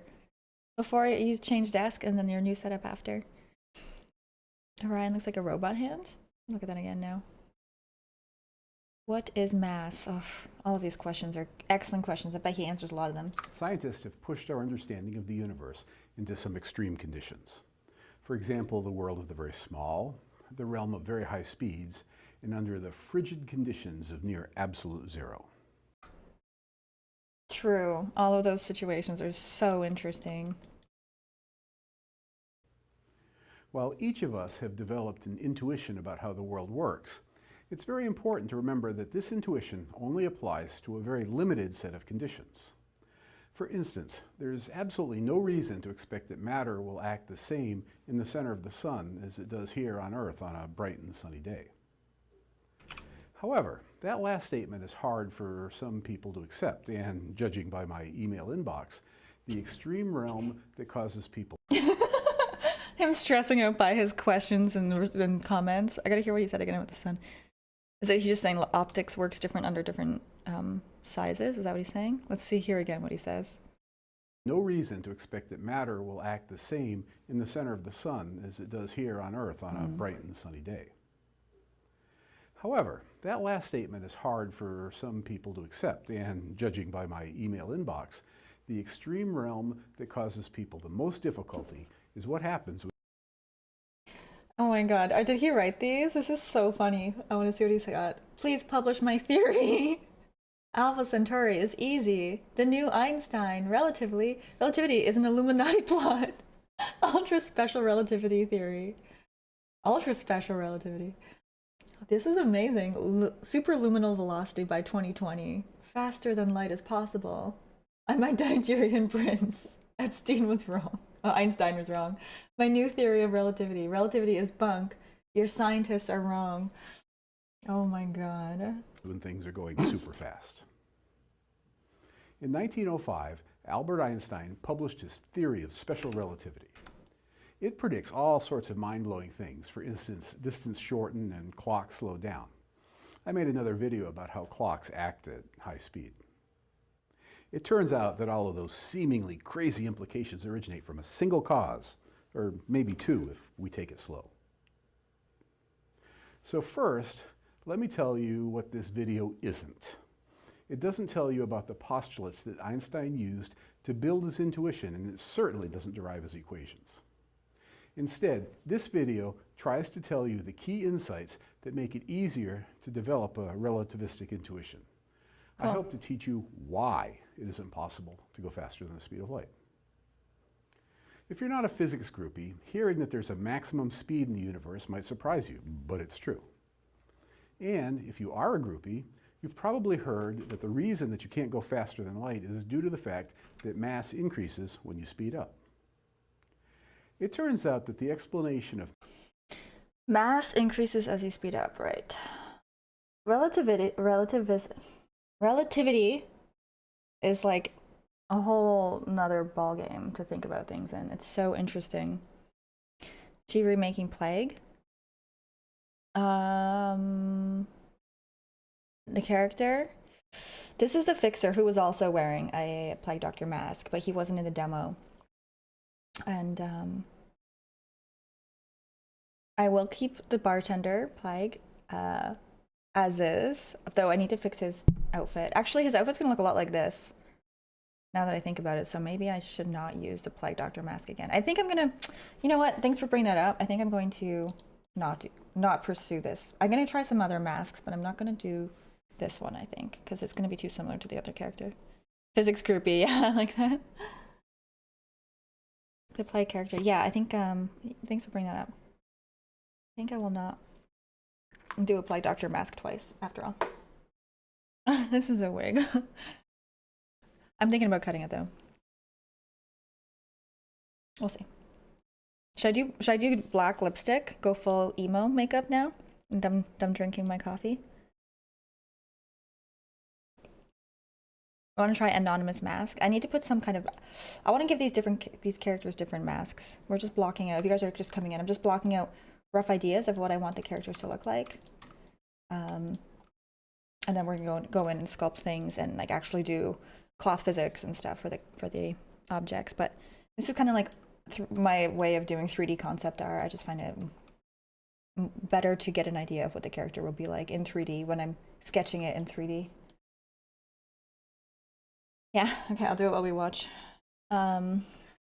It's probably gonna get messy and recite some poetry, depressing poetry. Okay, I'll do it while we listen to these videos, they're cool. Make a mask with neutral emotional expression. Yeah, maybe I'll look up some ideas for masks after. mass changing as you go faster is a wrong one. I know that statement is going to confuse some people, including those with fairly sophisticated understandings of relativity. Did he say, what is, time is a Romulan? Okay, I gotta hear this statement again. And if you are a groupie, you've probably heard that the reason that you can't go faster than light is due to the fact that mass increases when you speed up. It turns out that the explanation of mass changing as you go faster is a wrong one. I know that statement is going to confuse some people, including those with fairly sophisticated understandings of relativity, but it's true. I mean, he just means mathematically it's expressed in the same way a Romulan would be, but that's so weird to like try to comprehend, right? Like, oh, this function is a Romulan. Like, okay, what do I do with that information? Hopefully I hope he'll break that down, because I've heard that before, like that a certain equation makes like a depiction of something, and it's like, does that relate to the concept still, or is it just a mathematical coincidence, you know? Plagiarizing my own work. I know, how awful. However, that then leaves an open question. Just why is it that you can't go faster than the speed of light? It turns out to be due to a combination of a deep and fundamental property of the universe and fairly simple geometry. So let me explain how that all works. The first of the two crucial insights is that Einstein taught us that space and time were not separate entities, but rather they are two components of a bigger idea called space-time. I'll give you a helpful visual way to think about this in a moment, but for right now, just trust me on this. Then we need to combine that insight with the observation that everybody sees the speed of light to be the same, no matter how fast they're moving with respect to one another. Let's start with an analogy and then come back to relativity. To understand the analogy, you need to imagine a car driving on a huge flat surface. Further, you need to imagine that the car can only move at one speed, say 60 miles per hour, or, so the comments don't fill up with metric snobbery hate mail, 100 kilometers per hour. Now, let's put a couple of arrows on the screen to point out north and east. While we know the overall speed the car is going, we don't know how much of it is in the east direction and how much of it is in the north direction. So let's take a closer look at that. The car can move entirely in the eastward direction, which means that it has no motion in the northward direction. Or the car can move entirely northward and not at all eastward. Or we can live dangerously and move towards the northeast. In this case, we see that the car is moving in both the east and north directions, with neither direction getting all of the motion. So that's the core analogy, and hopefully it's very clear. Now, let's bring in relativity. In relativity, we don't have the east and north directions. Instead, we have space-time. Let's imagine that the horizontal direction is space and the vertical direction is time. So suppose that there is a single and fixed speed that we can travel through space-time. This happens to be true, so it's not a ridiculous supposition. We can therefore mix these ideas with our earlier analogy. An object can move vertically.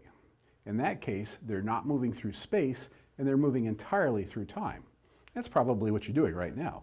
You're sitting and watching this video, so your position in space isn't changing. However, you are experiencing time. You aren't moving through space, but you're moving through time. No, he's wrong. On the other hand, Wrong. He's probably going to bring it up. We are moving through space because we're on a planet that's going away from, it's moving, first of all, orbiting the center of the galaxy, and the universe is expanding. So we are, in fact, not standing still. But I'm sure he'll bring it up if it's relevant. what happens as you start moving through space? That's a fancy way to say that you gain some velocity. Well, we see here that what starts to happen is that as you begin to move through space, you move less through time. And eventually, when you move only through space, you don't move through time at all. And this is basically what relativity says. As you move faster and faster, your clocks slow down. And as you get very close to the speed of light, your clocks very nearly stop. We've scientifically proven that this is what happens, and I direct you to my video on time dilation so you can see one way that we've tested that. So this brings us to our fundamental realization of relativity. The reason that we can't move through space faster than the speed of light is because we're constantly moving through space-time at a single speed, the speed of light. If we aren't moving through space, we experience time in the fastest way. And if we start moving through space, we experience time slower and slower. Finally, since we're moving through space-time at a single speed, that means when we're only moving through space, there's no more speed to gain. We move through space at the speed of light, and that's it. This observation wasn't made by Einstein. It was made by his mentor, Hermann Minkowski. Minkowski was one of Einstein's mentors, and he was a better mathematician. 2 years after Einstein's seminal 1905 paper, Minkowski appreciated the geometrical underpinnings of special relativity and had determined this deep and fundamental explanation why we can't travel faster than light through space. There are two final important points. First, while Minkowski showed why light speed is the maximum speed through space, what he didn't explain was why we move only at one speed through space-time. To this day, nobody really knows. It seems to be a fundamental property of space-time. Maybe it will take another person as smart as Einstein to figure out that particular conundrum. Chat. The second point is Is more that gonna be technical, you? and I mention it only for the real physics nerds. In my analogy, I connected space and time as being similar to east and north, and there's a lot of merit in that. Morphing from motion through time to motion through space was like turning a car from moving north to moving east. However, this analogy is also technically inaccurate. From a mathematical point of view, it uses the geometry of circles, while the proper geometry is that of hyperbolas. I only bring this up because I want you to know my analogy is imperfect and you shouldn't push it too far. Otherwise, you might come to a numerically incorrect conclusion and think that you've made a new discovery. If you want to dig into this more deeply, be sure to use the full and proper Minkowski mathematics. Still, even with the limitations I've mentioned, the core point is valid. The reason that you can't move faster through space than the speed of light is because every object moves through space-time at one and only one speed, the speed of light. Once you embrace that central idea and the fact that space and time are just like two directions of space-time, then all of those seemingly weird observations of relativity just click into place, and special relativity makes total sense. Yeah, it makes total sense. It's never confusing. So I don't know about you, but I think this insight about relativity.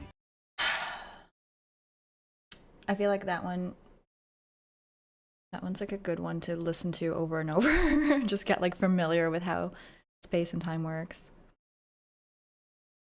Oh, what happened before the Big Bang? How to travel faster than light. Let's stay on the theme of faster than light stuff. I love these videos. He's really good. You don't have to be much of a science enthusiast to have heard that you can't go faster than light. Well, I'm going to tell you at least one way that two real, honest-to-God objects that exist in our universe can move away from one another faster than the speed of light. Now, don't get super excited. I'm talking about ways this can happen without breaking the laws of physics. To be ultra clear, I'm not talking about something that will lead to this. Why not? Or this. Yeah. Or this. We're gonna have to go right to ludicrous speed. Ludicrous speed?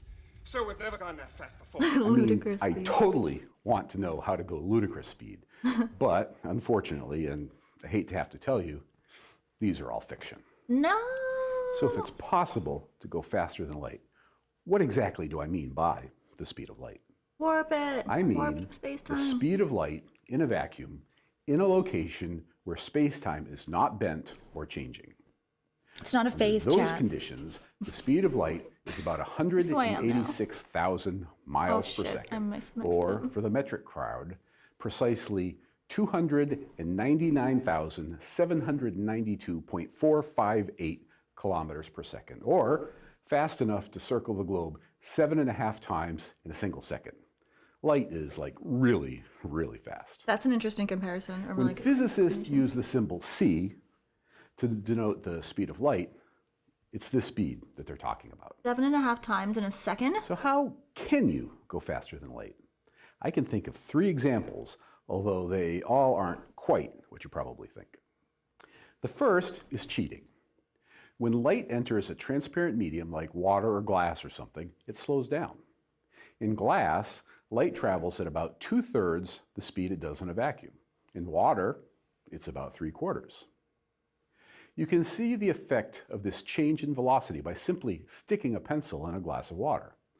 The pencil doesn't really bend, but it appears to because of this effect.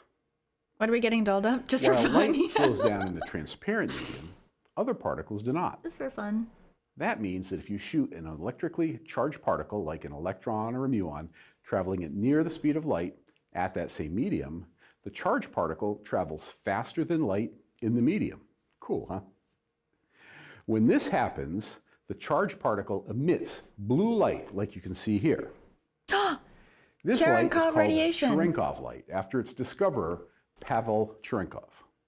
Explaining That's in strain. Whoa. Callback. I think I'm going to do this permanently. This is going to be my new look, including all of the mess I'm making and not getting it right.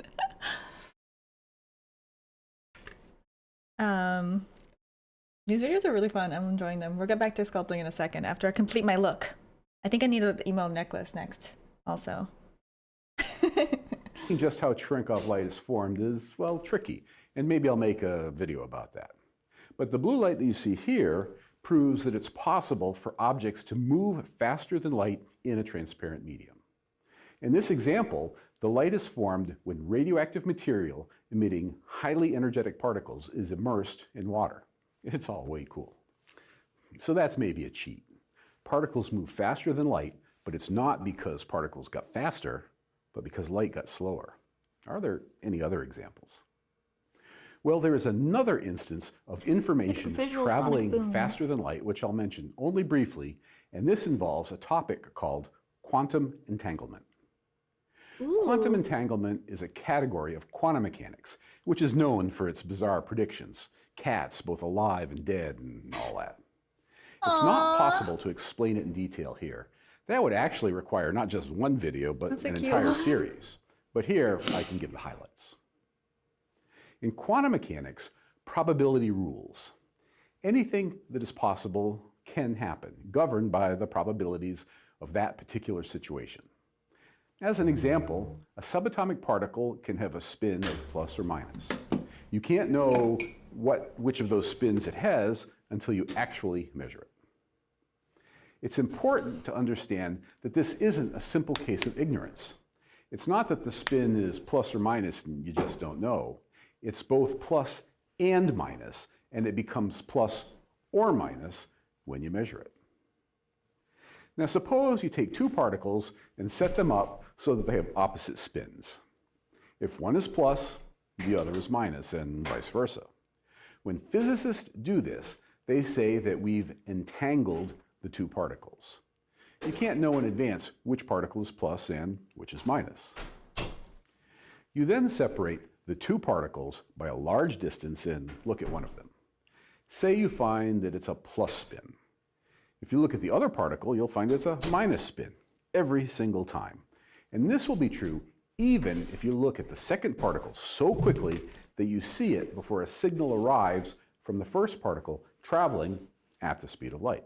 Okay, he's describing an experiment that's so cool, and I want to know it better. I only know like a little bit of how they did it, but it's like even more mind-blowing than the original. Should we go full? What's the goth girl's nickname? Acid Burn, Princess of Darkness? Or smaller? Yeah, full. I think full. Let's go. Einstein called this a spooky action at a distance, and it says that the information in quantum mechanics can travel faster than light. Nobody understands this, but it's well established and it's just a true effect. So that's a case of something traveling faster than light, but you can't use it to send a message, and it's still not the same as an object moving faster than light, like the Starship Enterprise or the Millennium Falcon. So let's talk about a third situation where things actually can travel faster than light, and that's the expansion of the universe. Now, I should be cautious. When you hear people saying, the universe expands faster than light, it's obviously a statement that requires some care, because your first question should be, what does that mean? Well, obviously, the universe can't mean our planet, our solar system, or even our galaxy. After all, none of them are expanding much, if at all, and certainly not at the speed of light. In 1929, American astronomer Edwin Hubble combined measurements taken by several people and found that distant galaxies are moving away from Earth, and the further away they are, the faster they're moving. This is now understood to be evidence that the universe is expanding. Using modern numbers, a galaxy a megaparsec away is moving away from us at 70 kilometers per second. A megaparsec is 1 million parsecs, which is 3.26 million light years, by the way, but astronomers use megaparsecs, so I will too. If a galaxy a megaparsec away is moving away at 70 kilometers per second, a galaxy 2 megaparsecs away is moving away at 140 kilometers per second. 3 megaparsecs means 210 kilometers per second, and so on. So we know that the speed of light is 300,000 kilometers per second. So we can figure out how far away we have to go to have a galaxy moving away from us at the speed of light. That turns out to be 4,296 megaparsecs, or just shy of 14 billion light years. This I gotta make, do you guys like the look? The final look? We're triplets? Who's triplets? Is that Waver Middleland's gone full goth? Yeah. I went through some shit. Perfect. Thank you. Thank you. It's acceptable. You are serving. Thank you. Need a black shirt. True. True. A long black coat. Wait, your family is growing. Are more family members in chat? Look. Who is that? Anonymous. Gifted sub to looks good. Thank you, Anonymous. Look like a replicant from Blade Runner. I'm gonna keep this playing, but I'm gonna go try to find a black shirt. Hang on. This means that the surface of a sphere centered on the Earth and with a radius of about 14 billion light years is moving away from us at the speed of light. It also means that bigger spheres are moving away from us at faster than light. A sphere with a radius 28 billion light years across is expanding at twice the speed of light. So what does this mean? Does it mean that there are galaxies moving away from us at speeds faster than light? Yeah, it does. Of course, it also means that we can never see them. If objects move away from us faster than light, then that means that light emitted by them can never get to our eyes. So we can never see light emitted by anything currently further away than 14 billion light years. The true number is a little different because of details of how the expansion speed has changed over time. To get the number right means we have to take a more nuanced approach than I'm doing here, but those details really don't change the big message. It's also incredibly important to be super careful about how we envision it. The reason is that it's not precisely accurate to say that these galaxies are moving away from us faster than light. Yes, the distance between us is increasing, but it's because space is expanding, not because the galaxy is moving away in space. It's kind of like putting a rubber duck in a river. The duck isn't moving as far as the water is concerned. It's the water that's carrying the duck away. Or like drawing dots on a balloon that's inflating. The dots don't move on the surface of the balloon, but the distance between them is increasing because the balloon is stretching. So it's entirely fair to say that there exist galaxies that move away from us faster than light, but only in the sense that the expansion of space makes it happen. It's not over the top at all. Those galaxies are stationary, or at least nearly stationary, with respect to their own space. They're not moving through space. I've described 3 examples of the phenomenon, but none of them are something that those of us who hope to explore the cosmos would like to see. According to our best understanding of the laws of physics, light obeys the ultimate speed limit. Now, our understanding of the rules that govern the universe are constantly improving, and it's okay to hope that we'll discover some new principle that makes it possible to go faster than light. Although unlikely, it may be that we will eventually find some new phenomena that changes our prospects for exploring the galaxy. And then, and only then, we will finally have figured out a way to go Ludicrous speed! Ludicrous speed. I feel like I didn't People say catch that it's all of that impossible to one. go- Did he discuss the idea of like warping space-time? Did that come up at all? Was anyone paying attention? I know I was a little bit distracted. Yes, he did. What did he say about it? Chat, fill me in. My new favorite streamer. Goth game dev.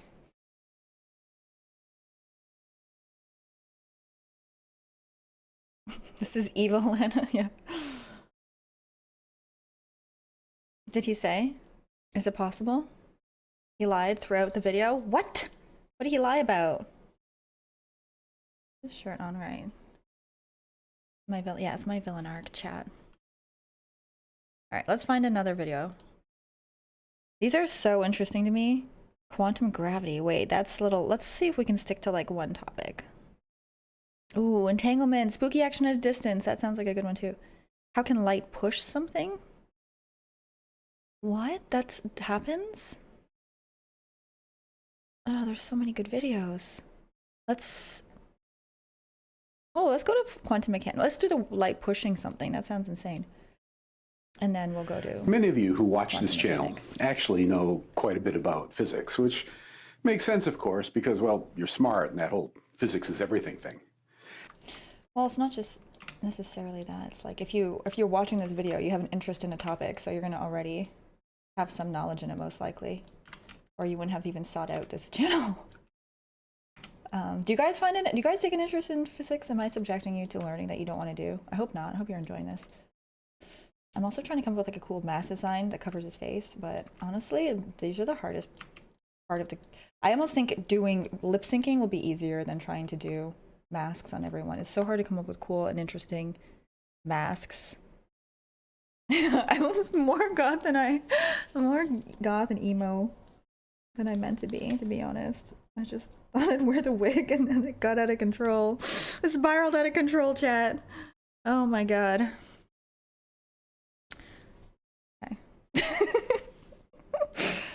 Spiraled out of some goth jazz? What would goth jazz be? Yeah, this isn't really meant for like watching physics. I feel like I need to be listening to something a little heavier. And you ask questions about things that don't make sense to you. A super common question is, how can a photon, which has no mass, have momentum? That's a good question with a lot of complexity in the answer, so let's dive into it. Yeah, that is a good question. Dive into it. Friend, what's his name? Fermilab. Good channel. Before I begin, I guess I should apologize. This video has more math in it than most. That's because the reason that people ask the question of how photons can have momentum is that they learned about momentum in a physics class and they learned the equation for momentum. So I have to build the explanation around that equation. This equation says that momentum, which is written as p, is equal to an object's mass, written as m, times its velocity, which is written as v. P equals mv. That's the equation. And you immediately see the problem. Well, a photon of light travels at the speed of light, which is written as c, by the way. Its mass is 0. And 0 times the number is 0. So the momentum of a photon should be 0, right? Mm-hmm. I mean, it's a really good question. Yet physicists are certain that photons have momentum. So let me start with explain. Wait, photons have momentum? Did he not just say that photons exist on all points in time at the same time and that they don't have any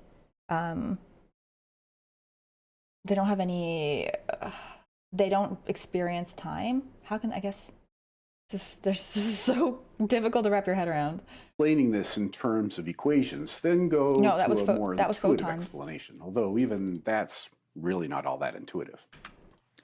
It's going to be pretty cool, but you should expect that your brain cells are going to get a real serious workout here. Sweet. First, let me remind you of the equations that you would have encountered in any introductory physics class. I already reminded you of the momentum one. There's also another equation that connects mass, velocity, and kinetic energy. This is kinetic energy, which is written as Ke, equals 1/2 times the mass, m, times the velocity, v, squared. So we say that Ke equals 1/2 mv squared. You probably remember all that. Now let me show you how kinetic energy and momentum are related. Wait. Let's start with the momentum equation, P equals mv. Now square both sides. You get P squared equals m squared v squared. So far so good, right? Now divide both sides by m. On the right-hand side, the bottom m cancels one of the top m's, and you get P squared divided by m equals mv squared, which should remind you of something, specifically the kinetic energy equation. You can replace the m times v squared in the kinetic energy equation with this p squared over m thing, and what you find is that the kinetic energy equals the momentum squared divided by twice the mass. Ke equals p squared divided by 2m. Okay, the first conclusion to draw here is that in classical physics, and I remind you that these equations were devised back in Newton's time when they didn't worry about things moving near the speed of light. But even back then, we can see that kinetic energy and momentum are related. we have an equation with energy on one side and momentum on the other. And this kind of means that anything with kinetic energy must also have momentum. Of course, we still have that m kicking around, which is 0 for photons, so I haven't really answered the question. And I didn't intend to at this point. I just wanted to show you that kinetic energy and momentum are related, even classically. Okay, now to get into something you might not have known. Let's move into this new material. And I want to tell you something, and that is that these equations aren't completely true. That's right. You've been lied to. Wake up, sheeple. The man is lying to you. Man, I have always wanted to say that in the video. Why should others have all the fun? Of course, like a lot of times when people toss around the word sheeple, what I just said was a little misleading, and the real story is a bit complicated. The real truth is that those equations are special cases that only work for objects with mass that is moving at slow speeds. And of course, I should be upfront that when I say the man is someone like me. So I guess you have to decide whether to believe me or not. But you should, because, you know, I know stuff. And it's way cool. Now comes the next surprise, and that surprise involves Einstein. Of course, Einstein was all about moving at super fast speeds, speeds near the speed of light. So you know that he's going to pop up in any discussion involving photons and momentum. And when you think about Einstein, you almost always think about his famous equation, E equals mc squared. And guess what? That equation's wrong too. Come on, sheeple, wake up. How long are you going to stay fool? Okay, I promise. That's the last rant. But the rant has a super tiny kernel of truth. E equals mc squared is also an approximate equation and one that only works for objects with mass that are stationary. It's not a general equation, and it doesn't work for massless objects, nor objects that are moving. In fact, I made a whole video just digging into the limitations of this equation. The link is down there in the description. Watch it later if you're interested. So now we're ready to get to the truth. I put the three equations I've mentioned so far here. E equals mc squared, P equals mv, and Ke equals p squared divided by 2m. And all of these equations are just fine and correct, but they are all equations that only describe objects with mass That moves slowly. Those equations fail in other situations. It turns out that there is a more general equation that works for all situations, and it looks kind of like Einstein's famous equation. This equation is energy squared equals the momentum times the speed of light squared. Energy squared equals momentum times the speed of light squared plus the mass times the speed of light squared, and then square that. Plus the mass of the object times the speed of light squared, all squared. E squared equals pc squared plus mc squared, all squared. Now this equation works for everything: massive objects, massless objects, things moving near the speed of light, things moving at the speed of light, and things that are stationary. And we can look at the special cases. For instance, let's see how it works in the special case of a photon. Since the photon has zero mass, this second term on the right-hand side goes to zero. And we have that energy equals momentum times the speed of light. So here we see that energy and momentum are equal, except for a constant. And if an object isn't moving, then its momentum is zero, which means that p is zero, which gets you back to Einstein's equation. Thank you, Emperor Kiliach, for gifting us up to Dark Lana, and to Goth Lana, which I missed earlier. Thank you, Emperor Kiliach. Thank you very much. Don't need mass, noted. Right, interesting. But even still, like, conceptually, it's hard to fathom this. Equation E equals mc squared. So I guess the first lesson is that when you learn an equation, it's super important to understand if it's a special case or not, and if it's a special case, when it applies and when it doesn't. The bottom line is that the familiar equation, P equals mv, just doesn't apply for massless photons, and the question of photon momentum, well, completely sensible, arises from using the equation in a situation where it was never intended to be. I could spend a long time showing you how you can manipulate this general equation that equates energy, momentum, and mass, but I will leave that you to play around with if you want. And I put a link in the description to a couple of websites that do a lot of the heavy lifting for you.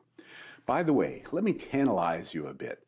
That 1/2 mv squared thing is itself only an approximation for kinetic energy that works only at very low velocities. There are more precise approximations. There are endless levels of complexity. So that's the... What? Really? I feel like we have such limited understanding of our universe. We're like, well, in this situation, I guess it works like this, and then this situation kind of works like that, sort of. That's interesting. The equation-y way thinking about this. The equations very clearly show that energy and momentum are related, and that an object that has energy also has momentum, even if it has no mass. But maybe you're looking for something deeper, something more intuitive. You think that perhaps mass is somehow special. Well, let me disappoint you there, too. Great. The first approximation, modern physics has proven that mass is an illusion.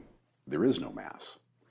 Now, I made an entire video on this topic, and I put a link in the description for you to watch. It's one of my favorite videos and definitely one of the most mind-blowing. But let me just sketch it out here for you. Just expect that everything you think that you know about mass is about to be upended, and watch the video to get the whole story. You are made of mass, which is true of anything that is made of atoms. The mass of objects made of atoms is found in the atoms' protons and neutrons. The electrons pretty much don't matter, but protons and neutrons are made of smaller objects which have very little mass, nearly none. So where does the mass of protons and neutrons come from? Those objects are orbiting around each other at crazy fast speeds. You can think of protons and neutrons as tiny subatomic tornadoes, vortices of motion and energy. And that's all they are. If you look at them, there is nearly no mass in the way that we intuitively think about mass. Mass is just energy. So assuming that you're willing... Yeah, I have heard that one, and it did blow my mind, and it still blows my mind, and I still haven't recovered from it. And that's why I'm Dark Lana now. Oh my goodness. What's wrong? Love the look. Thank you. Warning, existential crisis detected. I don't have a lot of energy, though. You do. You have a ton of energy. Who is this? Hey, Jo. What am I going full cyberpunk goth? This is part of my lead up to going full-time cyberpunk goth, okay? Just, you know, I'm just working out exactly what my look is going to be. Oops, I deleted the message instead of clicking on the link. Sorry, Cajun.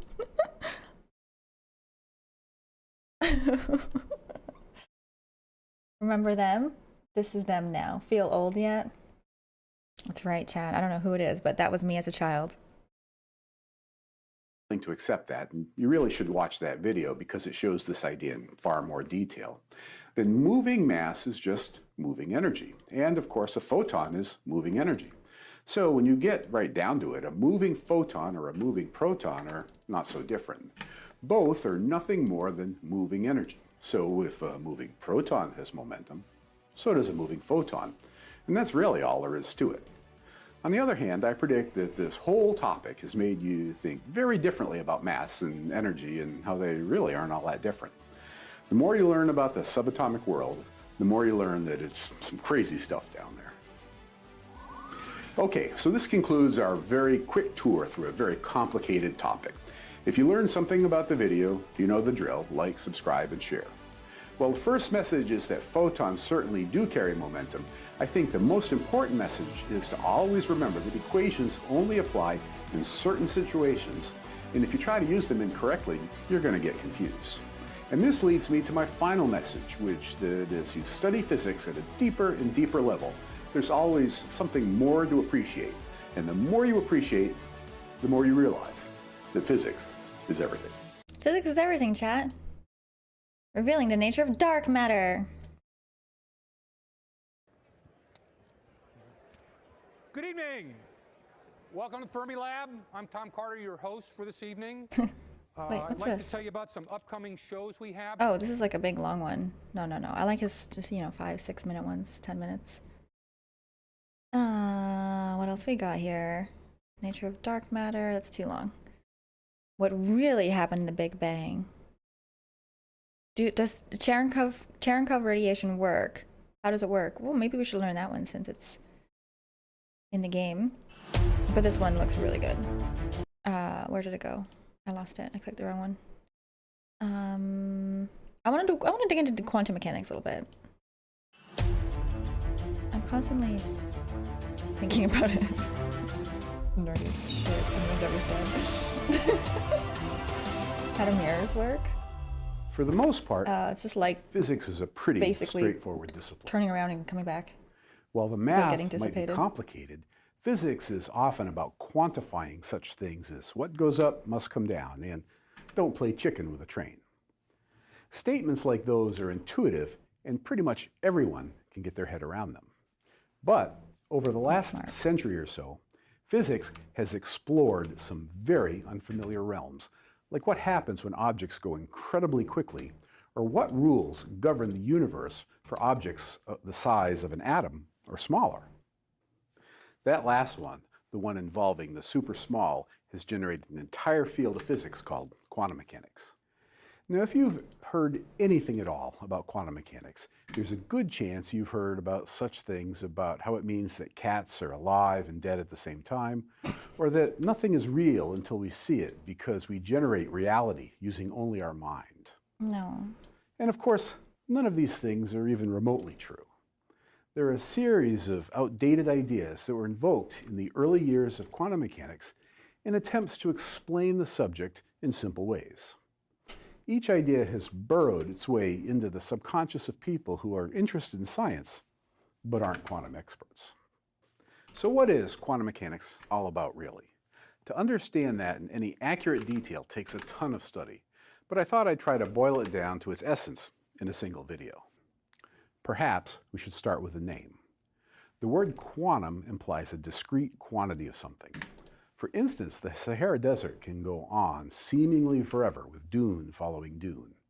But as infinite as the sea of sand seems, it has a quantum side. The quantum of a desert is a single grain of sand. Alternatively, the ocean is majestic, liquid, and in constant motion. What did they call centimeters in that video we watched earlier today? Symptocenter or something. That's so weird. That's so funny. A symptocenter of sand. There, the quantum is a single molecule of water. So that's what quantum means. It means that we're talking about the smallest bit of something. The term mechanics is much easier. It just means the behavior and motion of something. For instance, celestial mechanics means the motion of the planets and other heavenly bodies. Thus, quantum mechanics is the motion and interaction of individual objects of a bigger collection. By that definition, the motion of an individual car on a freeway could be described as being governed by quantum mechanics, and of course that's not quite what we mean. In order to experience the counterintuitive bits of quantum mechanics, we have to look at individual things that are very small, generally smaller than an atom. This is because quantum theory uses the Planck constant, which is a tiny number. It's this tininess that keeps the quantum weirdness constrained to the subatomic realm. When physicists first learned quantum mechanics as part of our training, we are studying the behavior of individual electrons surrounding atoms, or individual photons of light. By and large, that is the realm of academic quantum mechanics. In a subsequent video, I'll talk about how the weirdnesses of quantum mechanics can manifest themselves on larger scales. But for now, let's talk about this world of the ultra-small, where we're talking about individual subatomic objects. Okay, so now I need to introduce a key idea called the wave function. So, again, this guy's body shape needs to change before I can put any more details in. And then the mask is definitely like not matching the style that I want to do with this character. But I don't know what mask to do with like a... I don't even know how to describe this character. We'll come back with more mask ideas a little later on. Cajun, thank you for the bits. Let me read your message. The way mirrors work is that they are, in reality, just mimics.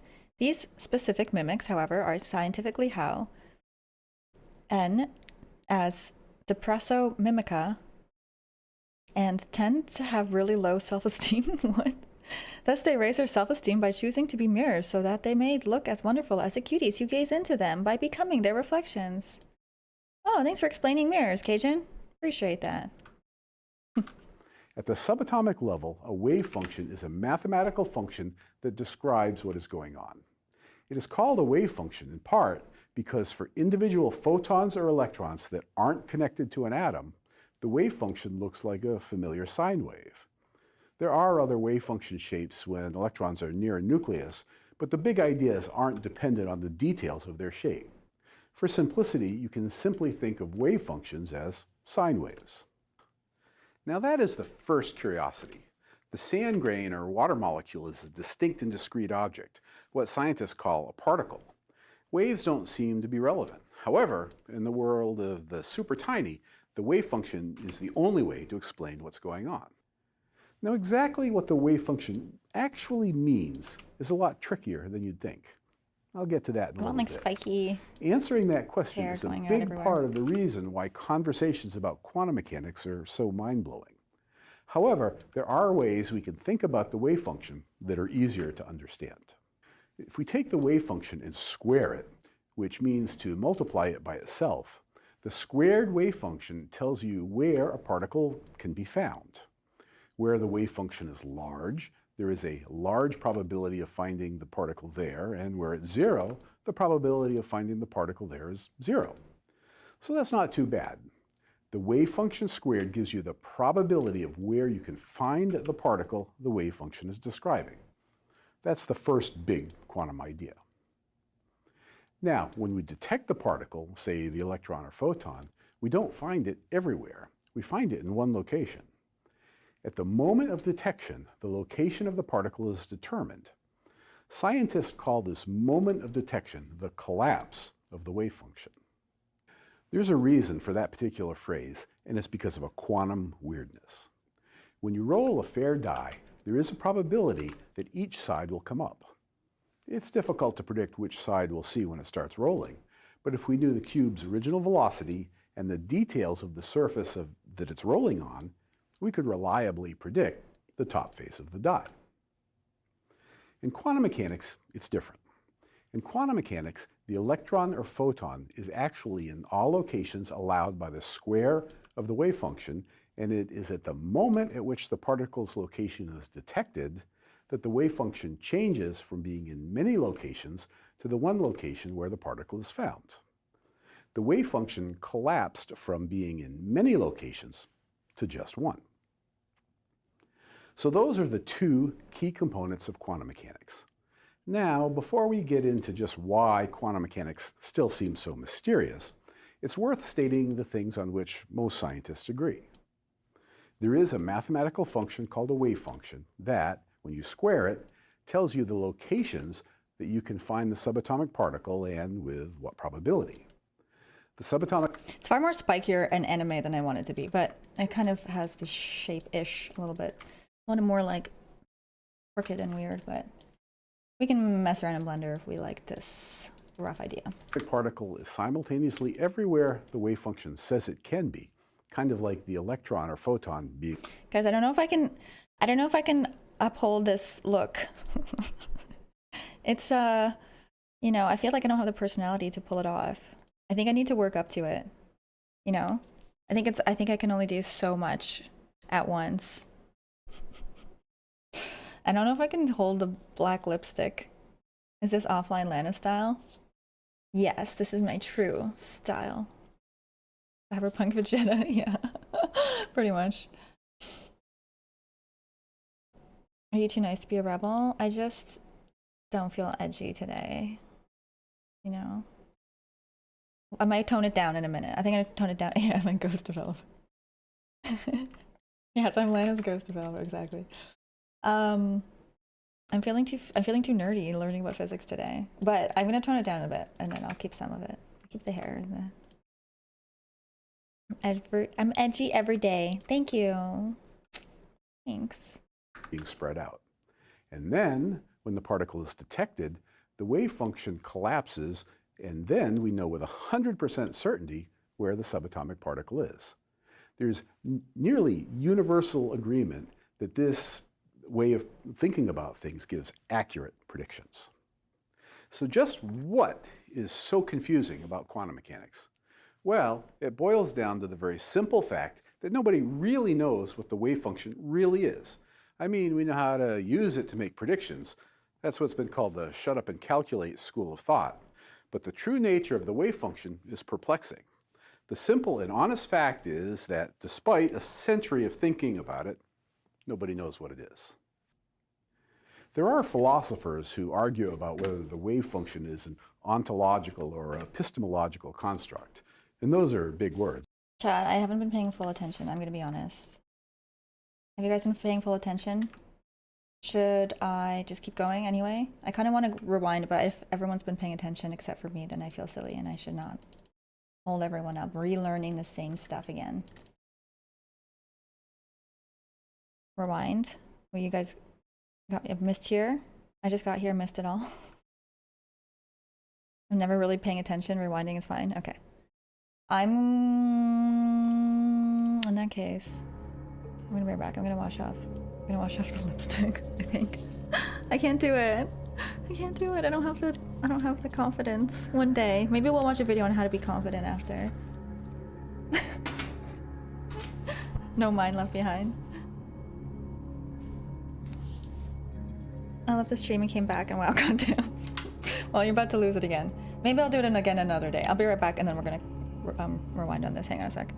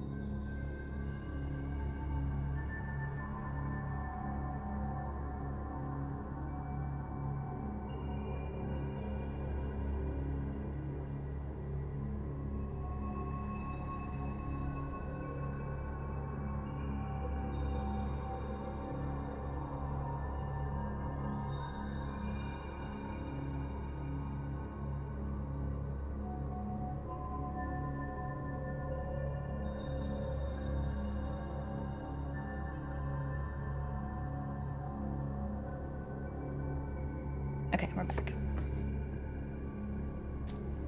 I had to really scrub my lips. I had like black all over my face. It looked like I was eating, I don't know, tar. You liked it? Thank you. It's a little bit, still a little bit still.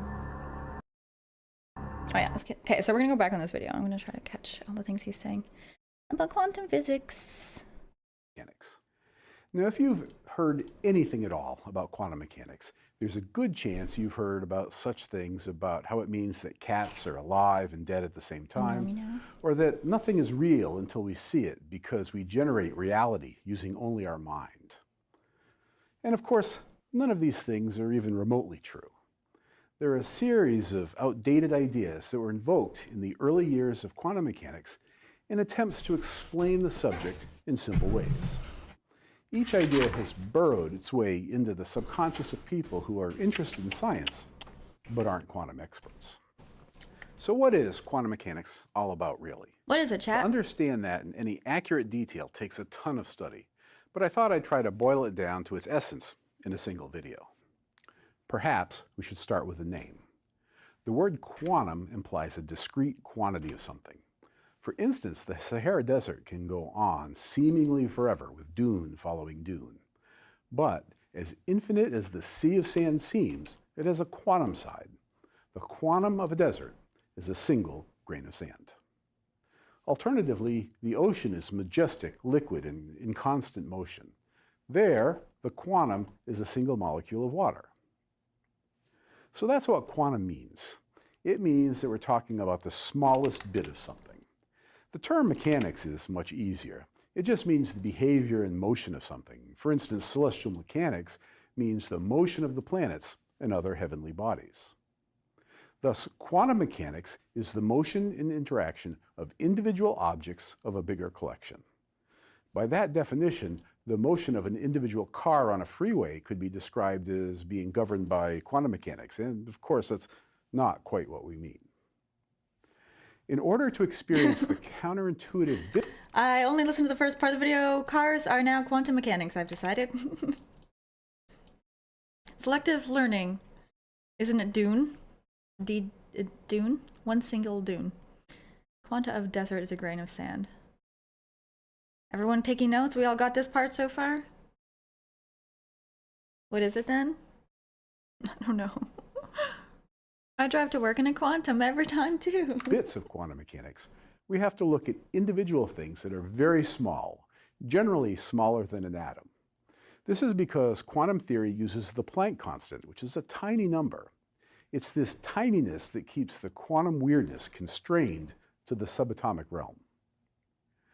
When physicists first learn quantum mechanics as part of our training, we are studying the behavior of individual electrons surrounding atoms, or individual photons of light. By and large, that is the realm of academic quantum mechanics. In a subsequent video, I'll talk about how the weirdnesses of quantum mechanics can manifest themselves on larger scales. But for now, let's talk about this world of the ultra-small, where we're talking about individual subatomic objects. Okay, so now I need to introduce a key idea. How long can I make a jacket before it requires physics? I can move it with the legs, actually. I can just weight paint it to match the legs. I don't think that will be too bad. Past the knee? You think above the knee will be okay? That? I feel like it's gotta be long. I want it to be long. Matrix style. Yeah, Neo style. I haven't seen a character with a long jacket in a long time. It'd be cool, but I don't think I can pull it off technically, unfortunately. Make it long like a wedding dress is draping down the back. That'd be kind of sci-fi, actually.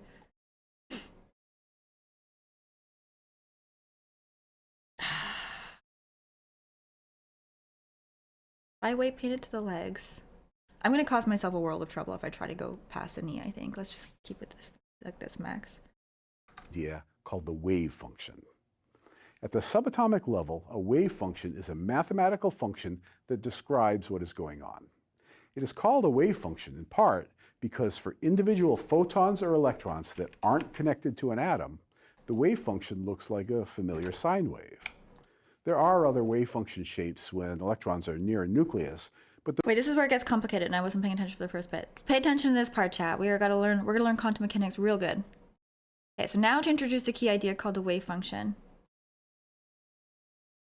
Yeah, I'm in my goth era. I'm slightly less goth than I was a moment ago. Winter is probably over in Minnesota. Already? That's pretty early. Hey, Miss Ren. You know what Keanu film I'd love to see a return of? Constantine? I remember that was like an interesting one. I want to watch it again now. I don't remember any of it. Did Ernest Hemingway wear a long coat? I didn't know that.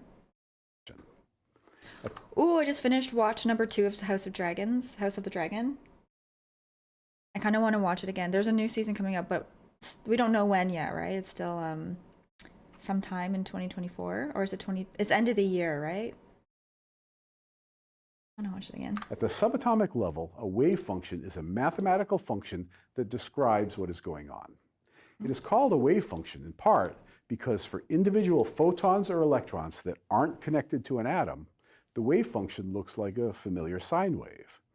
There are other wave function shapes when electrons are near a nucleus, but the big ideas aren't dependent on the details of their shape. For simplicity, you can simply think of wave functions as sine waves. Now that is the first curiosity. The sand grain or water molecule is a distinct and discrete object, what scientists call a particle.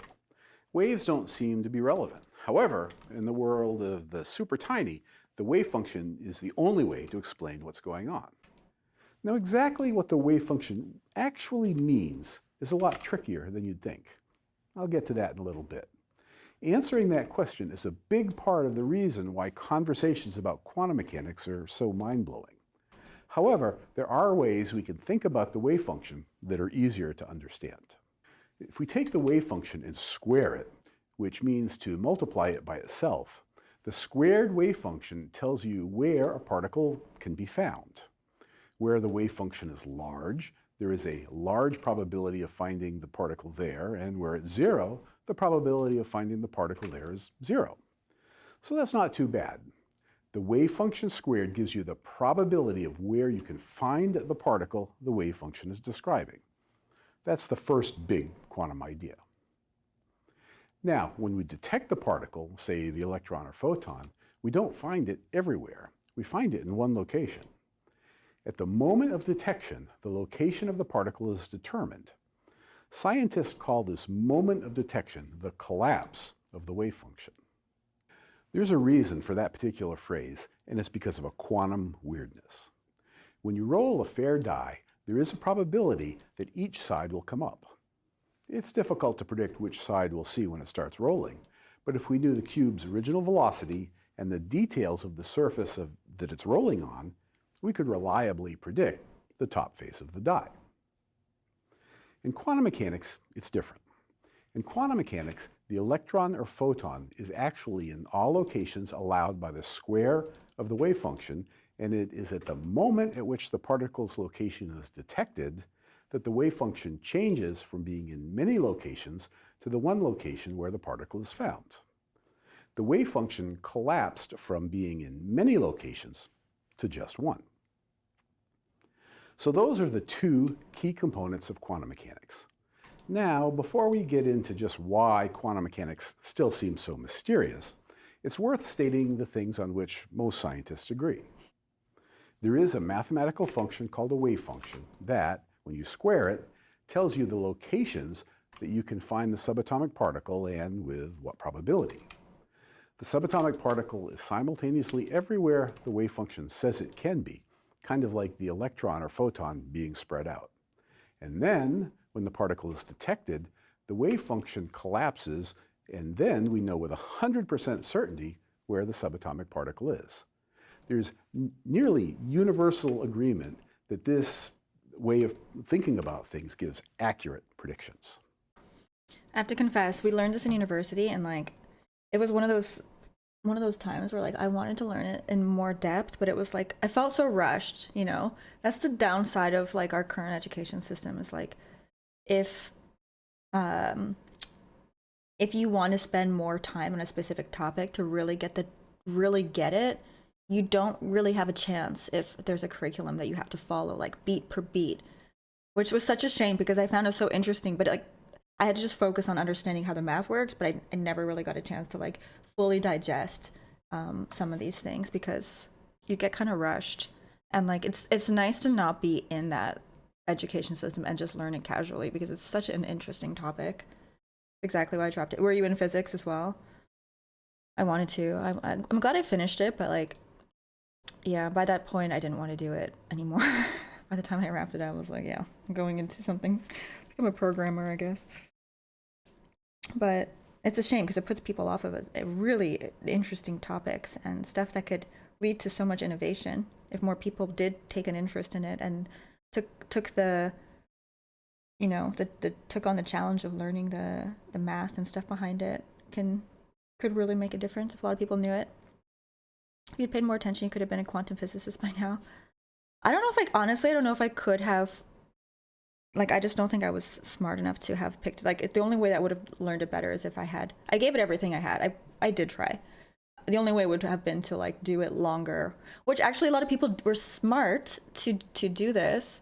They were like, oh yeah, this is why I'm taking an extra year, so I have fewer things to learn at once. I was like, oh, that would actually make it a lot better.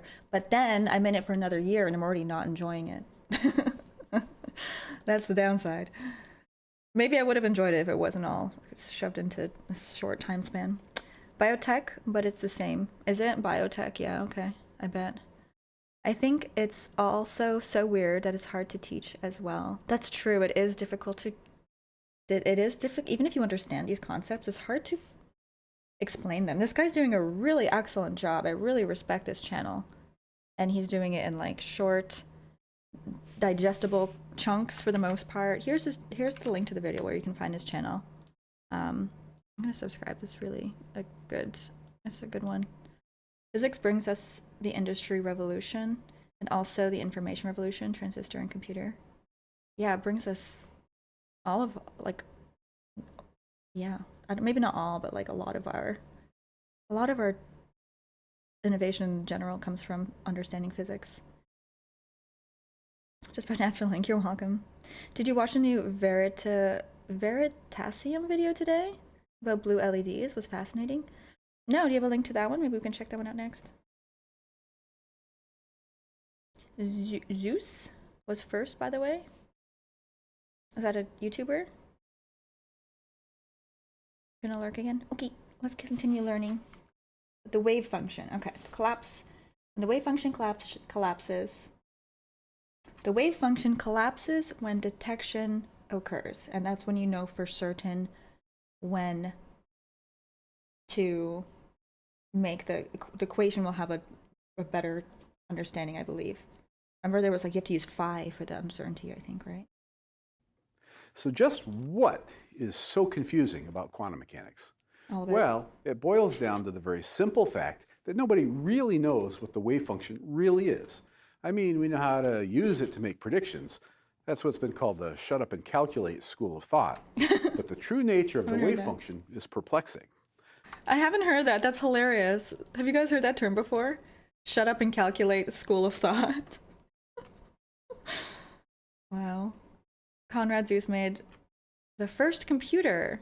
Kind of up for debate. I'm trying to troll. Oh, okay. He does good videos, but so smug. Who's that? Oh, the Veritasium. Vertias? Am I mispronouncing it, or is it typo? It's just a wig.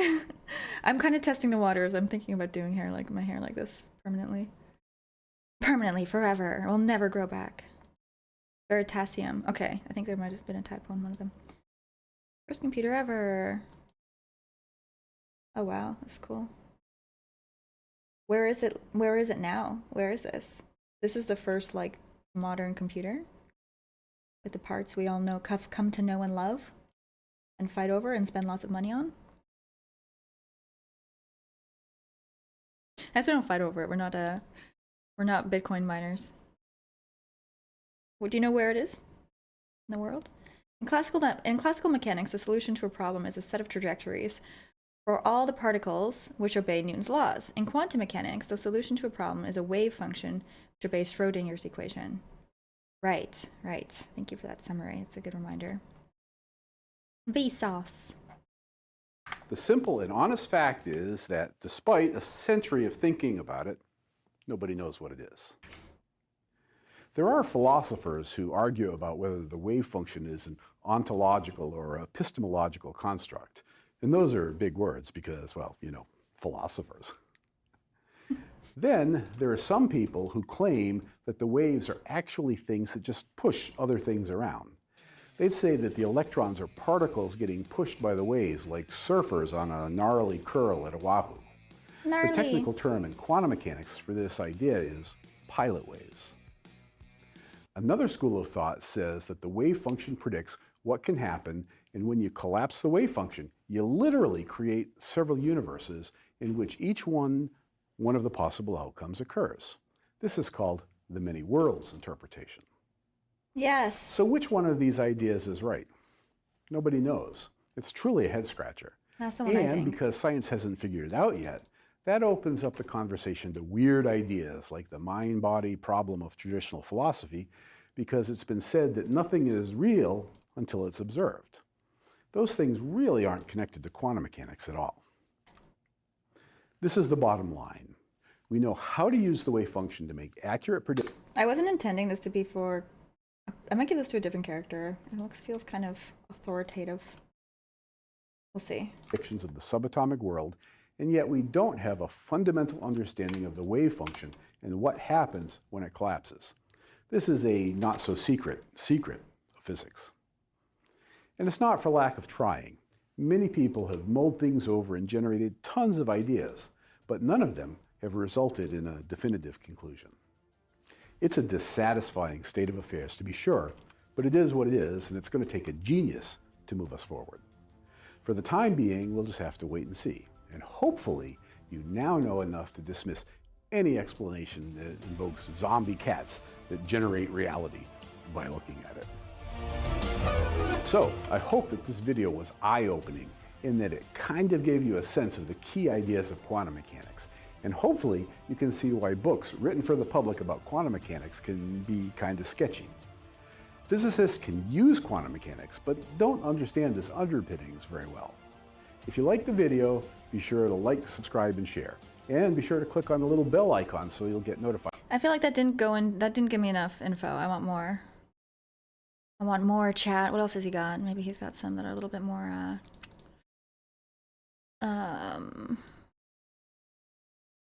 goes into dives deeper.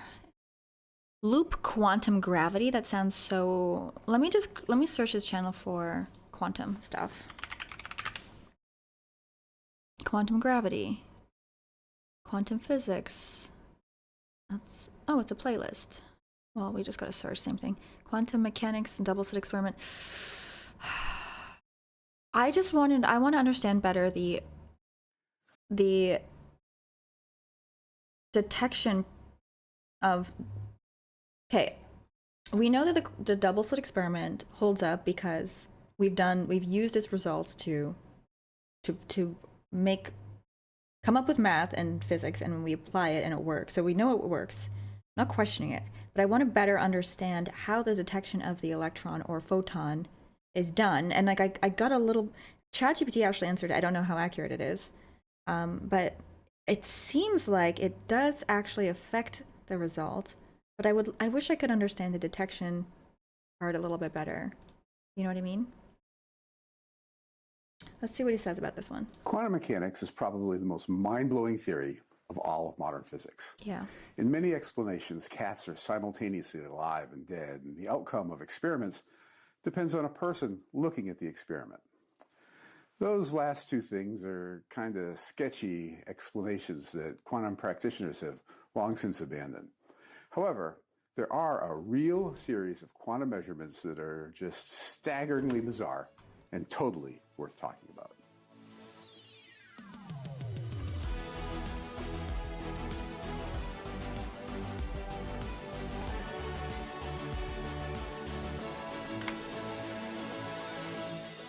Probably the simplest measurement to understand the weirdness of quantum mechanics is the double slit experiment.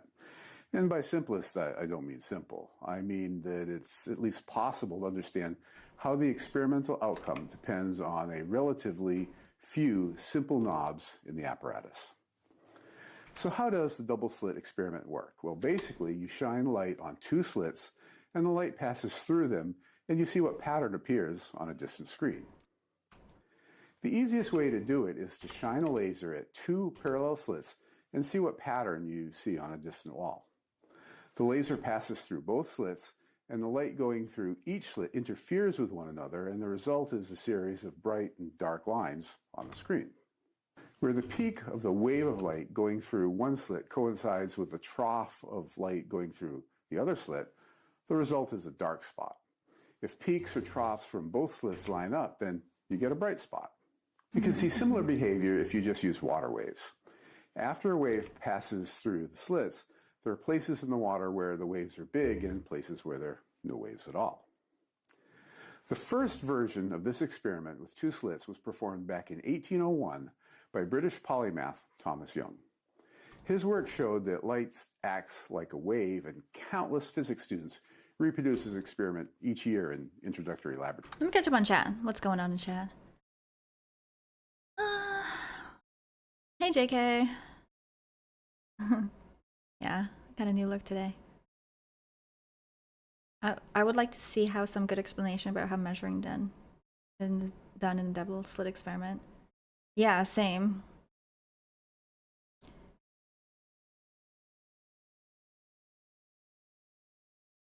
Nothing is real until it's observed.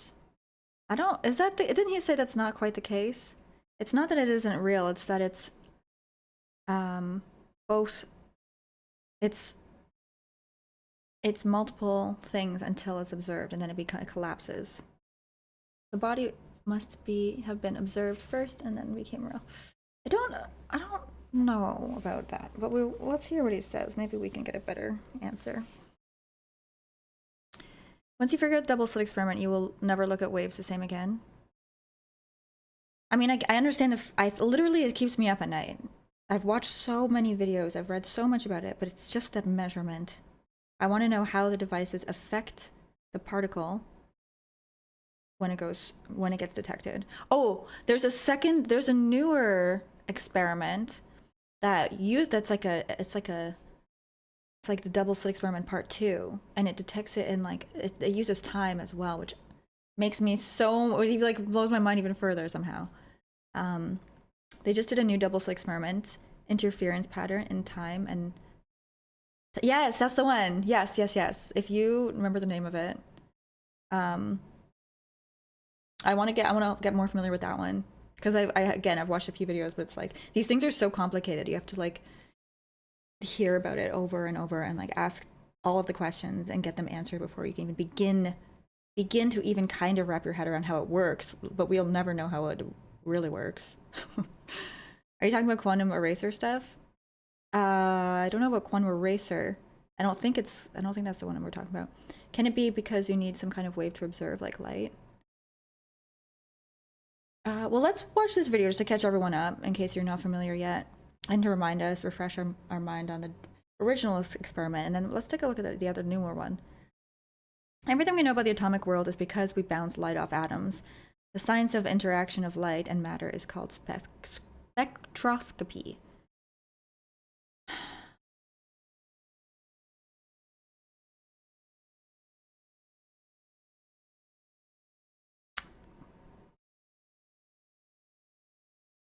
It's not all light. It's not all bouncing light, though, right? Because we have the Millikan's oil experiment.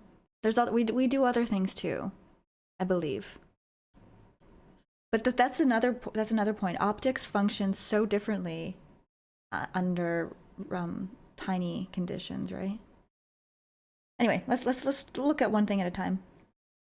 I've often wondered about our measurement techniques are flawed. We are literally using stuff to measure other stuff, and the interaction of stuff with fields that we can detect with more stuff with limited detection methods.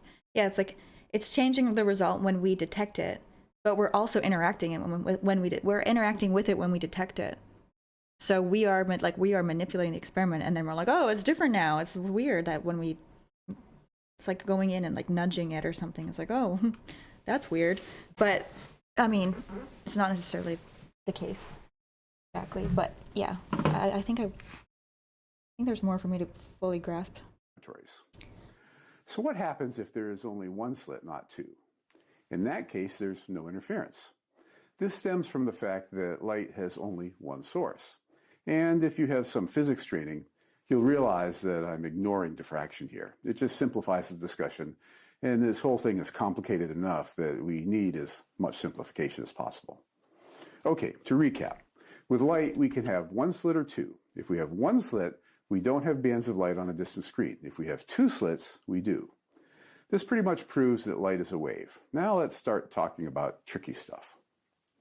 We know from other experiments that light is also a particle and that particles of light are called photons.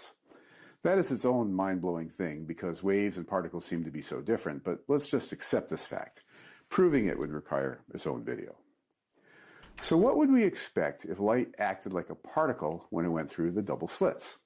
Well, a particle is like a BB or a marble or something. The particle would go through one slit or the other, but not both.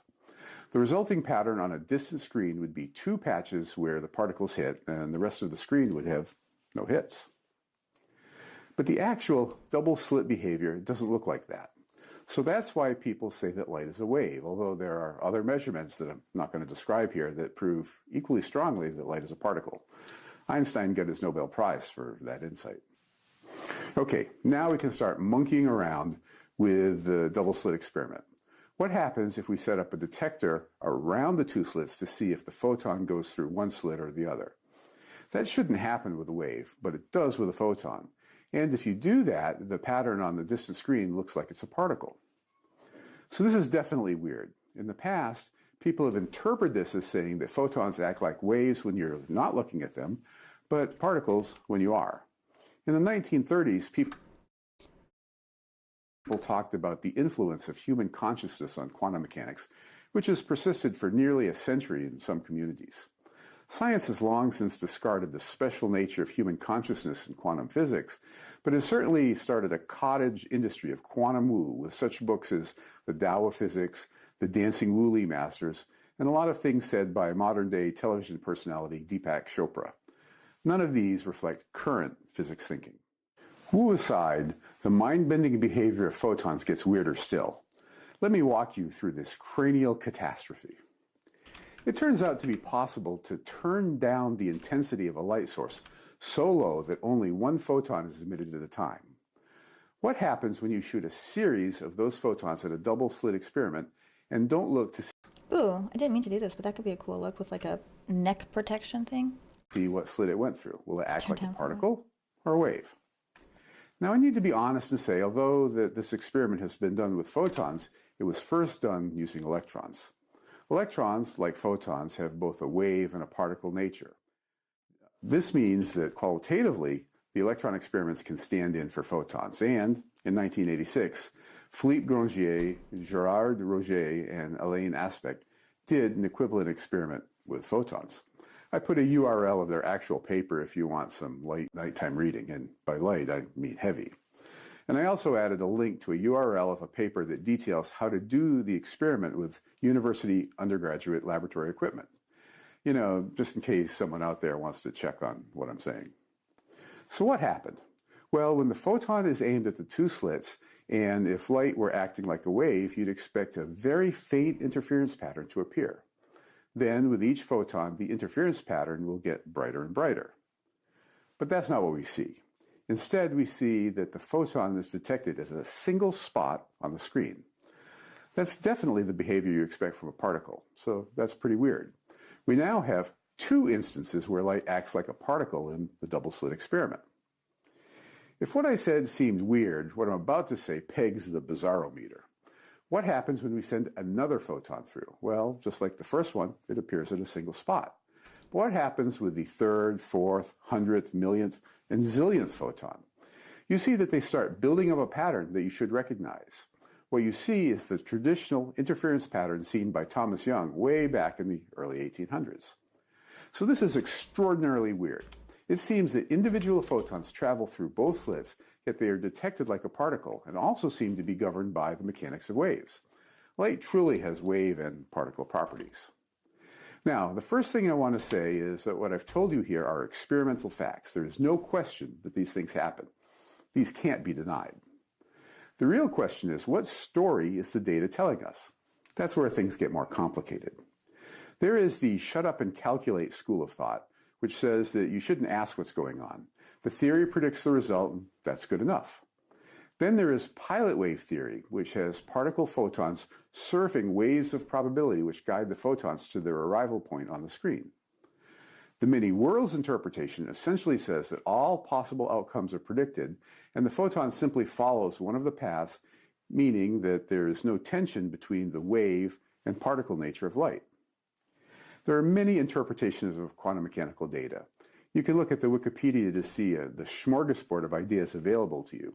And there's no lack of ideas that can reasonably be called fringe. I put a URL to the Wikipedia page that lays out the more plausible options. I haven't told you which of the options is right because the jury is still out. Few of the options are ruled out by the data, so we're kind of stuck in the position of saying, I don't know. By the way, fun fact, I went into physics hoping to solve this quantum conundrum, but as I got into it, I saw just how hard it was. If a century of smart people thinking about it hasn't solved the problem, I probably wasn't going to either. So I went to particle physics, which was equally interesting and a field where I could make a difference, and, well, the rest is history. Even though... That's so sad to me. Like, we have these absolute mysteries about how the nature of our entire universe works. But even though this guy was, like, really passionate about it, he's like, he probably needed to make a living, so he had to go into, like, a different field. He's like, this is very complex, and I need to pay my bills, so I guess I'm a particle physicist now. The double slit experiment is mind-blowing. There's more to the story. In my next episode, I'll tell you about how we can pick which slit the photon went through, then erase that information. What happens in that case? Well, you'll have to watch the next video to find out. Well, that was certainly fun. Thinking about quantum mechanics is always a good way to make your head spin. If you like the video, please like, subscribe, and share on social media. We need more viewers. We do need more physics viewers. Huh.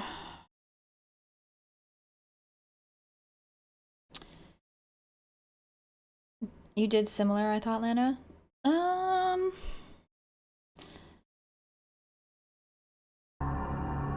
I don't know if I necessarily went in thinking, like, I did not have the confidence that guy had to even assume that I could begin to solve some of these unanswered questions.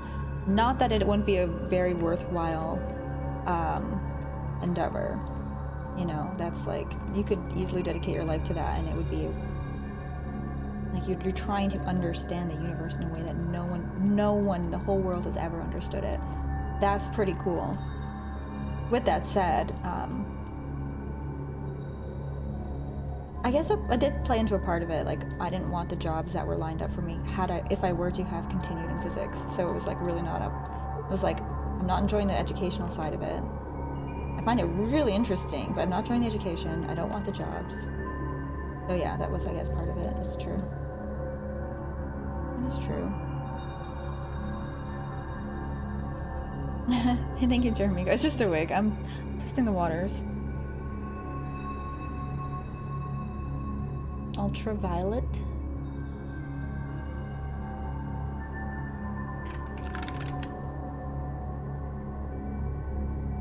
Oh, thank you. A cool look.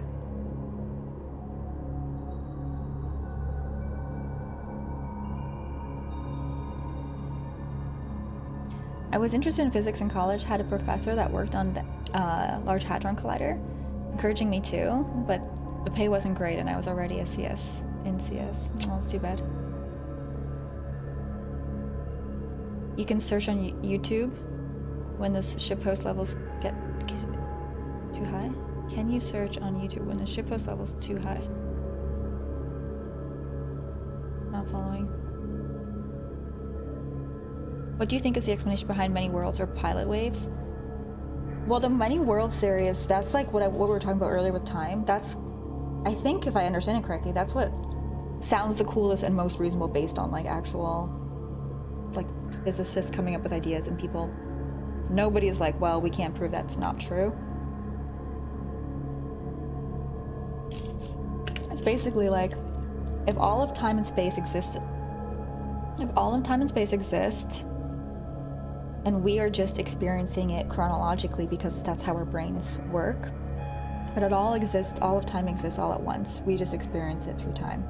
And that's kind of the last video we watched, or an earlier one.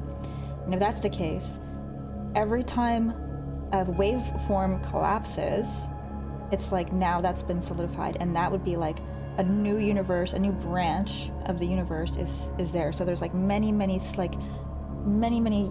that that exist because that happens so much. And even though time and space both exist, all of it all at once, there's so many variations of it.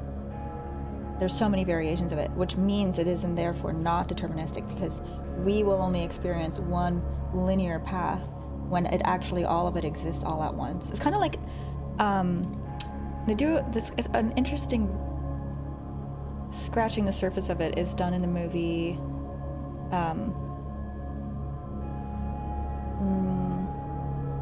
Mr. Nobody. Is that what it's called?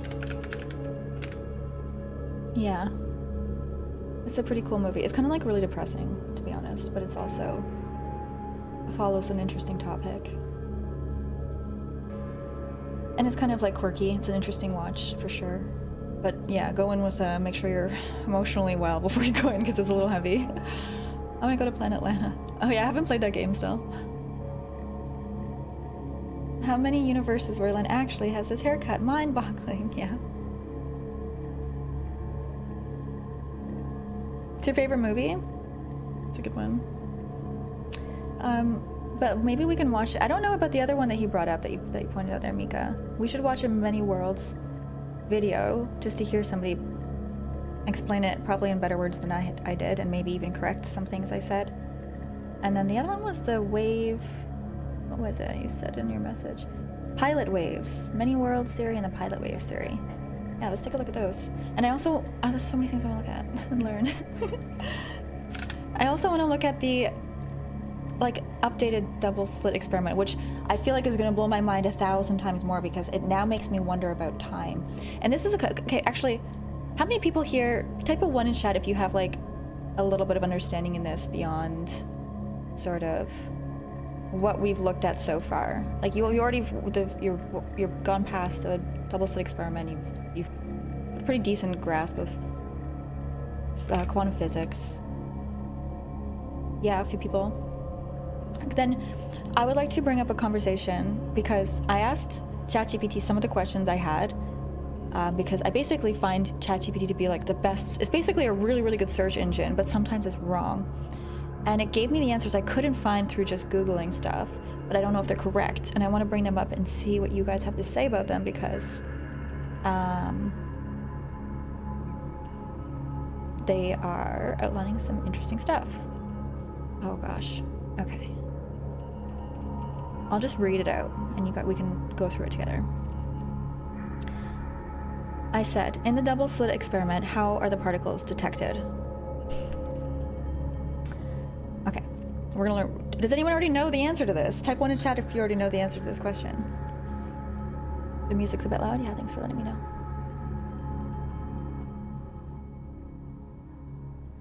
Okay, so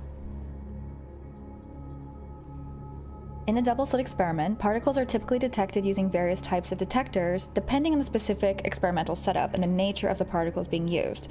Because sometimes they use electrons, sometimes they use photons, and I guess sometimes they use other particles, which I am not familiar with. The primary goal of the particle detection in this experiment is to determine the pattern of the particle impacts. Let me put up the double slit experiment. I feel like we're going to take a little break and learn this. I'll put up a diagram just to let people understand what we're discussing here better.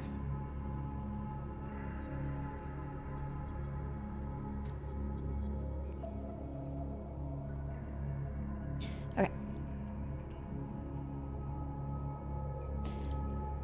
So the primary goal is to determine the pattern of a particular of a particle, sorry.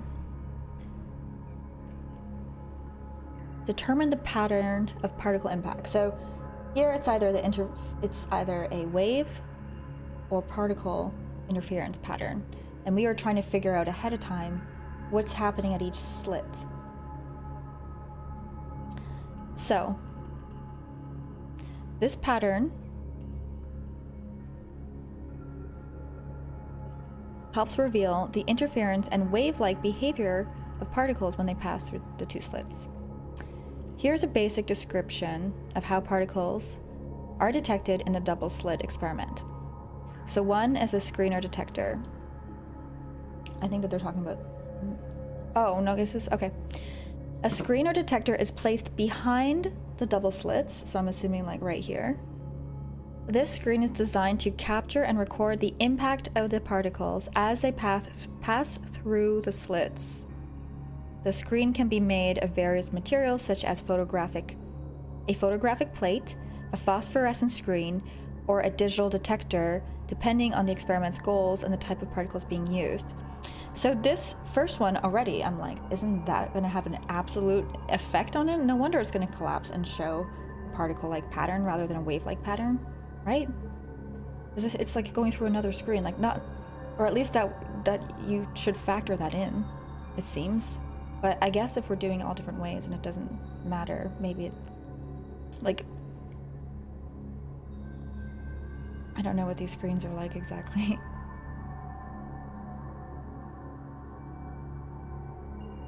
So they look for pattern correlations, hopefully based on testing with many different devices, materials observed, etc.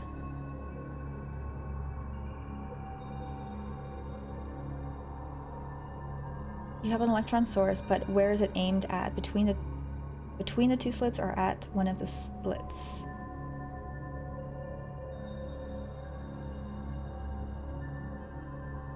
I believe this is being emitted and it's going all over the place, and sometimes it goes through the slits.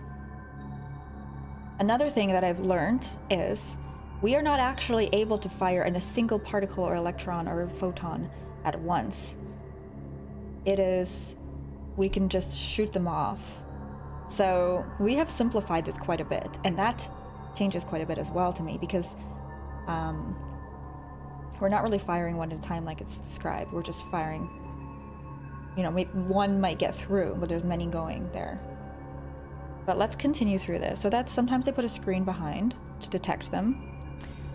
Sometimes it's a particle source. Particles such as electrons or photons are emitted from a source and directed towards the double slits. This source can be controlled to emit particles. Oh, this is just describing this experimental setup. So the screener detector is this. Never mind. Okay, so this, I thought that they were talking like there's another screen here to detect them. Okay, that makes more sense. There's a screener detector back here, I assume. The particle source is this, which is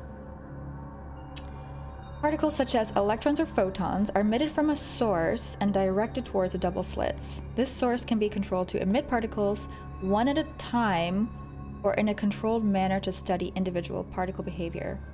Okay, let's come back to that. Maybe it is one at a time. Double slits. The particle passes through the double slits, which act as narrow openings. These slits are usually very close together and are responsible for creating an interference pattern when the particle exhibits wave-like behavior. The interference pattern.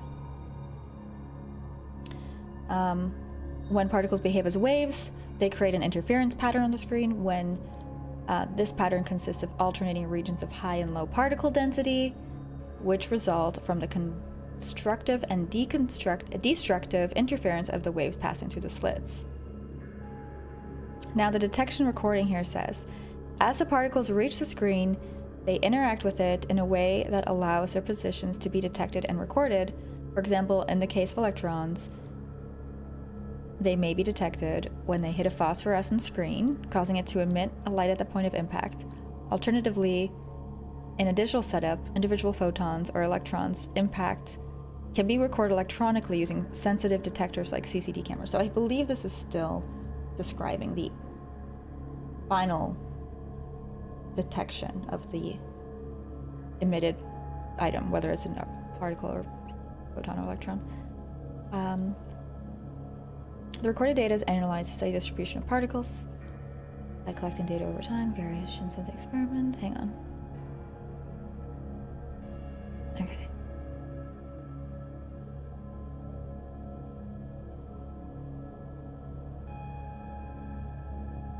Okay, I asked some other questions, and I asked it, how do you fire a single photon or electron?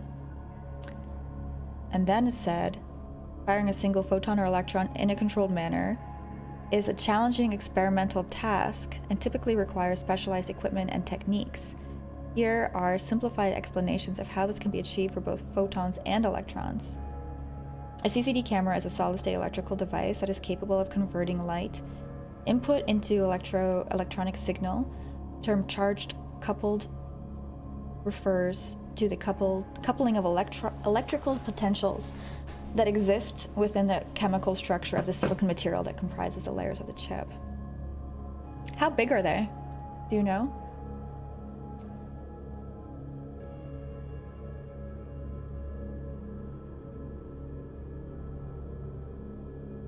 Thanks for sharing the link, Aries.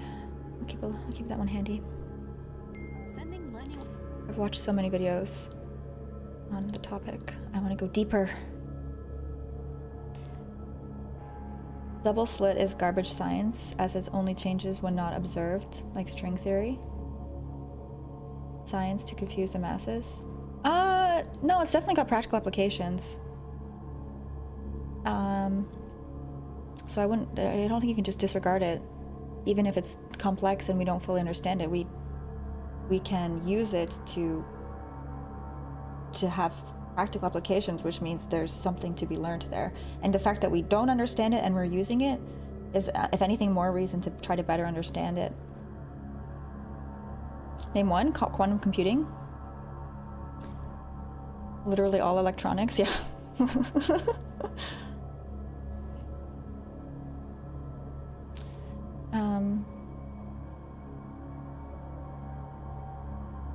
Okay. That's actually another topic I want to look into, is like, how do we, I mean, I know we use the formulas and the understanding of it, but I want to see like the translation of the principles behind quantum mechanics into the application. I would be curious to see kind of like how that's used. Where is it used? Quantum computing, quantum computers. And I believe it's used in like a number of other things too. In fact, let's look it up. Let's answer this together.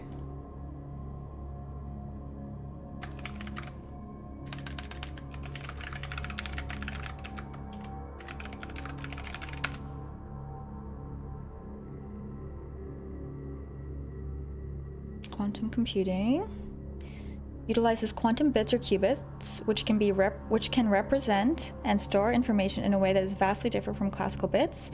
This can potentially lead to computers that are significantly faster at certain tasks, such as factoring large numbers, simulating quantum physical processes, optimizing large complex systems, and more.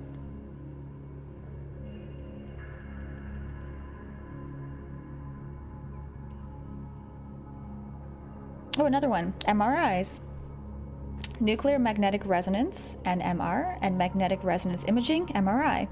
Although not always highlighted as quantum applications, the principles of NMR and MRI are deeply rooted in quantum mechanics. They exploit the nuclear spin properties of atoms to provide insights into structure, molecules, and to produce detailed images of the inside of the human body retrospectively.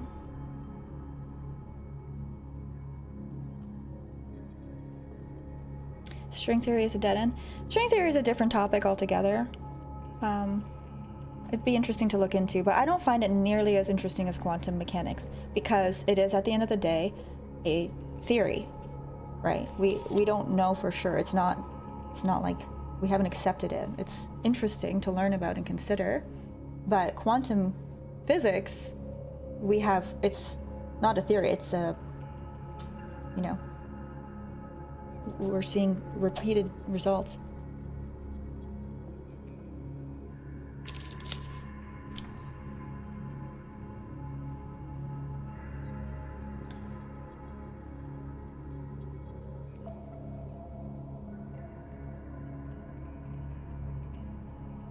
Did that answer your question, Maliki? There's a few more examples here we can go through. I'm well versed in the subject and in string theory, so not to be rude, but your assumptions are based on their theories. Their theories, and what may be used, nothing real. I mean, are MRIs not real? I'm not sure what your question. You asked what the practical applications are. We gave you some examples. And you're saying assumptions are based on their theories and what may be used. I mean, it's used in MRI machines. I've seen none except for conjecture or phantomware. Again, MRI.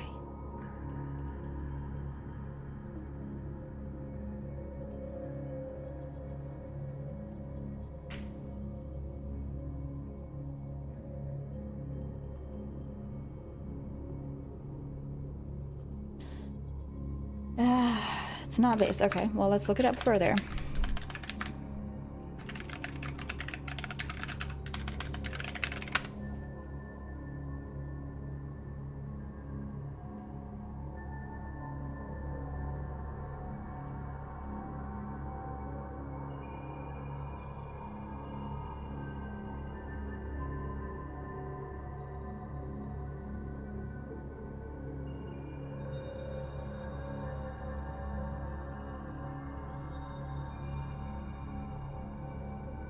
I'm also well versed in the subject, by the way.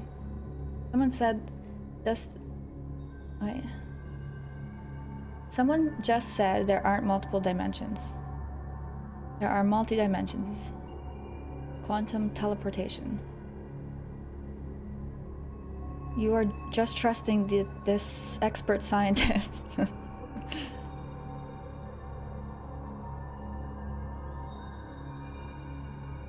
Theory is proven stuff. Arca says, I'm here to debate. Well, we got lots of people looking to debate here. The double slit experiment is not garbage science. Oh, okay. Somebody is agreeing here. Hey, XFN. Well, I think a lot of people are agreeing that it's not garbage science. What does it say here?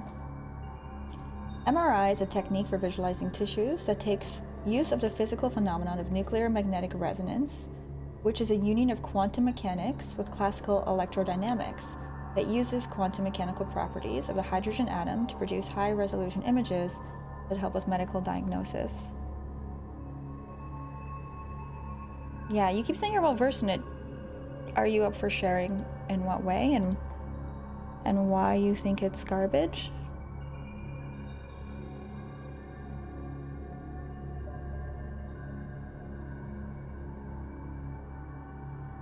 It is also making it harder and harder to reduce chip size.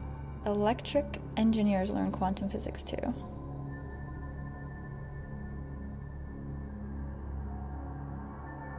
Theories are not proven. No theory can be proven in science. Thank you.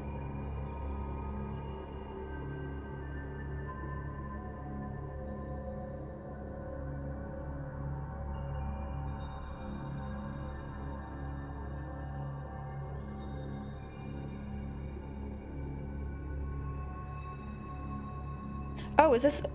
No, this is not the one. Somebody was chiming in earlier, and mentioned, or maybe anyone else, if anyone else knows the name of it. There's a double slit experiment, and then there's another one, and I can't think of the name of it, but they factor time into it. It's like they look at the result of one thing and then another thing, and it's like, it's more complex and very interesting, and I want to learn a bit more about that if you guys know the name of it. To get my sleep. Okay, see you later, Pen, and have a good one. Let me see if I can find it. Where was it?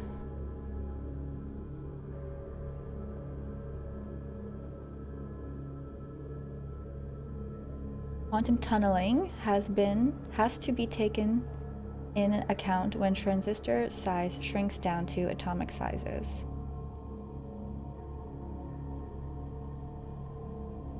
And what is that? And what Quantum tunneling has to be taken. I'm not familiar with quantum tunneling. Transistor size shrinks down to atomic sizes. That's interesting.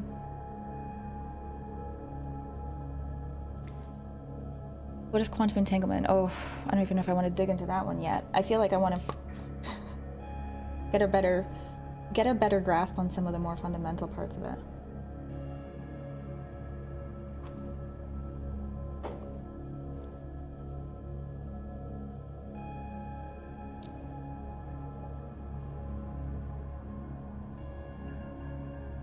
Double slit in time.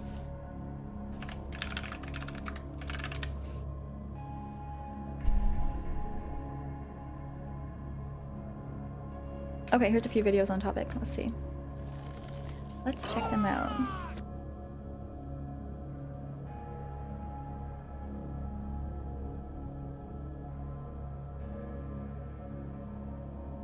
Physicists at Imperial College London announced that they had been able to carry out the famous double slit experiment using slits in time rather than slits in space. Well, what on earth does that sentence even mean? This experiment, other than being cool to an optical physicist, someone who likes studying light, also confirmed that behaviors in time and space are correlated, and has actually resulted in an advance in our understanding that may help us one day make computers and bits out of beams of light rather than out of electrons and silicon. Computers made out of light, slits in time, sort of feels like someone's put a physics textbook in a blender. What is going on here? Let's take a dive into this kind of strange experiment.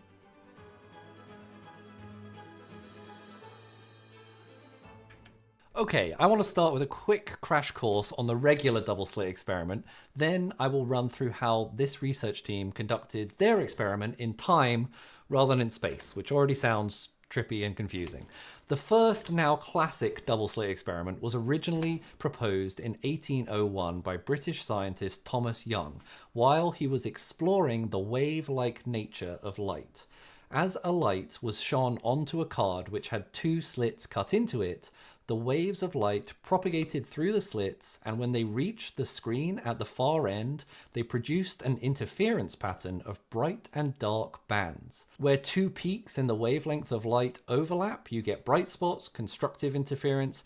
If a peak of one wave overlaps with a trough of another wave, however, you get no wave at all, which is called deconstructive interference. This was actually one of the observations that confirmed to us that light isn't as simple as just a particle, which would have otherwise produced just two bright bands on the screen. By the way, the person who was saying that the quantum mechanics is all a bust and stuff, I am genuinely interested in what, if you're still here, I'm interested to hear like what you have to say about it, because yeah, I mean, I would be curious to hear alternative explanations, and like we've developed math around it, but yeah, I feel like there's more to learn about. He just wanted attention. Nobody who studies science would say it's BS. Thank you, STP. Instead, it must be more like a wave. To do this experiment well, the slits need to be very, very, very narrow so they are point-like in nature. Otherwise, each slit acts like multiple sources of light in a little row. This, for the time being, is all we need to know to conduct this experiment in space. Let's now look at how we would conduct it in time.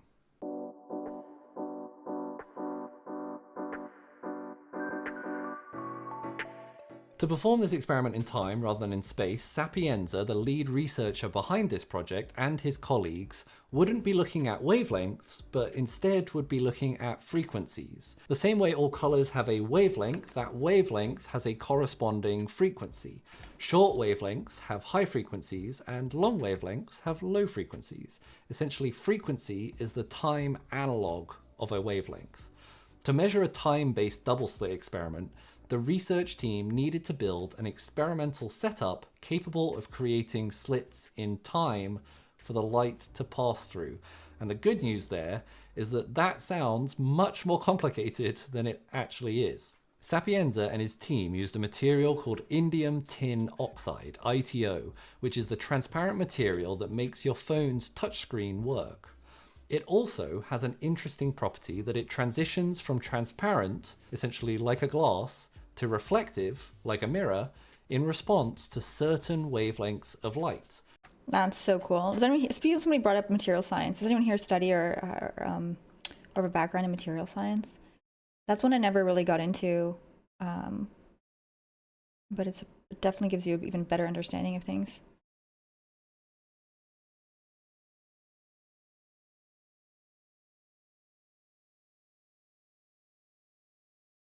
If my girlfriend is not real, that means science is not real.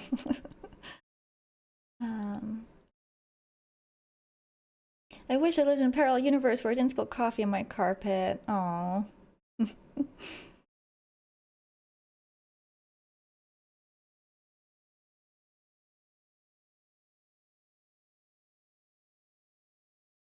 I thought he said that too.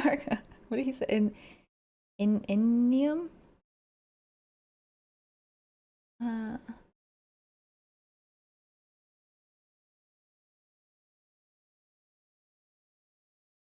It is complicated. He's lying. Yeah, right.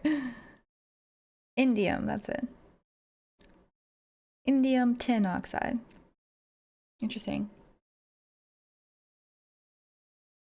Yeah, isn't it funny? Like, we don't really know how, I mean, some of you guys might, but for the most part, most people don't know like how our phones are made, and we carry them around and like rely on them so much. I saw this video of some guy being like, if I went back in time and they were like he's like, I realized I would not make a difference. Like they'd be like, oh, you're from the future. Like, what? Tell us about it. He's like, oh, everyone uses computers. They're like, well, how do we make one? He's like, oh, I don't know. What's this internet you talk about? How are people connected? It's like, well, satellites, which I also don't really know. And then he's like, they just wouldn't believe me because I wouldn't know how to build any of the stuff that makes us advanced. Oh my god, that like was kind of a big reminder. Holy crap, kind of weird to think about. I know how my iPhone works. It's magic, obviously. If you guys go back in time, like let's say to God, even like, I guess the further back in time you go, the better chance. I guess, oh my god, that would be such an interesting like quiz, is how far back you could go in time to prove you're from the future. How far back could you go in time to prove you're from the future? The more recent, the more impressive. But it would have to be, you couldn't wait for things to happen, is the only thing. You'd have to like invent something to show. Because if you wait for it, that's too easy. But even that was brought up in the video. He's like, well, who's going to be the next president? He's like, oh, I don't know. Even his history sucks. Imagine taking an iPhone back to 1970s and powering it on. Yeah. Like if you went back in time far enough, you could even like, if you went back in time like way long time ago, you're like, oh, here's how fire works. I can start a fire.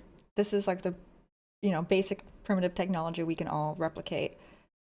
But I don't know like how much beyond that we all could replicate if it came down to it. Can you start a fire? Yeah. Sometimes. Sometimes I suck at it. Actually, come to think of it, like, when was the last time I had to do it from scratch? I don't know if I ever, actually, I don't know if I ever have started a fire from scratch. I don't know if I have. Now that you bring it up.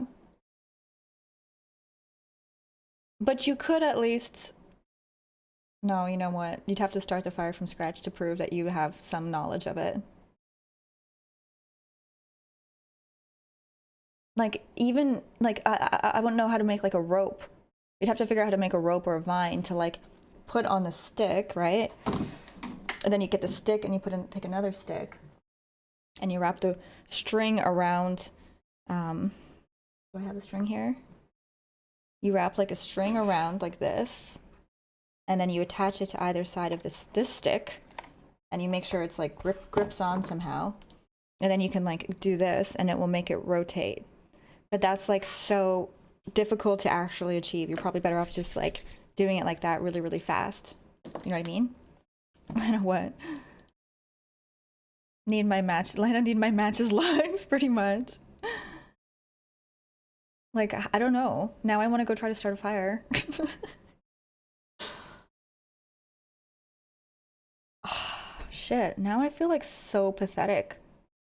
I need to go start a fire or I'll never feel like a decent, capable human. I know I said I don't like walks, but now I think I might start going for walks and finding sticks and trying to start just a little flame. But even then, it has to be like dry conditions. Okay, I'm talking with you don't have anything from the future. You go back all the way back to the point where fire is not harnessed by people, and you're trying to prove to people that you can, that you're from the future and you know things that they don't. Play some music, please. Let's continue this. Find some lava. In a process called the Kerr effect. The research team used this reflective switching property as a way to redirect Sorry, can I get it here? the beam of light for very short periods of time.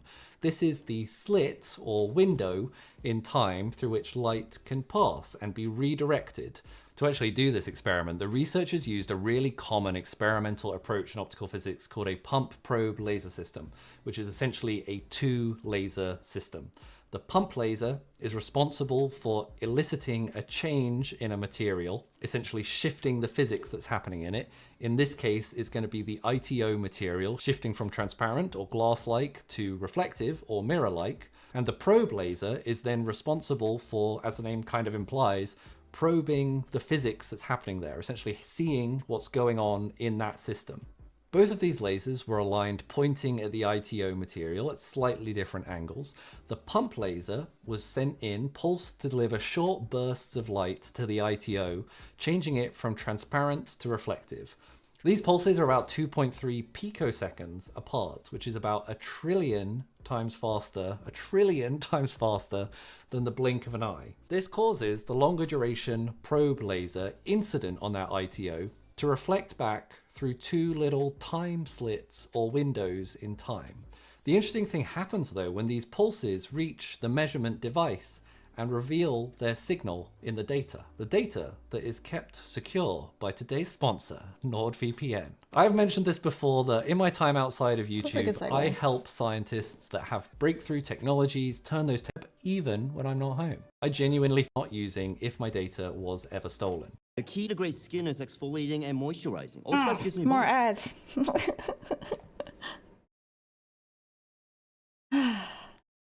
Two slits. Even with this, it makes me wonder about like the probe thing. Like, how do we know that this is not going to affect it? Out of this experiment. When the pulses of light arrive at the detector breaks the signal apart into the frequencies or colors that make up the incoming light, like through a prism.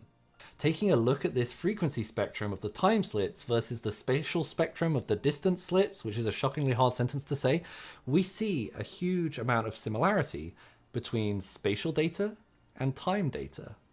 As we look at the arriving pulse in the frequency spectrum, both pulses have a central carrier frequency, the frequency that went in, or the color that went into the system.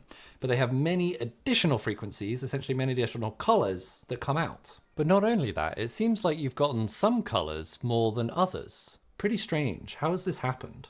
I turned to the lead researcher, Riccardo Sapienza, to understand a bit more about what is actually happening here. So in plasma physics, this is called the photon acceleration.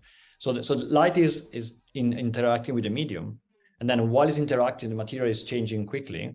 It's a bit like the light has been stretched because the frequency depends on the refractive index, or the optical property of the material. And so if you're changing it very quickly while light is entering, you are basically, it's like having a spring and stretching it. The light is interacting with the material that is changing, so it's stretched in frequency. This is kind of confusing to understand, but it's really the reflection change in the material that is responsible for the color creation of these pulses, the research team found that even if they only put a single pulse into the experiment, they got a broadening of the colors out of the experiment. What they didn't, however, see in this process was the interference pattern that was overlaid on top of these additional colors.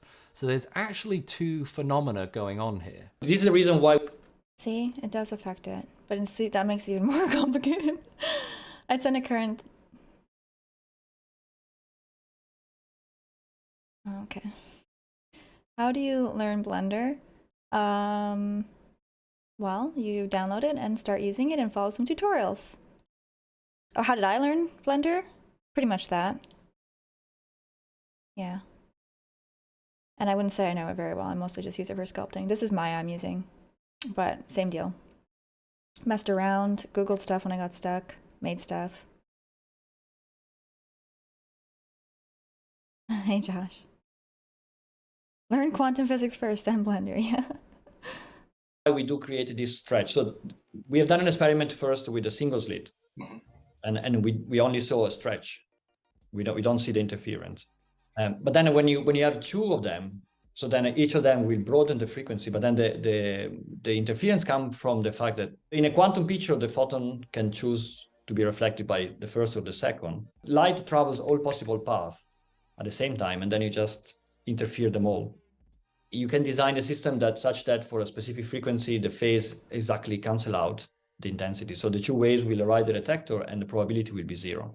Now, here I can visualize the photon in the spatial double slit going through all possible paths to interfere with itself and produce an interference pattern. What's really hard to get your head around, however, is that this is also the correct way of thinking about the double slit in time.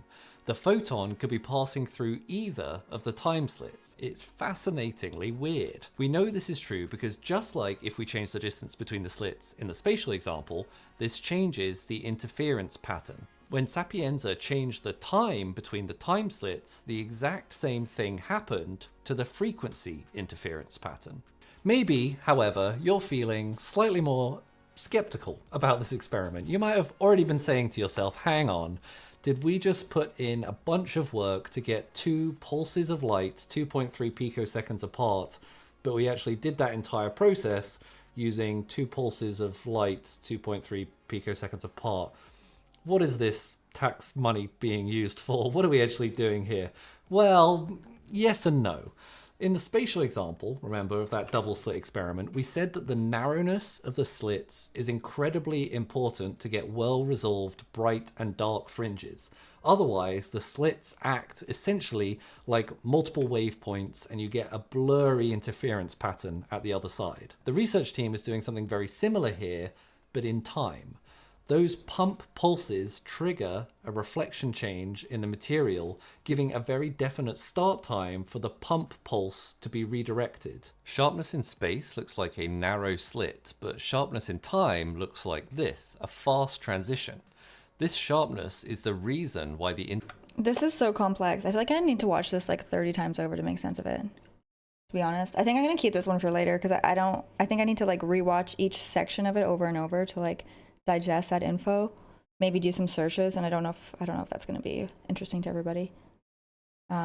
It's almost like unless you're already understanding it, it's only going to get more complex. So I'm gonna leave that one for now and focus on some art for a little bit. These hammer pants. Is that what they look like? All these must be like Nike, and then I don't know if I want to put boots here or I want them to get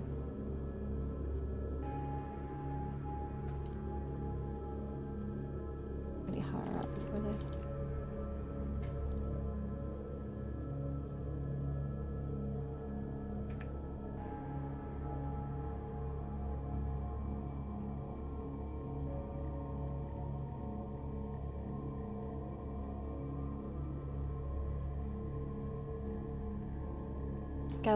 Galileo Galilei Institute just released a YouTube video today titled Quantum Simulation with Quantum Optical Systems. Talk about a complex paper. We have like Assless chaps, we got going in here. What is this? Do you have a link to it? You probably need to have a subscription to the journal to access it though, right? I mean, it's already no. Actually, I'd probably be better to do this. Turn this off.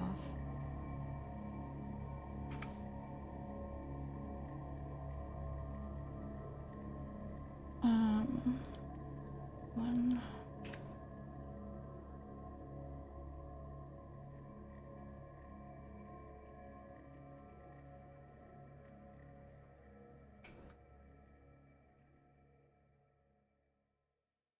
I chose Wix for my business because Wait, of what its the? massive scope for.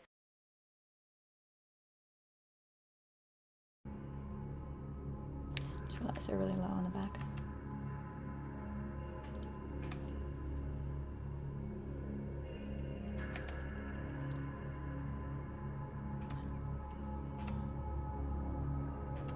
Whatever.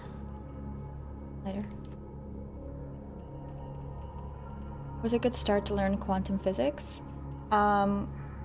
Watch as many YouTube videos about the double slit experiment as you can until you have a pretty good understanding of it.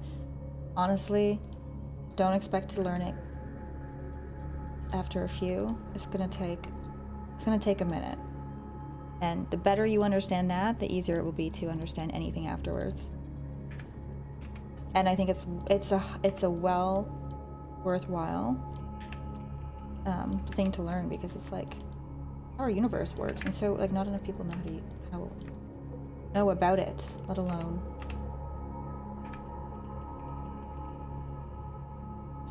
I put this. Very few people understand the basic principles behind it, let alone, you know, for beyond that. And there's so much technology that's going to be coming out and is coming out from it that, and I feel like it gets misconstrued a lot because it's a complex topic. But at least the more people who know it, at least they can clarify some misconceptions to people who are unfamiliar and think it's about like manifesting or something like that, which is, you know, not to say that those things don't have any merit or anything, but I think it's definitely a different topic than stuff that we can observe and replicate and use to create new technology. This should be treated differently. One is more like speculation and curiosity, which I don't want to discourage, but also I think that there should be people should know the difference between stuff that's replicatable and stuff that's more speculation. Do you prefer to use rigid body or character controller to make player movement? I don't really like using rigid bodies because it gets kind of tricky, but I do turn it on in certain circumstances, like when ragdolling.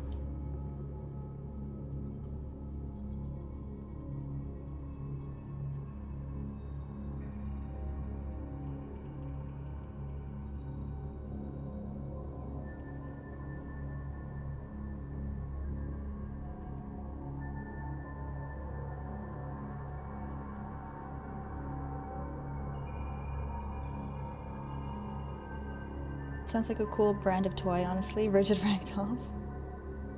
Rigid body ragdoll.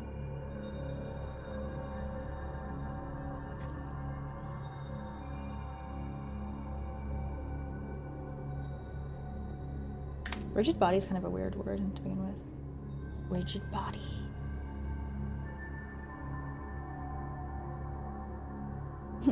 These look like Toms. Remember when Toms were stylish? They were the trend. They were, I don't remember what they look like.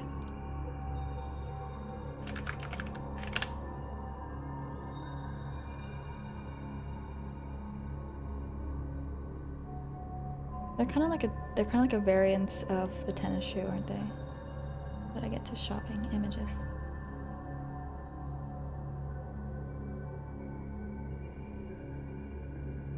People still wear these? Whatever happened to them? How come no one talks about them? Uggs lasted forever. Crocs lasted forever. What happened to these ones? They seem fine. They kind of look like... They look like they could have existed like hundreds of years ago, and people wore the exact same style hundreds of years ago. You know what I mean? Oh, cute. Or like you can make them out of like a leaf or something. Dad started wearing them, did they? Uggs made a small comeback this year, a new version. I thought people have loved Uggs forever. See, it doesn't look like them. Did not intend that. When is it coming out? I don't have a release date yet.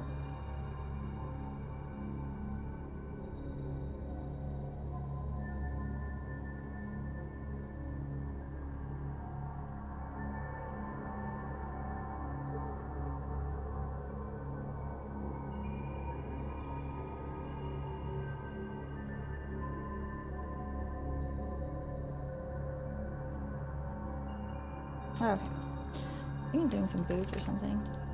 Oh, Crocs? Crocs have been also, I feel like people have, it's had its own cult following that's prevalent for a while.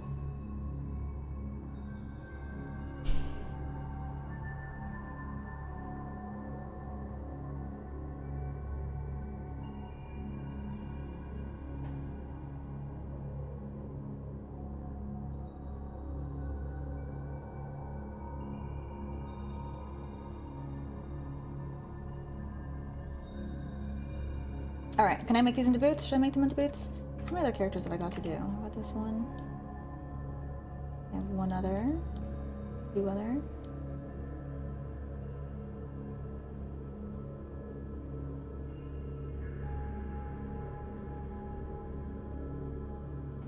I think I only have two other main characters to get kind of started in here, otherwise. They're started. I know they're all very rough, but this is just like a sketch. Look at it as a sketch. But are 3D in 3D.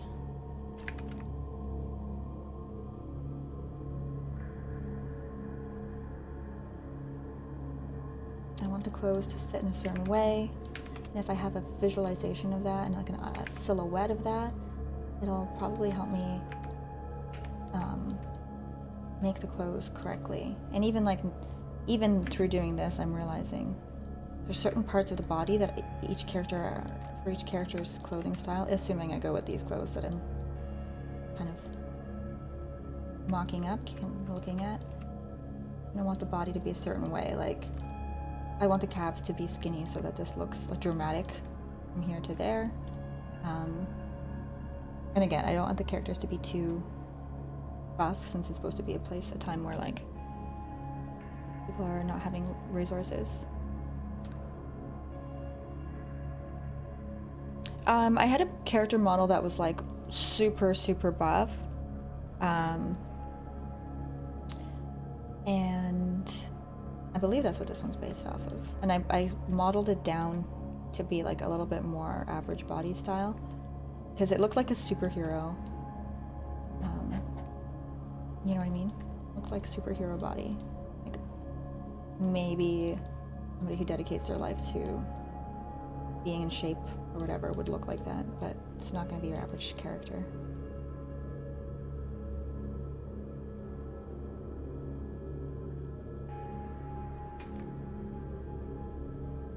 We're gonna go in and do detail stuff later on. I'll be right back. Hang on a minute, chat.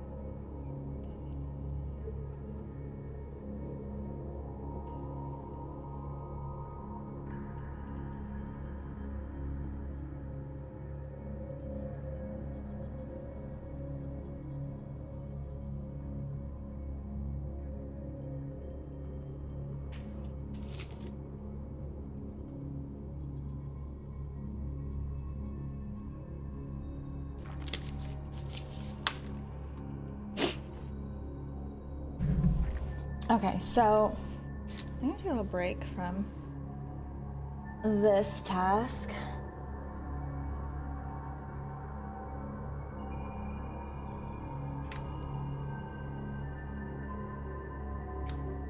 The two characters I have left are honestly the ones that look, I think, probably look the best. Well, kind of. They both need still a little bit of work. I might just rework those two rather than start over by too much. Yeah, I think that might make more sense. So I'm gonna come back to doing this task. I think we're done with this for now. Lots of more experimenting to be done. There is, however, a couple of other things I wanted to look into. Has anyone done lip syncing before?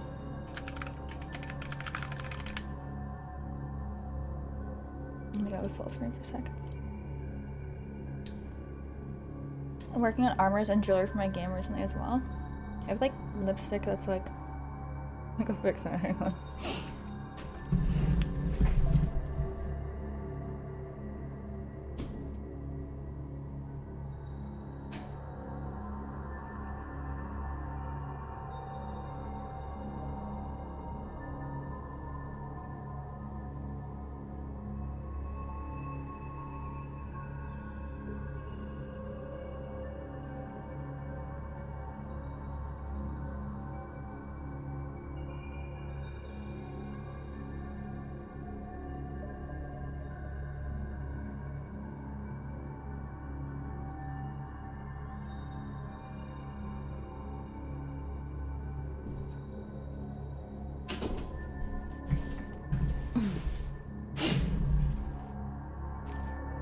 My lips are so dry from scrubbing them from the black lipstick I had on earlier.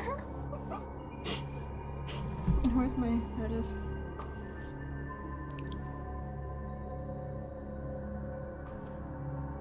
Okay, so hang on.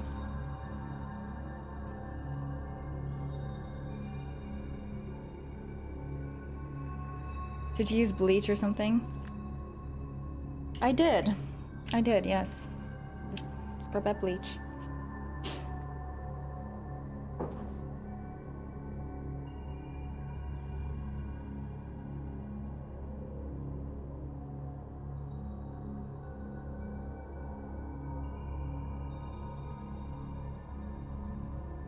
Just opening up Unity. Give it a second. I was gonna say, okay, there's two things I want to look into with the characters. One is eye movement and one is lip movement, and both of them I want to experiment with soon because I want to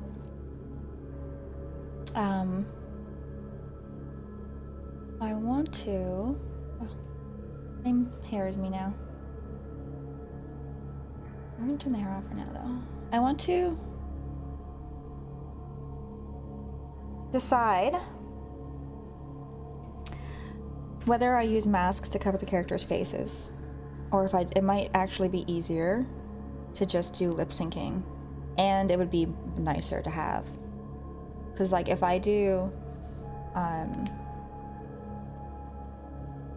masks for everyone, that's like a lot of, masks are really hard to make look cool, and I still kind of want to make them move when they're talking. I think it might actually be easier to just make the mouse move. I can just get like one mouth that I use for everyone, unless I want to do crazy teeth, which would be cool but not necessary. And then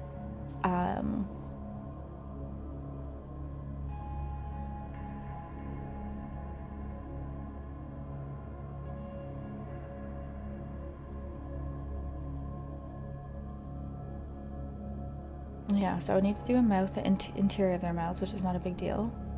And then I would need to do, I would need to either use blend shapes or something to change the face for each phonetic sound. I I feel like I've explored lip syncing before, but it's been so long, and I have so many tabs open. How am I ever gonna find anything? Let me close out stuff I'm not using.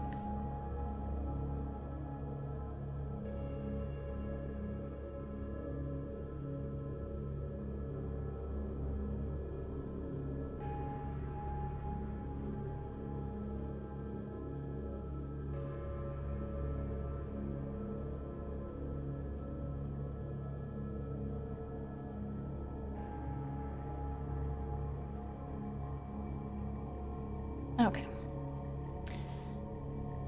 Lip syncing Unity.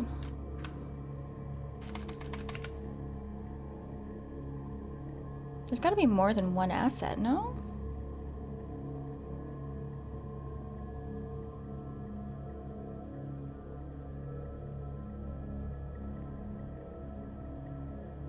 From Quora from Tron, thank you.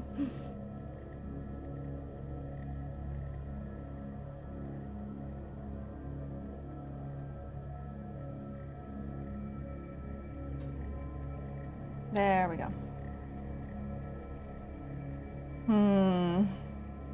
How are we gonna pick one?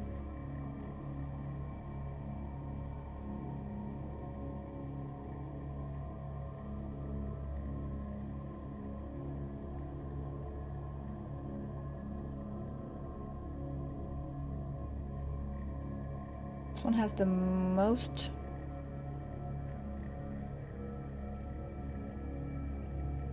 ratings.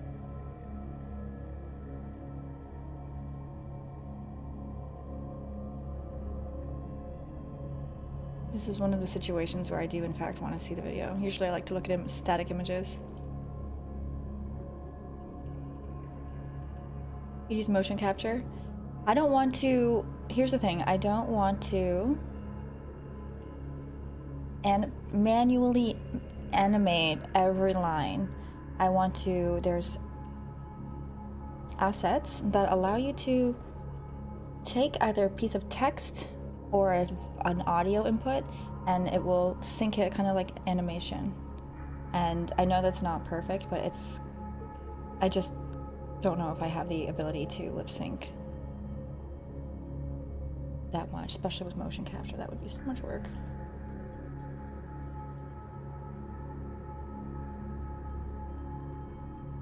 Let's see what they got.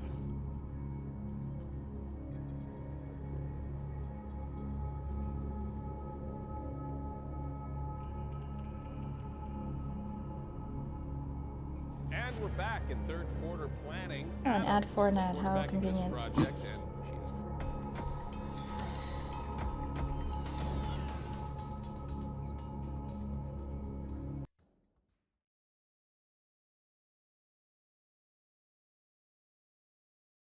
Salsa, simple automated lip sync approximation. The unique technology behind Salsa provides high-quality lip sync automation for your 2D and 3D character models. Salsa processes audio files in real time with a zero requirement for pre-processing or shape mapping your audio. Results are superior to basic jawbone animations and eliminate labor-intensive phoneme mapping.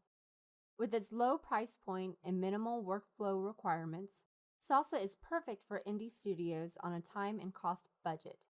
You'll get great results with a low impact effort, allowing you to easily breathe AAA quality life into your characters, leaving you more time to focus on what matters most. Pick up Salsa today. Lena, you've been trying to avoid lip syncing this whole time. What changed?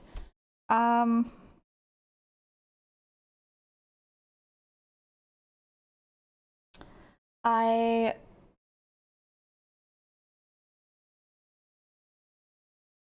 don't know if I can make the characters look, all of them look cool with masks on. And I might still do that. But I just feel like I want the game to be like where you really connect with the player or the main characters. And I want to have like, I want to be able to like see their face.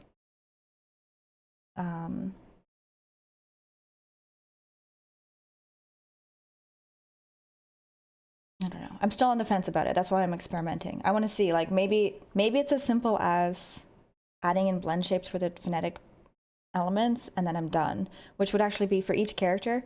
Doing blend shapes for each phonetic thing is probably, you know what, I don't actually, there's probably a lot more to it, because even if I set this up, I think you have to like record.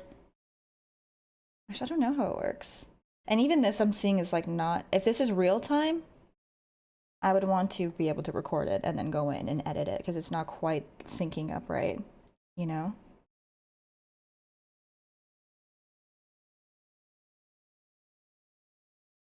In the Unity Asset Store.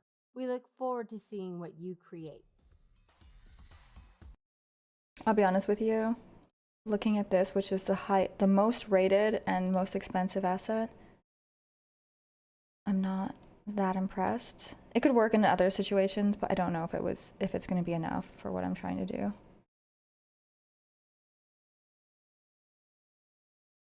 That is 5 years old. Do they have a newer one?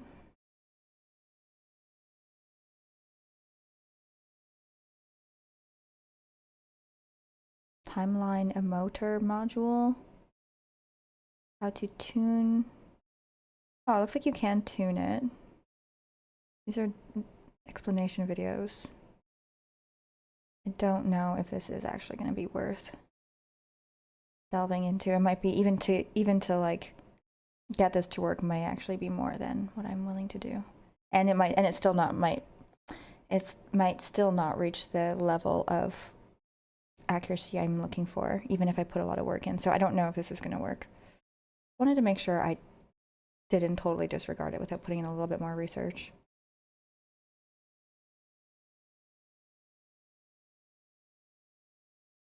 Let's look at tuning and see kind of what the result is here. Is my best friend. Hey, when it comes to writing, and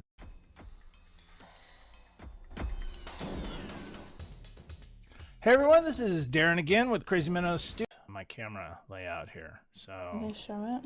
How-to series that we've got going on. Actually, I think we're probably only going to do these 2 parts. This is the second part. And if you did feel to it.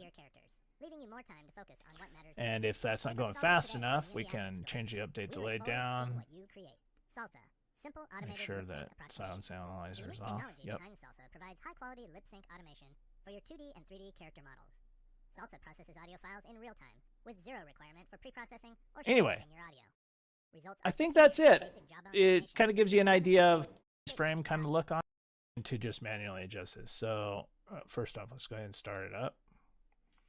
So what we're going to have here is it's going to take zero amount of time. This is going to be the opposite look of before, where we had zero time for it to animate off, so it would snap off. So this might fit your character a little bit better, you know. I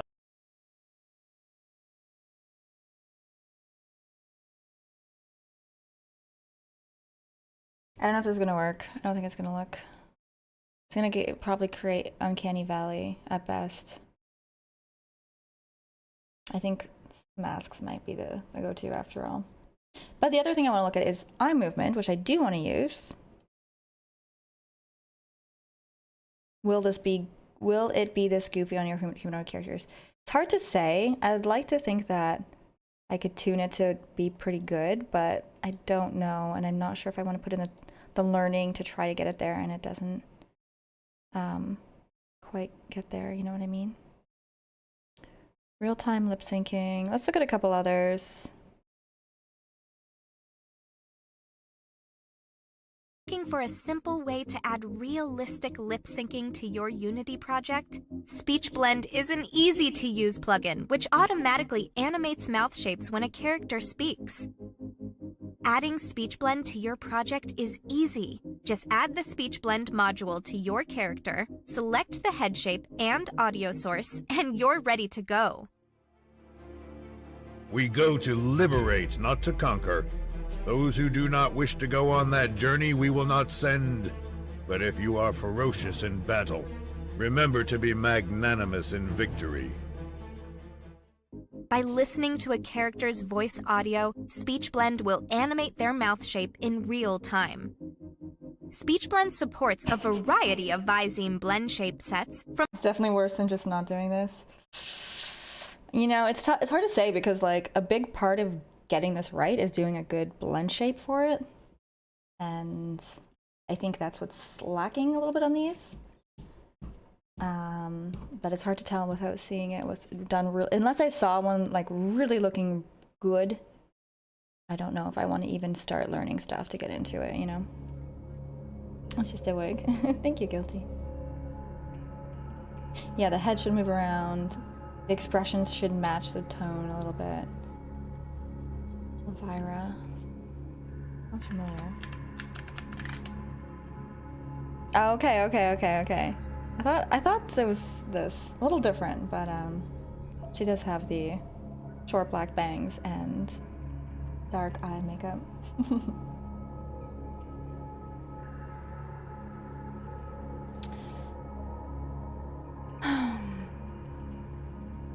Okay, let's look at the realistic eyes at least.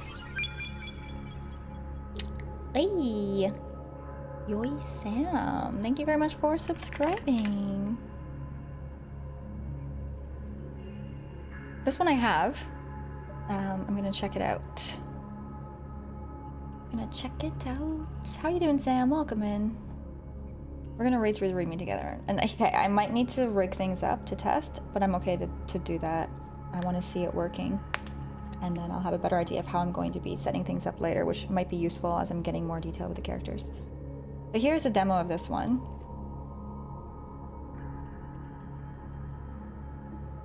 I think I have a link to it.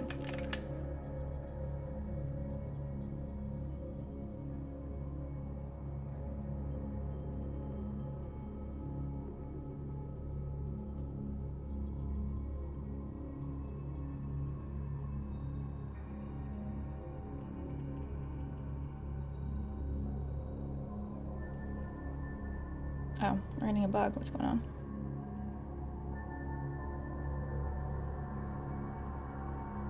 But it's not affecting it. The lighting. So this one I think makes the eyes blink and look around, so it feels a little bit more realistic than just staring forward.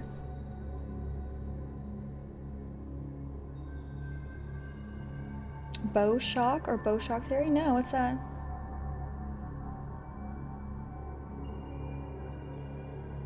Thank you. It's just a wig. I'm just mixing it up for today. Oh, thank you.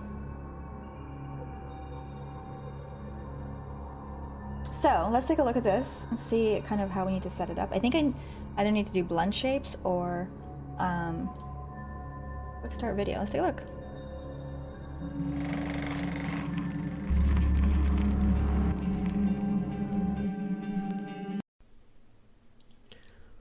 Welcome to the Unity asset Realistic Eye Movements. In this video, I give you a quick overview of how to set up realistic eye movements. First, I show you how to use presets to set your character up with just a few clicks. Then, I show you how to do the setup manually in case you don't have a preset for your character yet. I show you how to set up a character which uses bones for eyelid movements, and then a character which uses blend shapes for eyelid movements. I'm so torn on which one to do. Blend shape versus rig. I might just stick to blend shape since I've already done some work with that. And then I can see what problems come up from it if I decide to, you know, next time I can decide to change it, I think. You can jump to the section of the video that interests you with the timestamps below. If you have a preset for your character, setting up just involves a few clicks. Realistic Eye Movements comes with presets for Adobe Fuse, Make Human, Autodesk Character Generator, DADS Studio, Character Creator 3 and Humor. Here I have a DADS Studio character which I will I think so. MPC. use to show you the 3 different methods of setting up realistic eye movements. First, via presets, and then manually via bones for eyelid movements, and finally via blend shapes for eyelid movements. First, let's take a look how the character looks with just a simple animation applied without the eyes being moved by the realistic eye movement assets.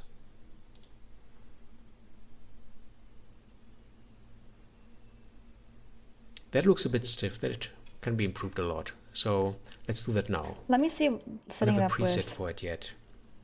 Bones. First, you will use Let's look at blend shapes. how to set up a character using blend shapes for eyelids. First, let's add the two components, look target controller and iron head animator.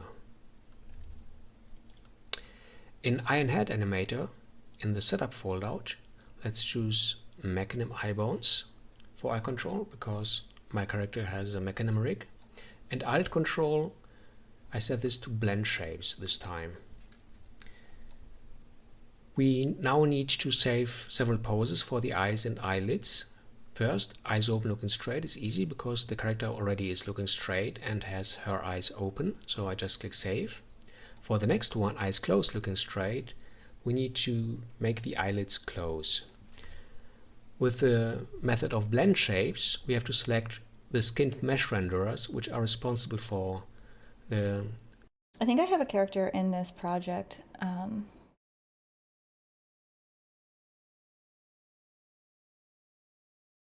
No, not in this project. I'll either have to bring in one or add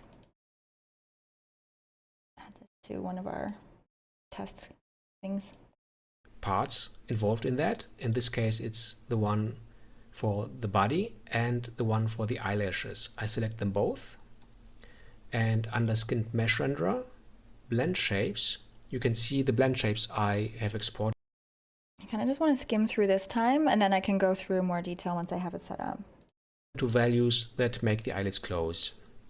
If you take a look, you can see that the slider lets me enter values between 0 and 100, but I find that with these blend shapes, I need to have values outside of that range. So I click in the number slot and enter the values I need manually. So -600 for the first two and 100 for the next two. Okay, so the eyelids and the eyelashes both are closed. I go back to my iron head animator component, setup, and save the eyes closed position. Okay, then reload the normal one. Okay, so you just click For looking save. up, I first click on the eyes button to select the eyes and to make them rotate. I click on the eyes button and rotate the eyes upwards. That's cool. And then I can again select both skin mesh renderer, the one for the body, one for the eyelash, and enter the values I have found work best for looking up. In this case, it's 100, 100, 60, and 60. So what you should try to do is find values for blend shapes that when the eyes look up, the blend shape values make the upper eyelid move up and the lower eyelid move up. So the eyelids follow the eyeballs. That looks best. It might be a bit difficult depending on your character and your blend shapes, because sometimes characters only come with blend shapes for like widen the eyes or make the eyes close. And then you might have to find a combination of blend shapes that come closest to this kind of look, so that the Well, luckily I can make the ones that are gonna be needed. Okay, let's go on the setup and save the looking up pose. Let's load the default one, and you're gonna wear the same wig. I click on eyes again to make the eyes we can be rotate twinsies. downwards, and then I select the body and the eyelash skin mesh renderer and enter the values I have found work best for looking downwards. So -250 and -100.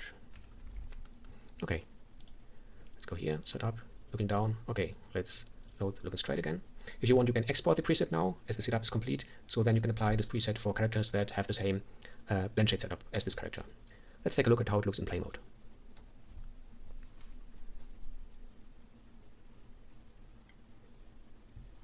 Nice.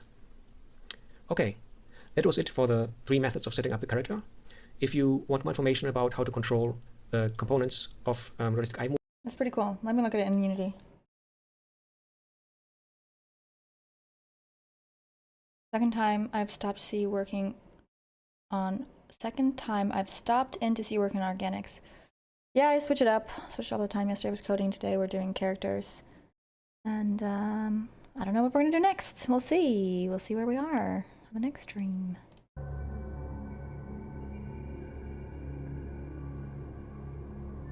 But I do think it is that time of day. Aww. I know. Hardest part of the day is when we have to say goodbye. Let's take a look at show and tell, see what you guys have been up to. We have here from Robin. What is this? Looks so cool. Wait a second. What's been up with? That? There we go. Ooh. Perks tree. How cool. Very pretty. Ooh, we have a video from Steve. Let's take a look. I love that you guys are reacting to all of the work we're seeing. Encouraging our friends. Thank you for sharing, guys. Don't be shy to share as well. Memory mishaps. Got them spinning, got them replacing themselves. Looking great, Steve. Keep it up. Thank you for sharing. Great consistency. This is from 174. Side quest expose, aliens as extra, interdimensional beings.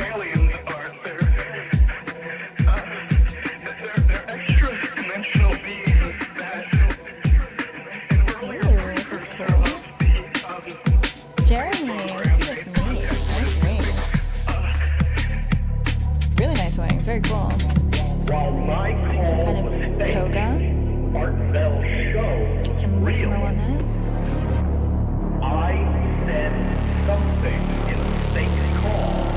Okay, this one is really graphic.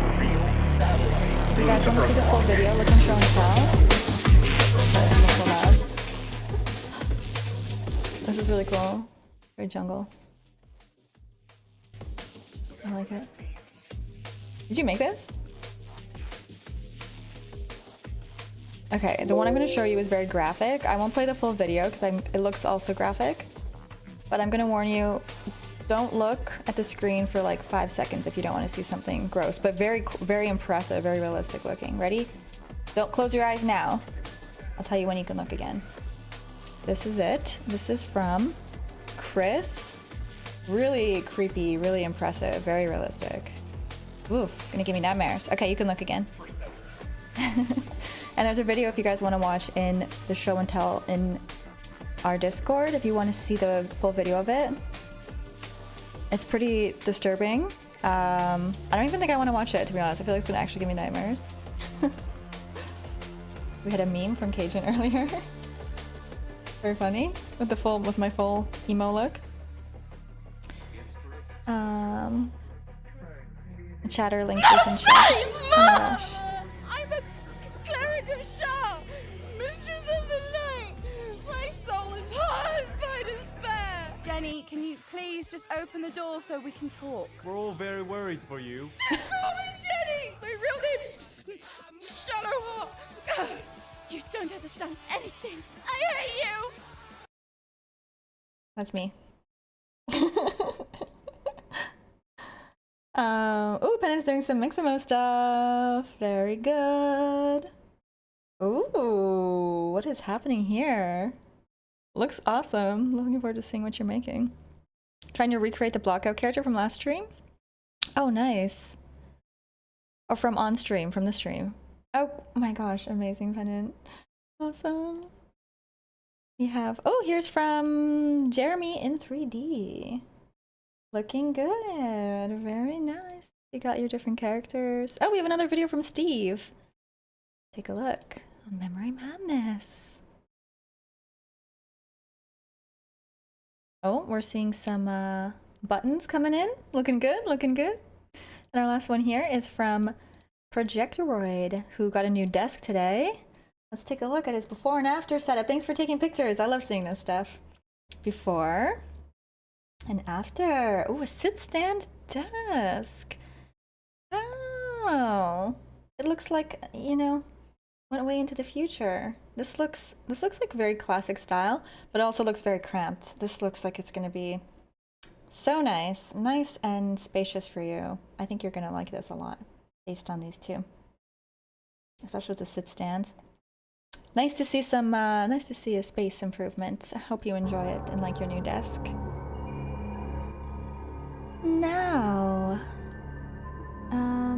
Now it's time for us to say goodbye. You guys have a wonderful rest of your day. Thanks so much for hanging out today. It was really fun hanging out with you guys, learning some quantum physics. We got a bunch of character stuff together. Soon we'll start putting in the details. I cannot wait to bring them to life, make them look really, really cool. This is just the very first step. We're gonna get some really awesome characters, and I can't wait to get their eyes moving. So stay tuned for that, guys. We'll see you tomorrow. I should be on. I'll let you know in Discord if anything changes. So we'll see you guys next time. Bye-bye, guys. Take care. Bye.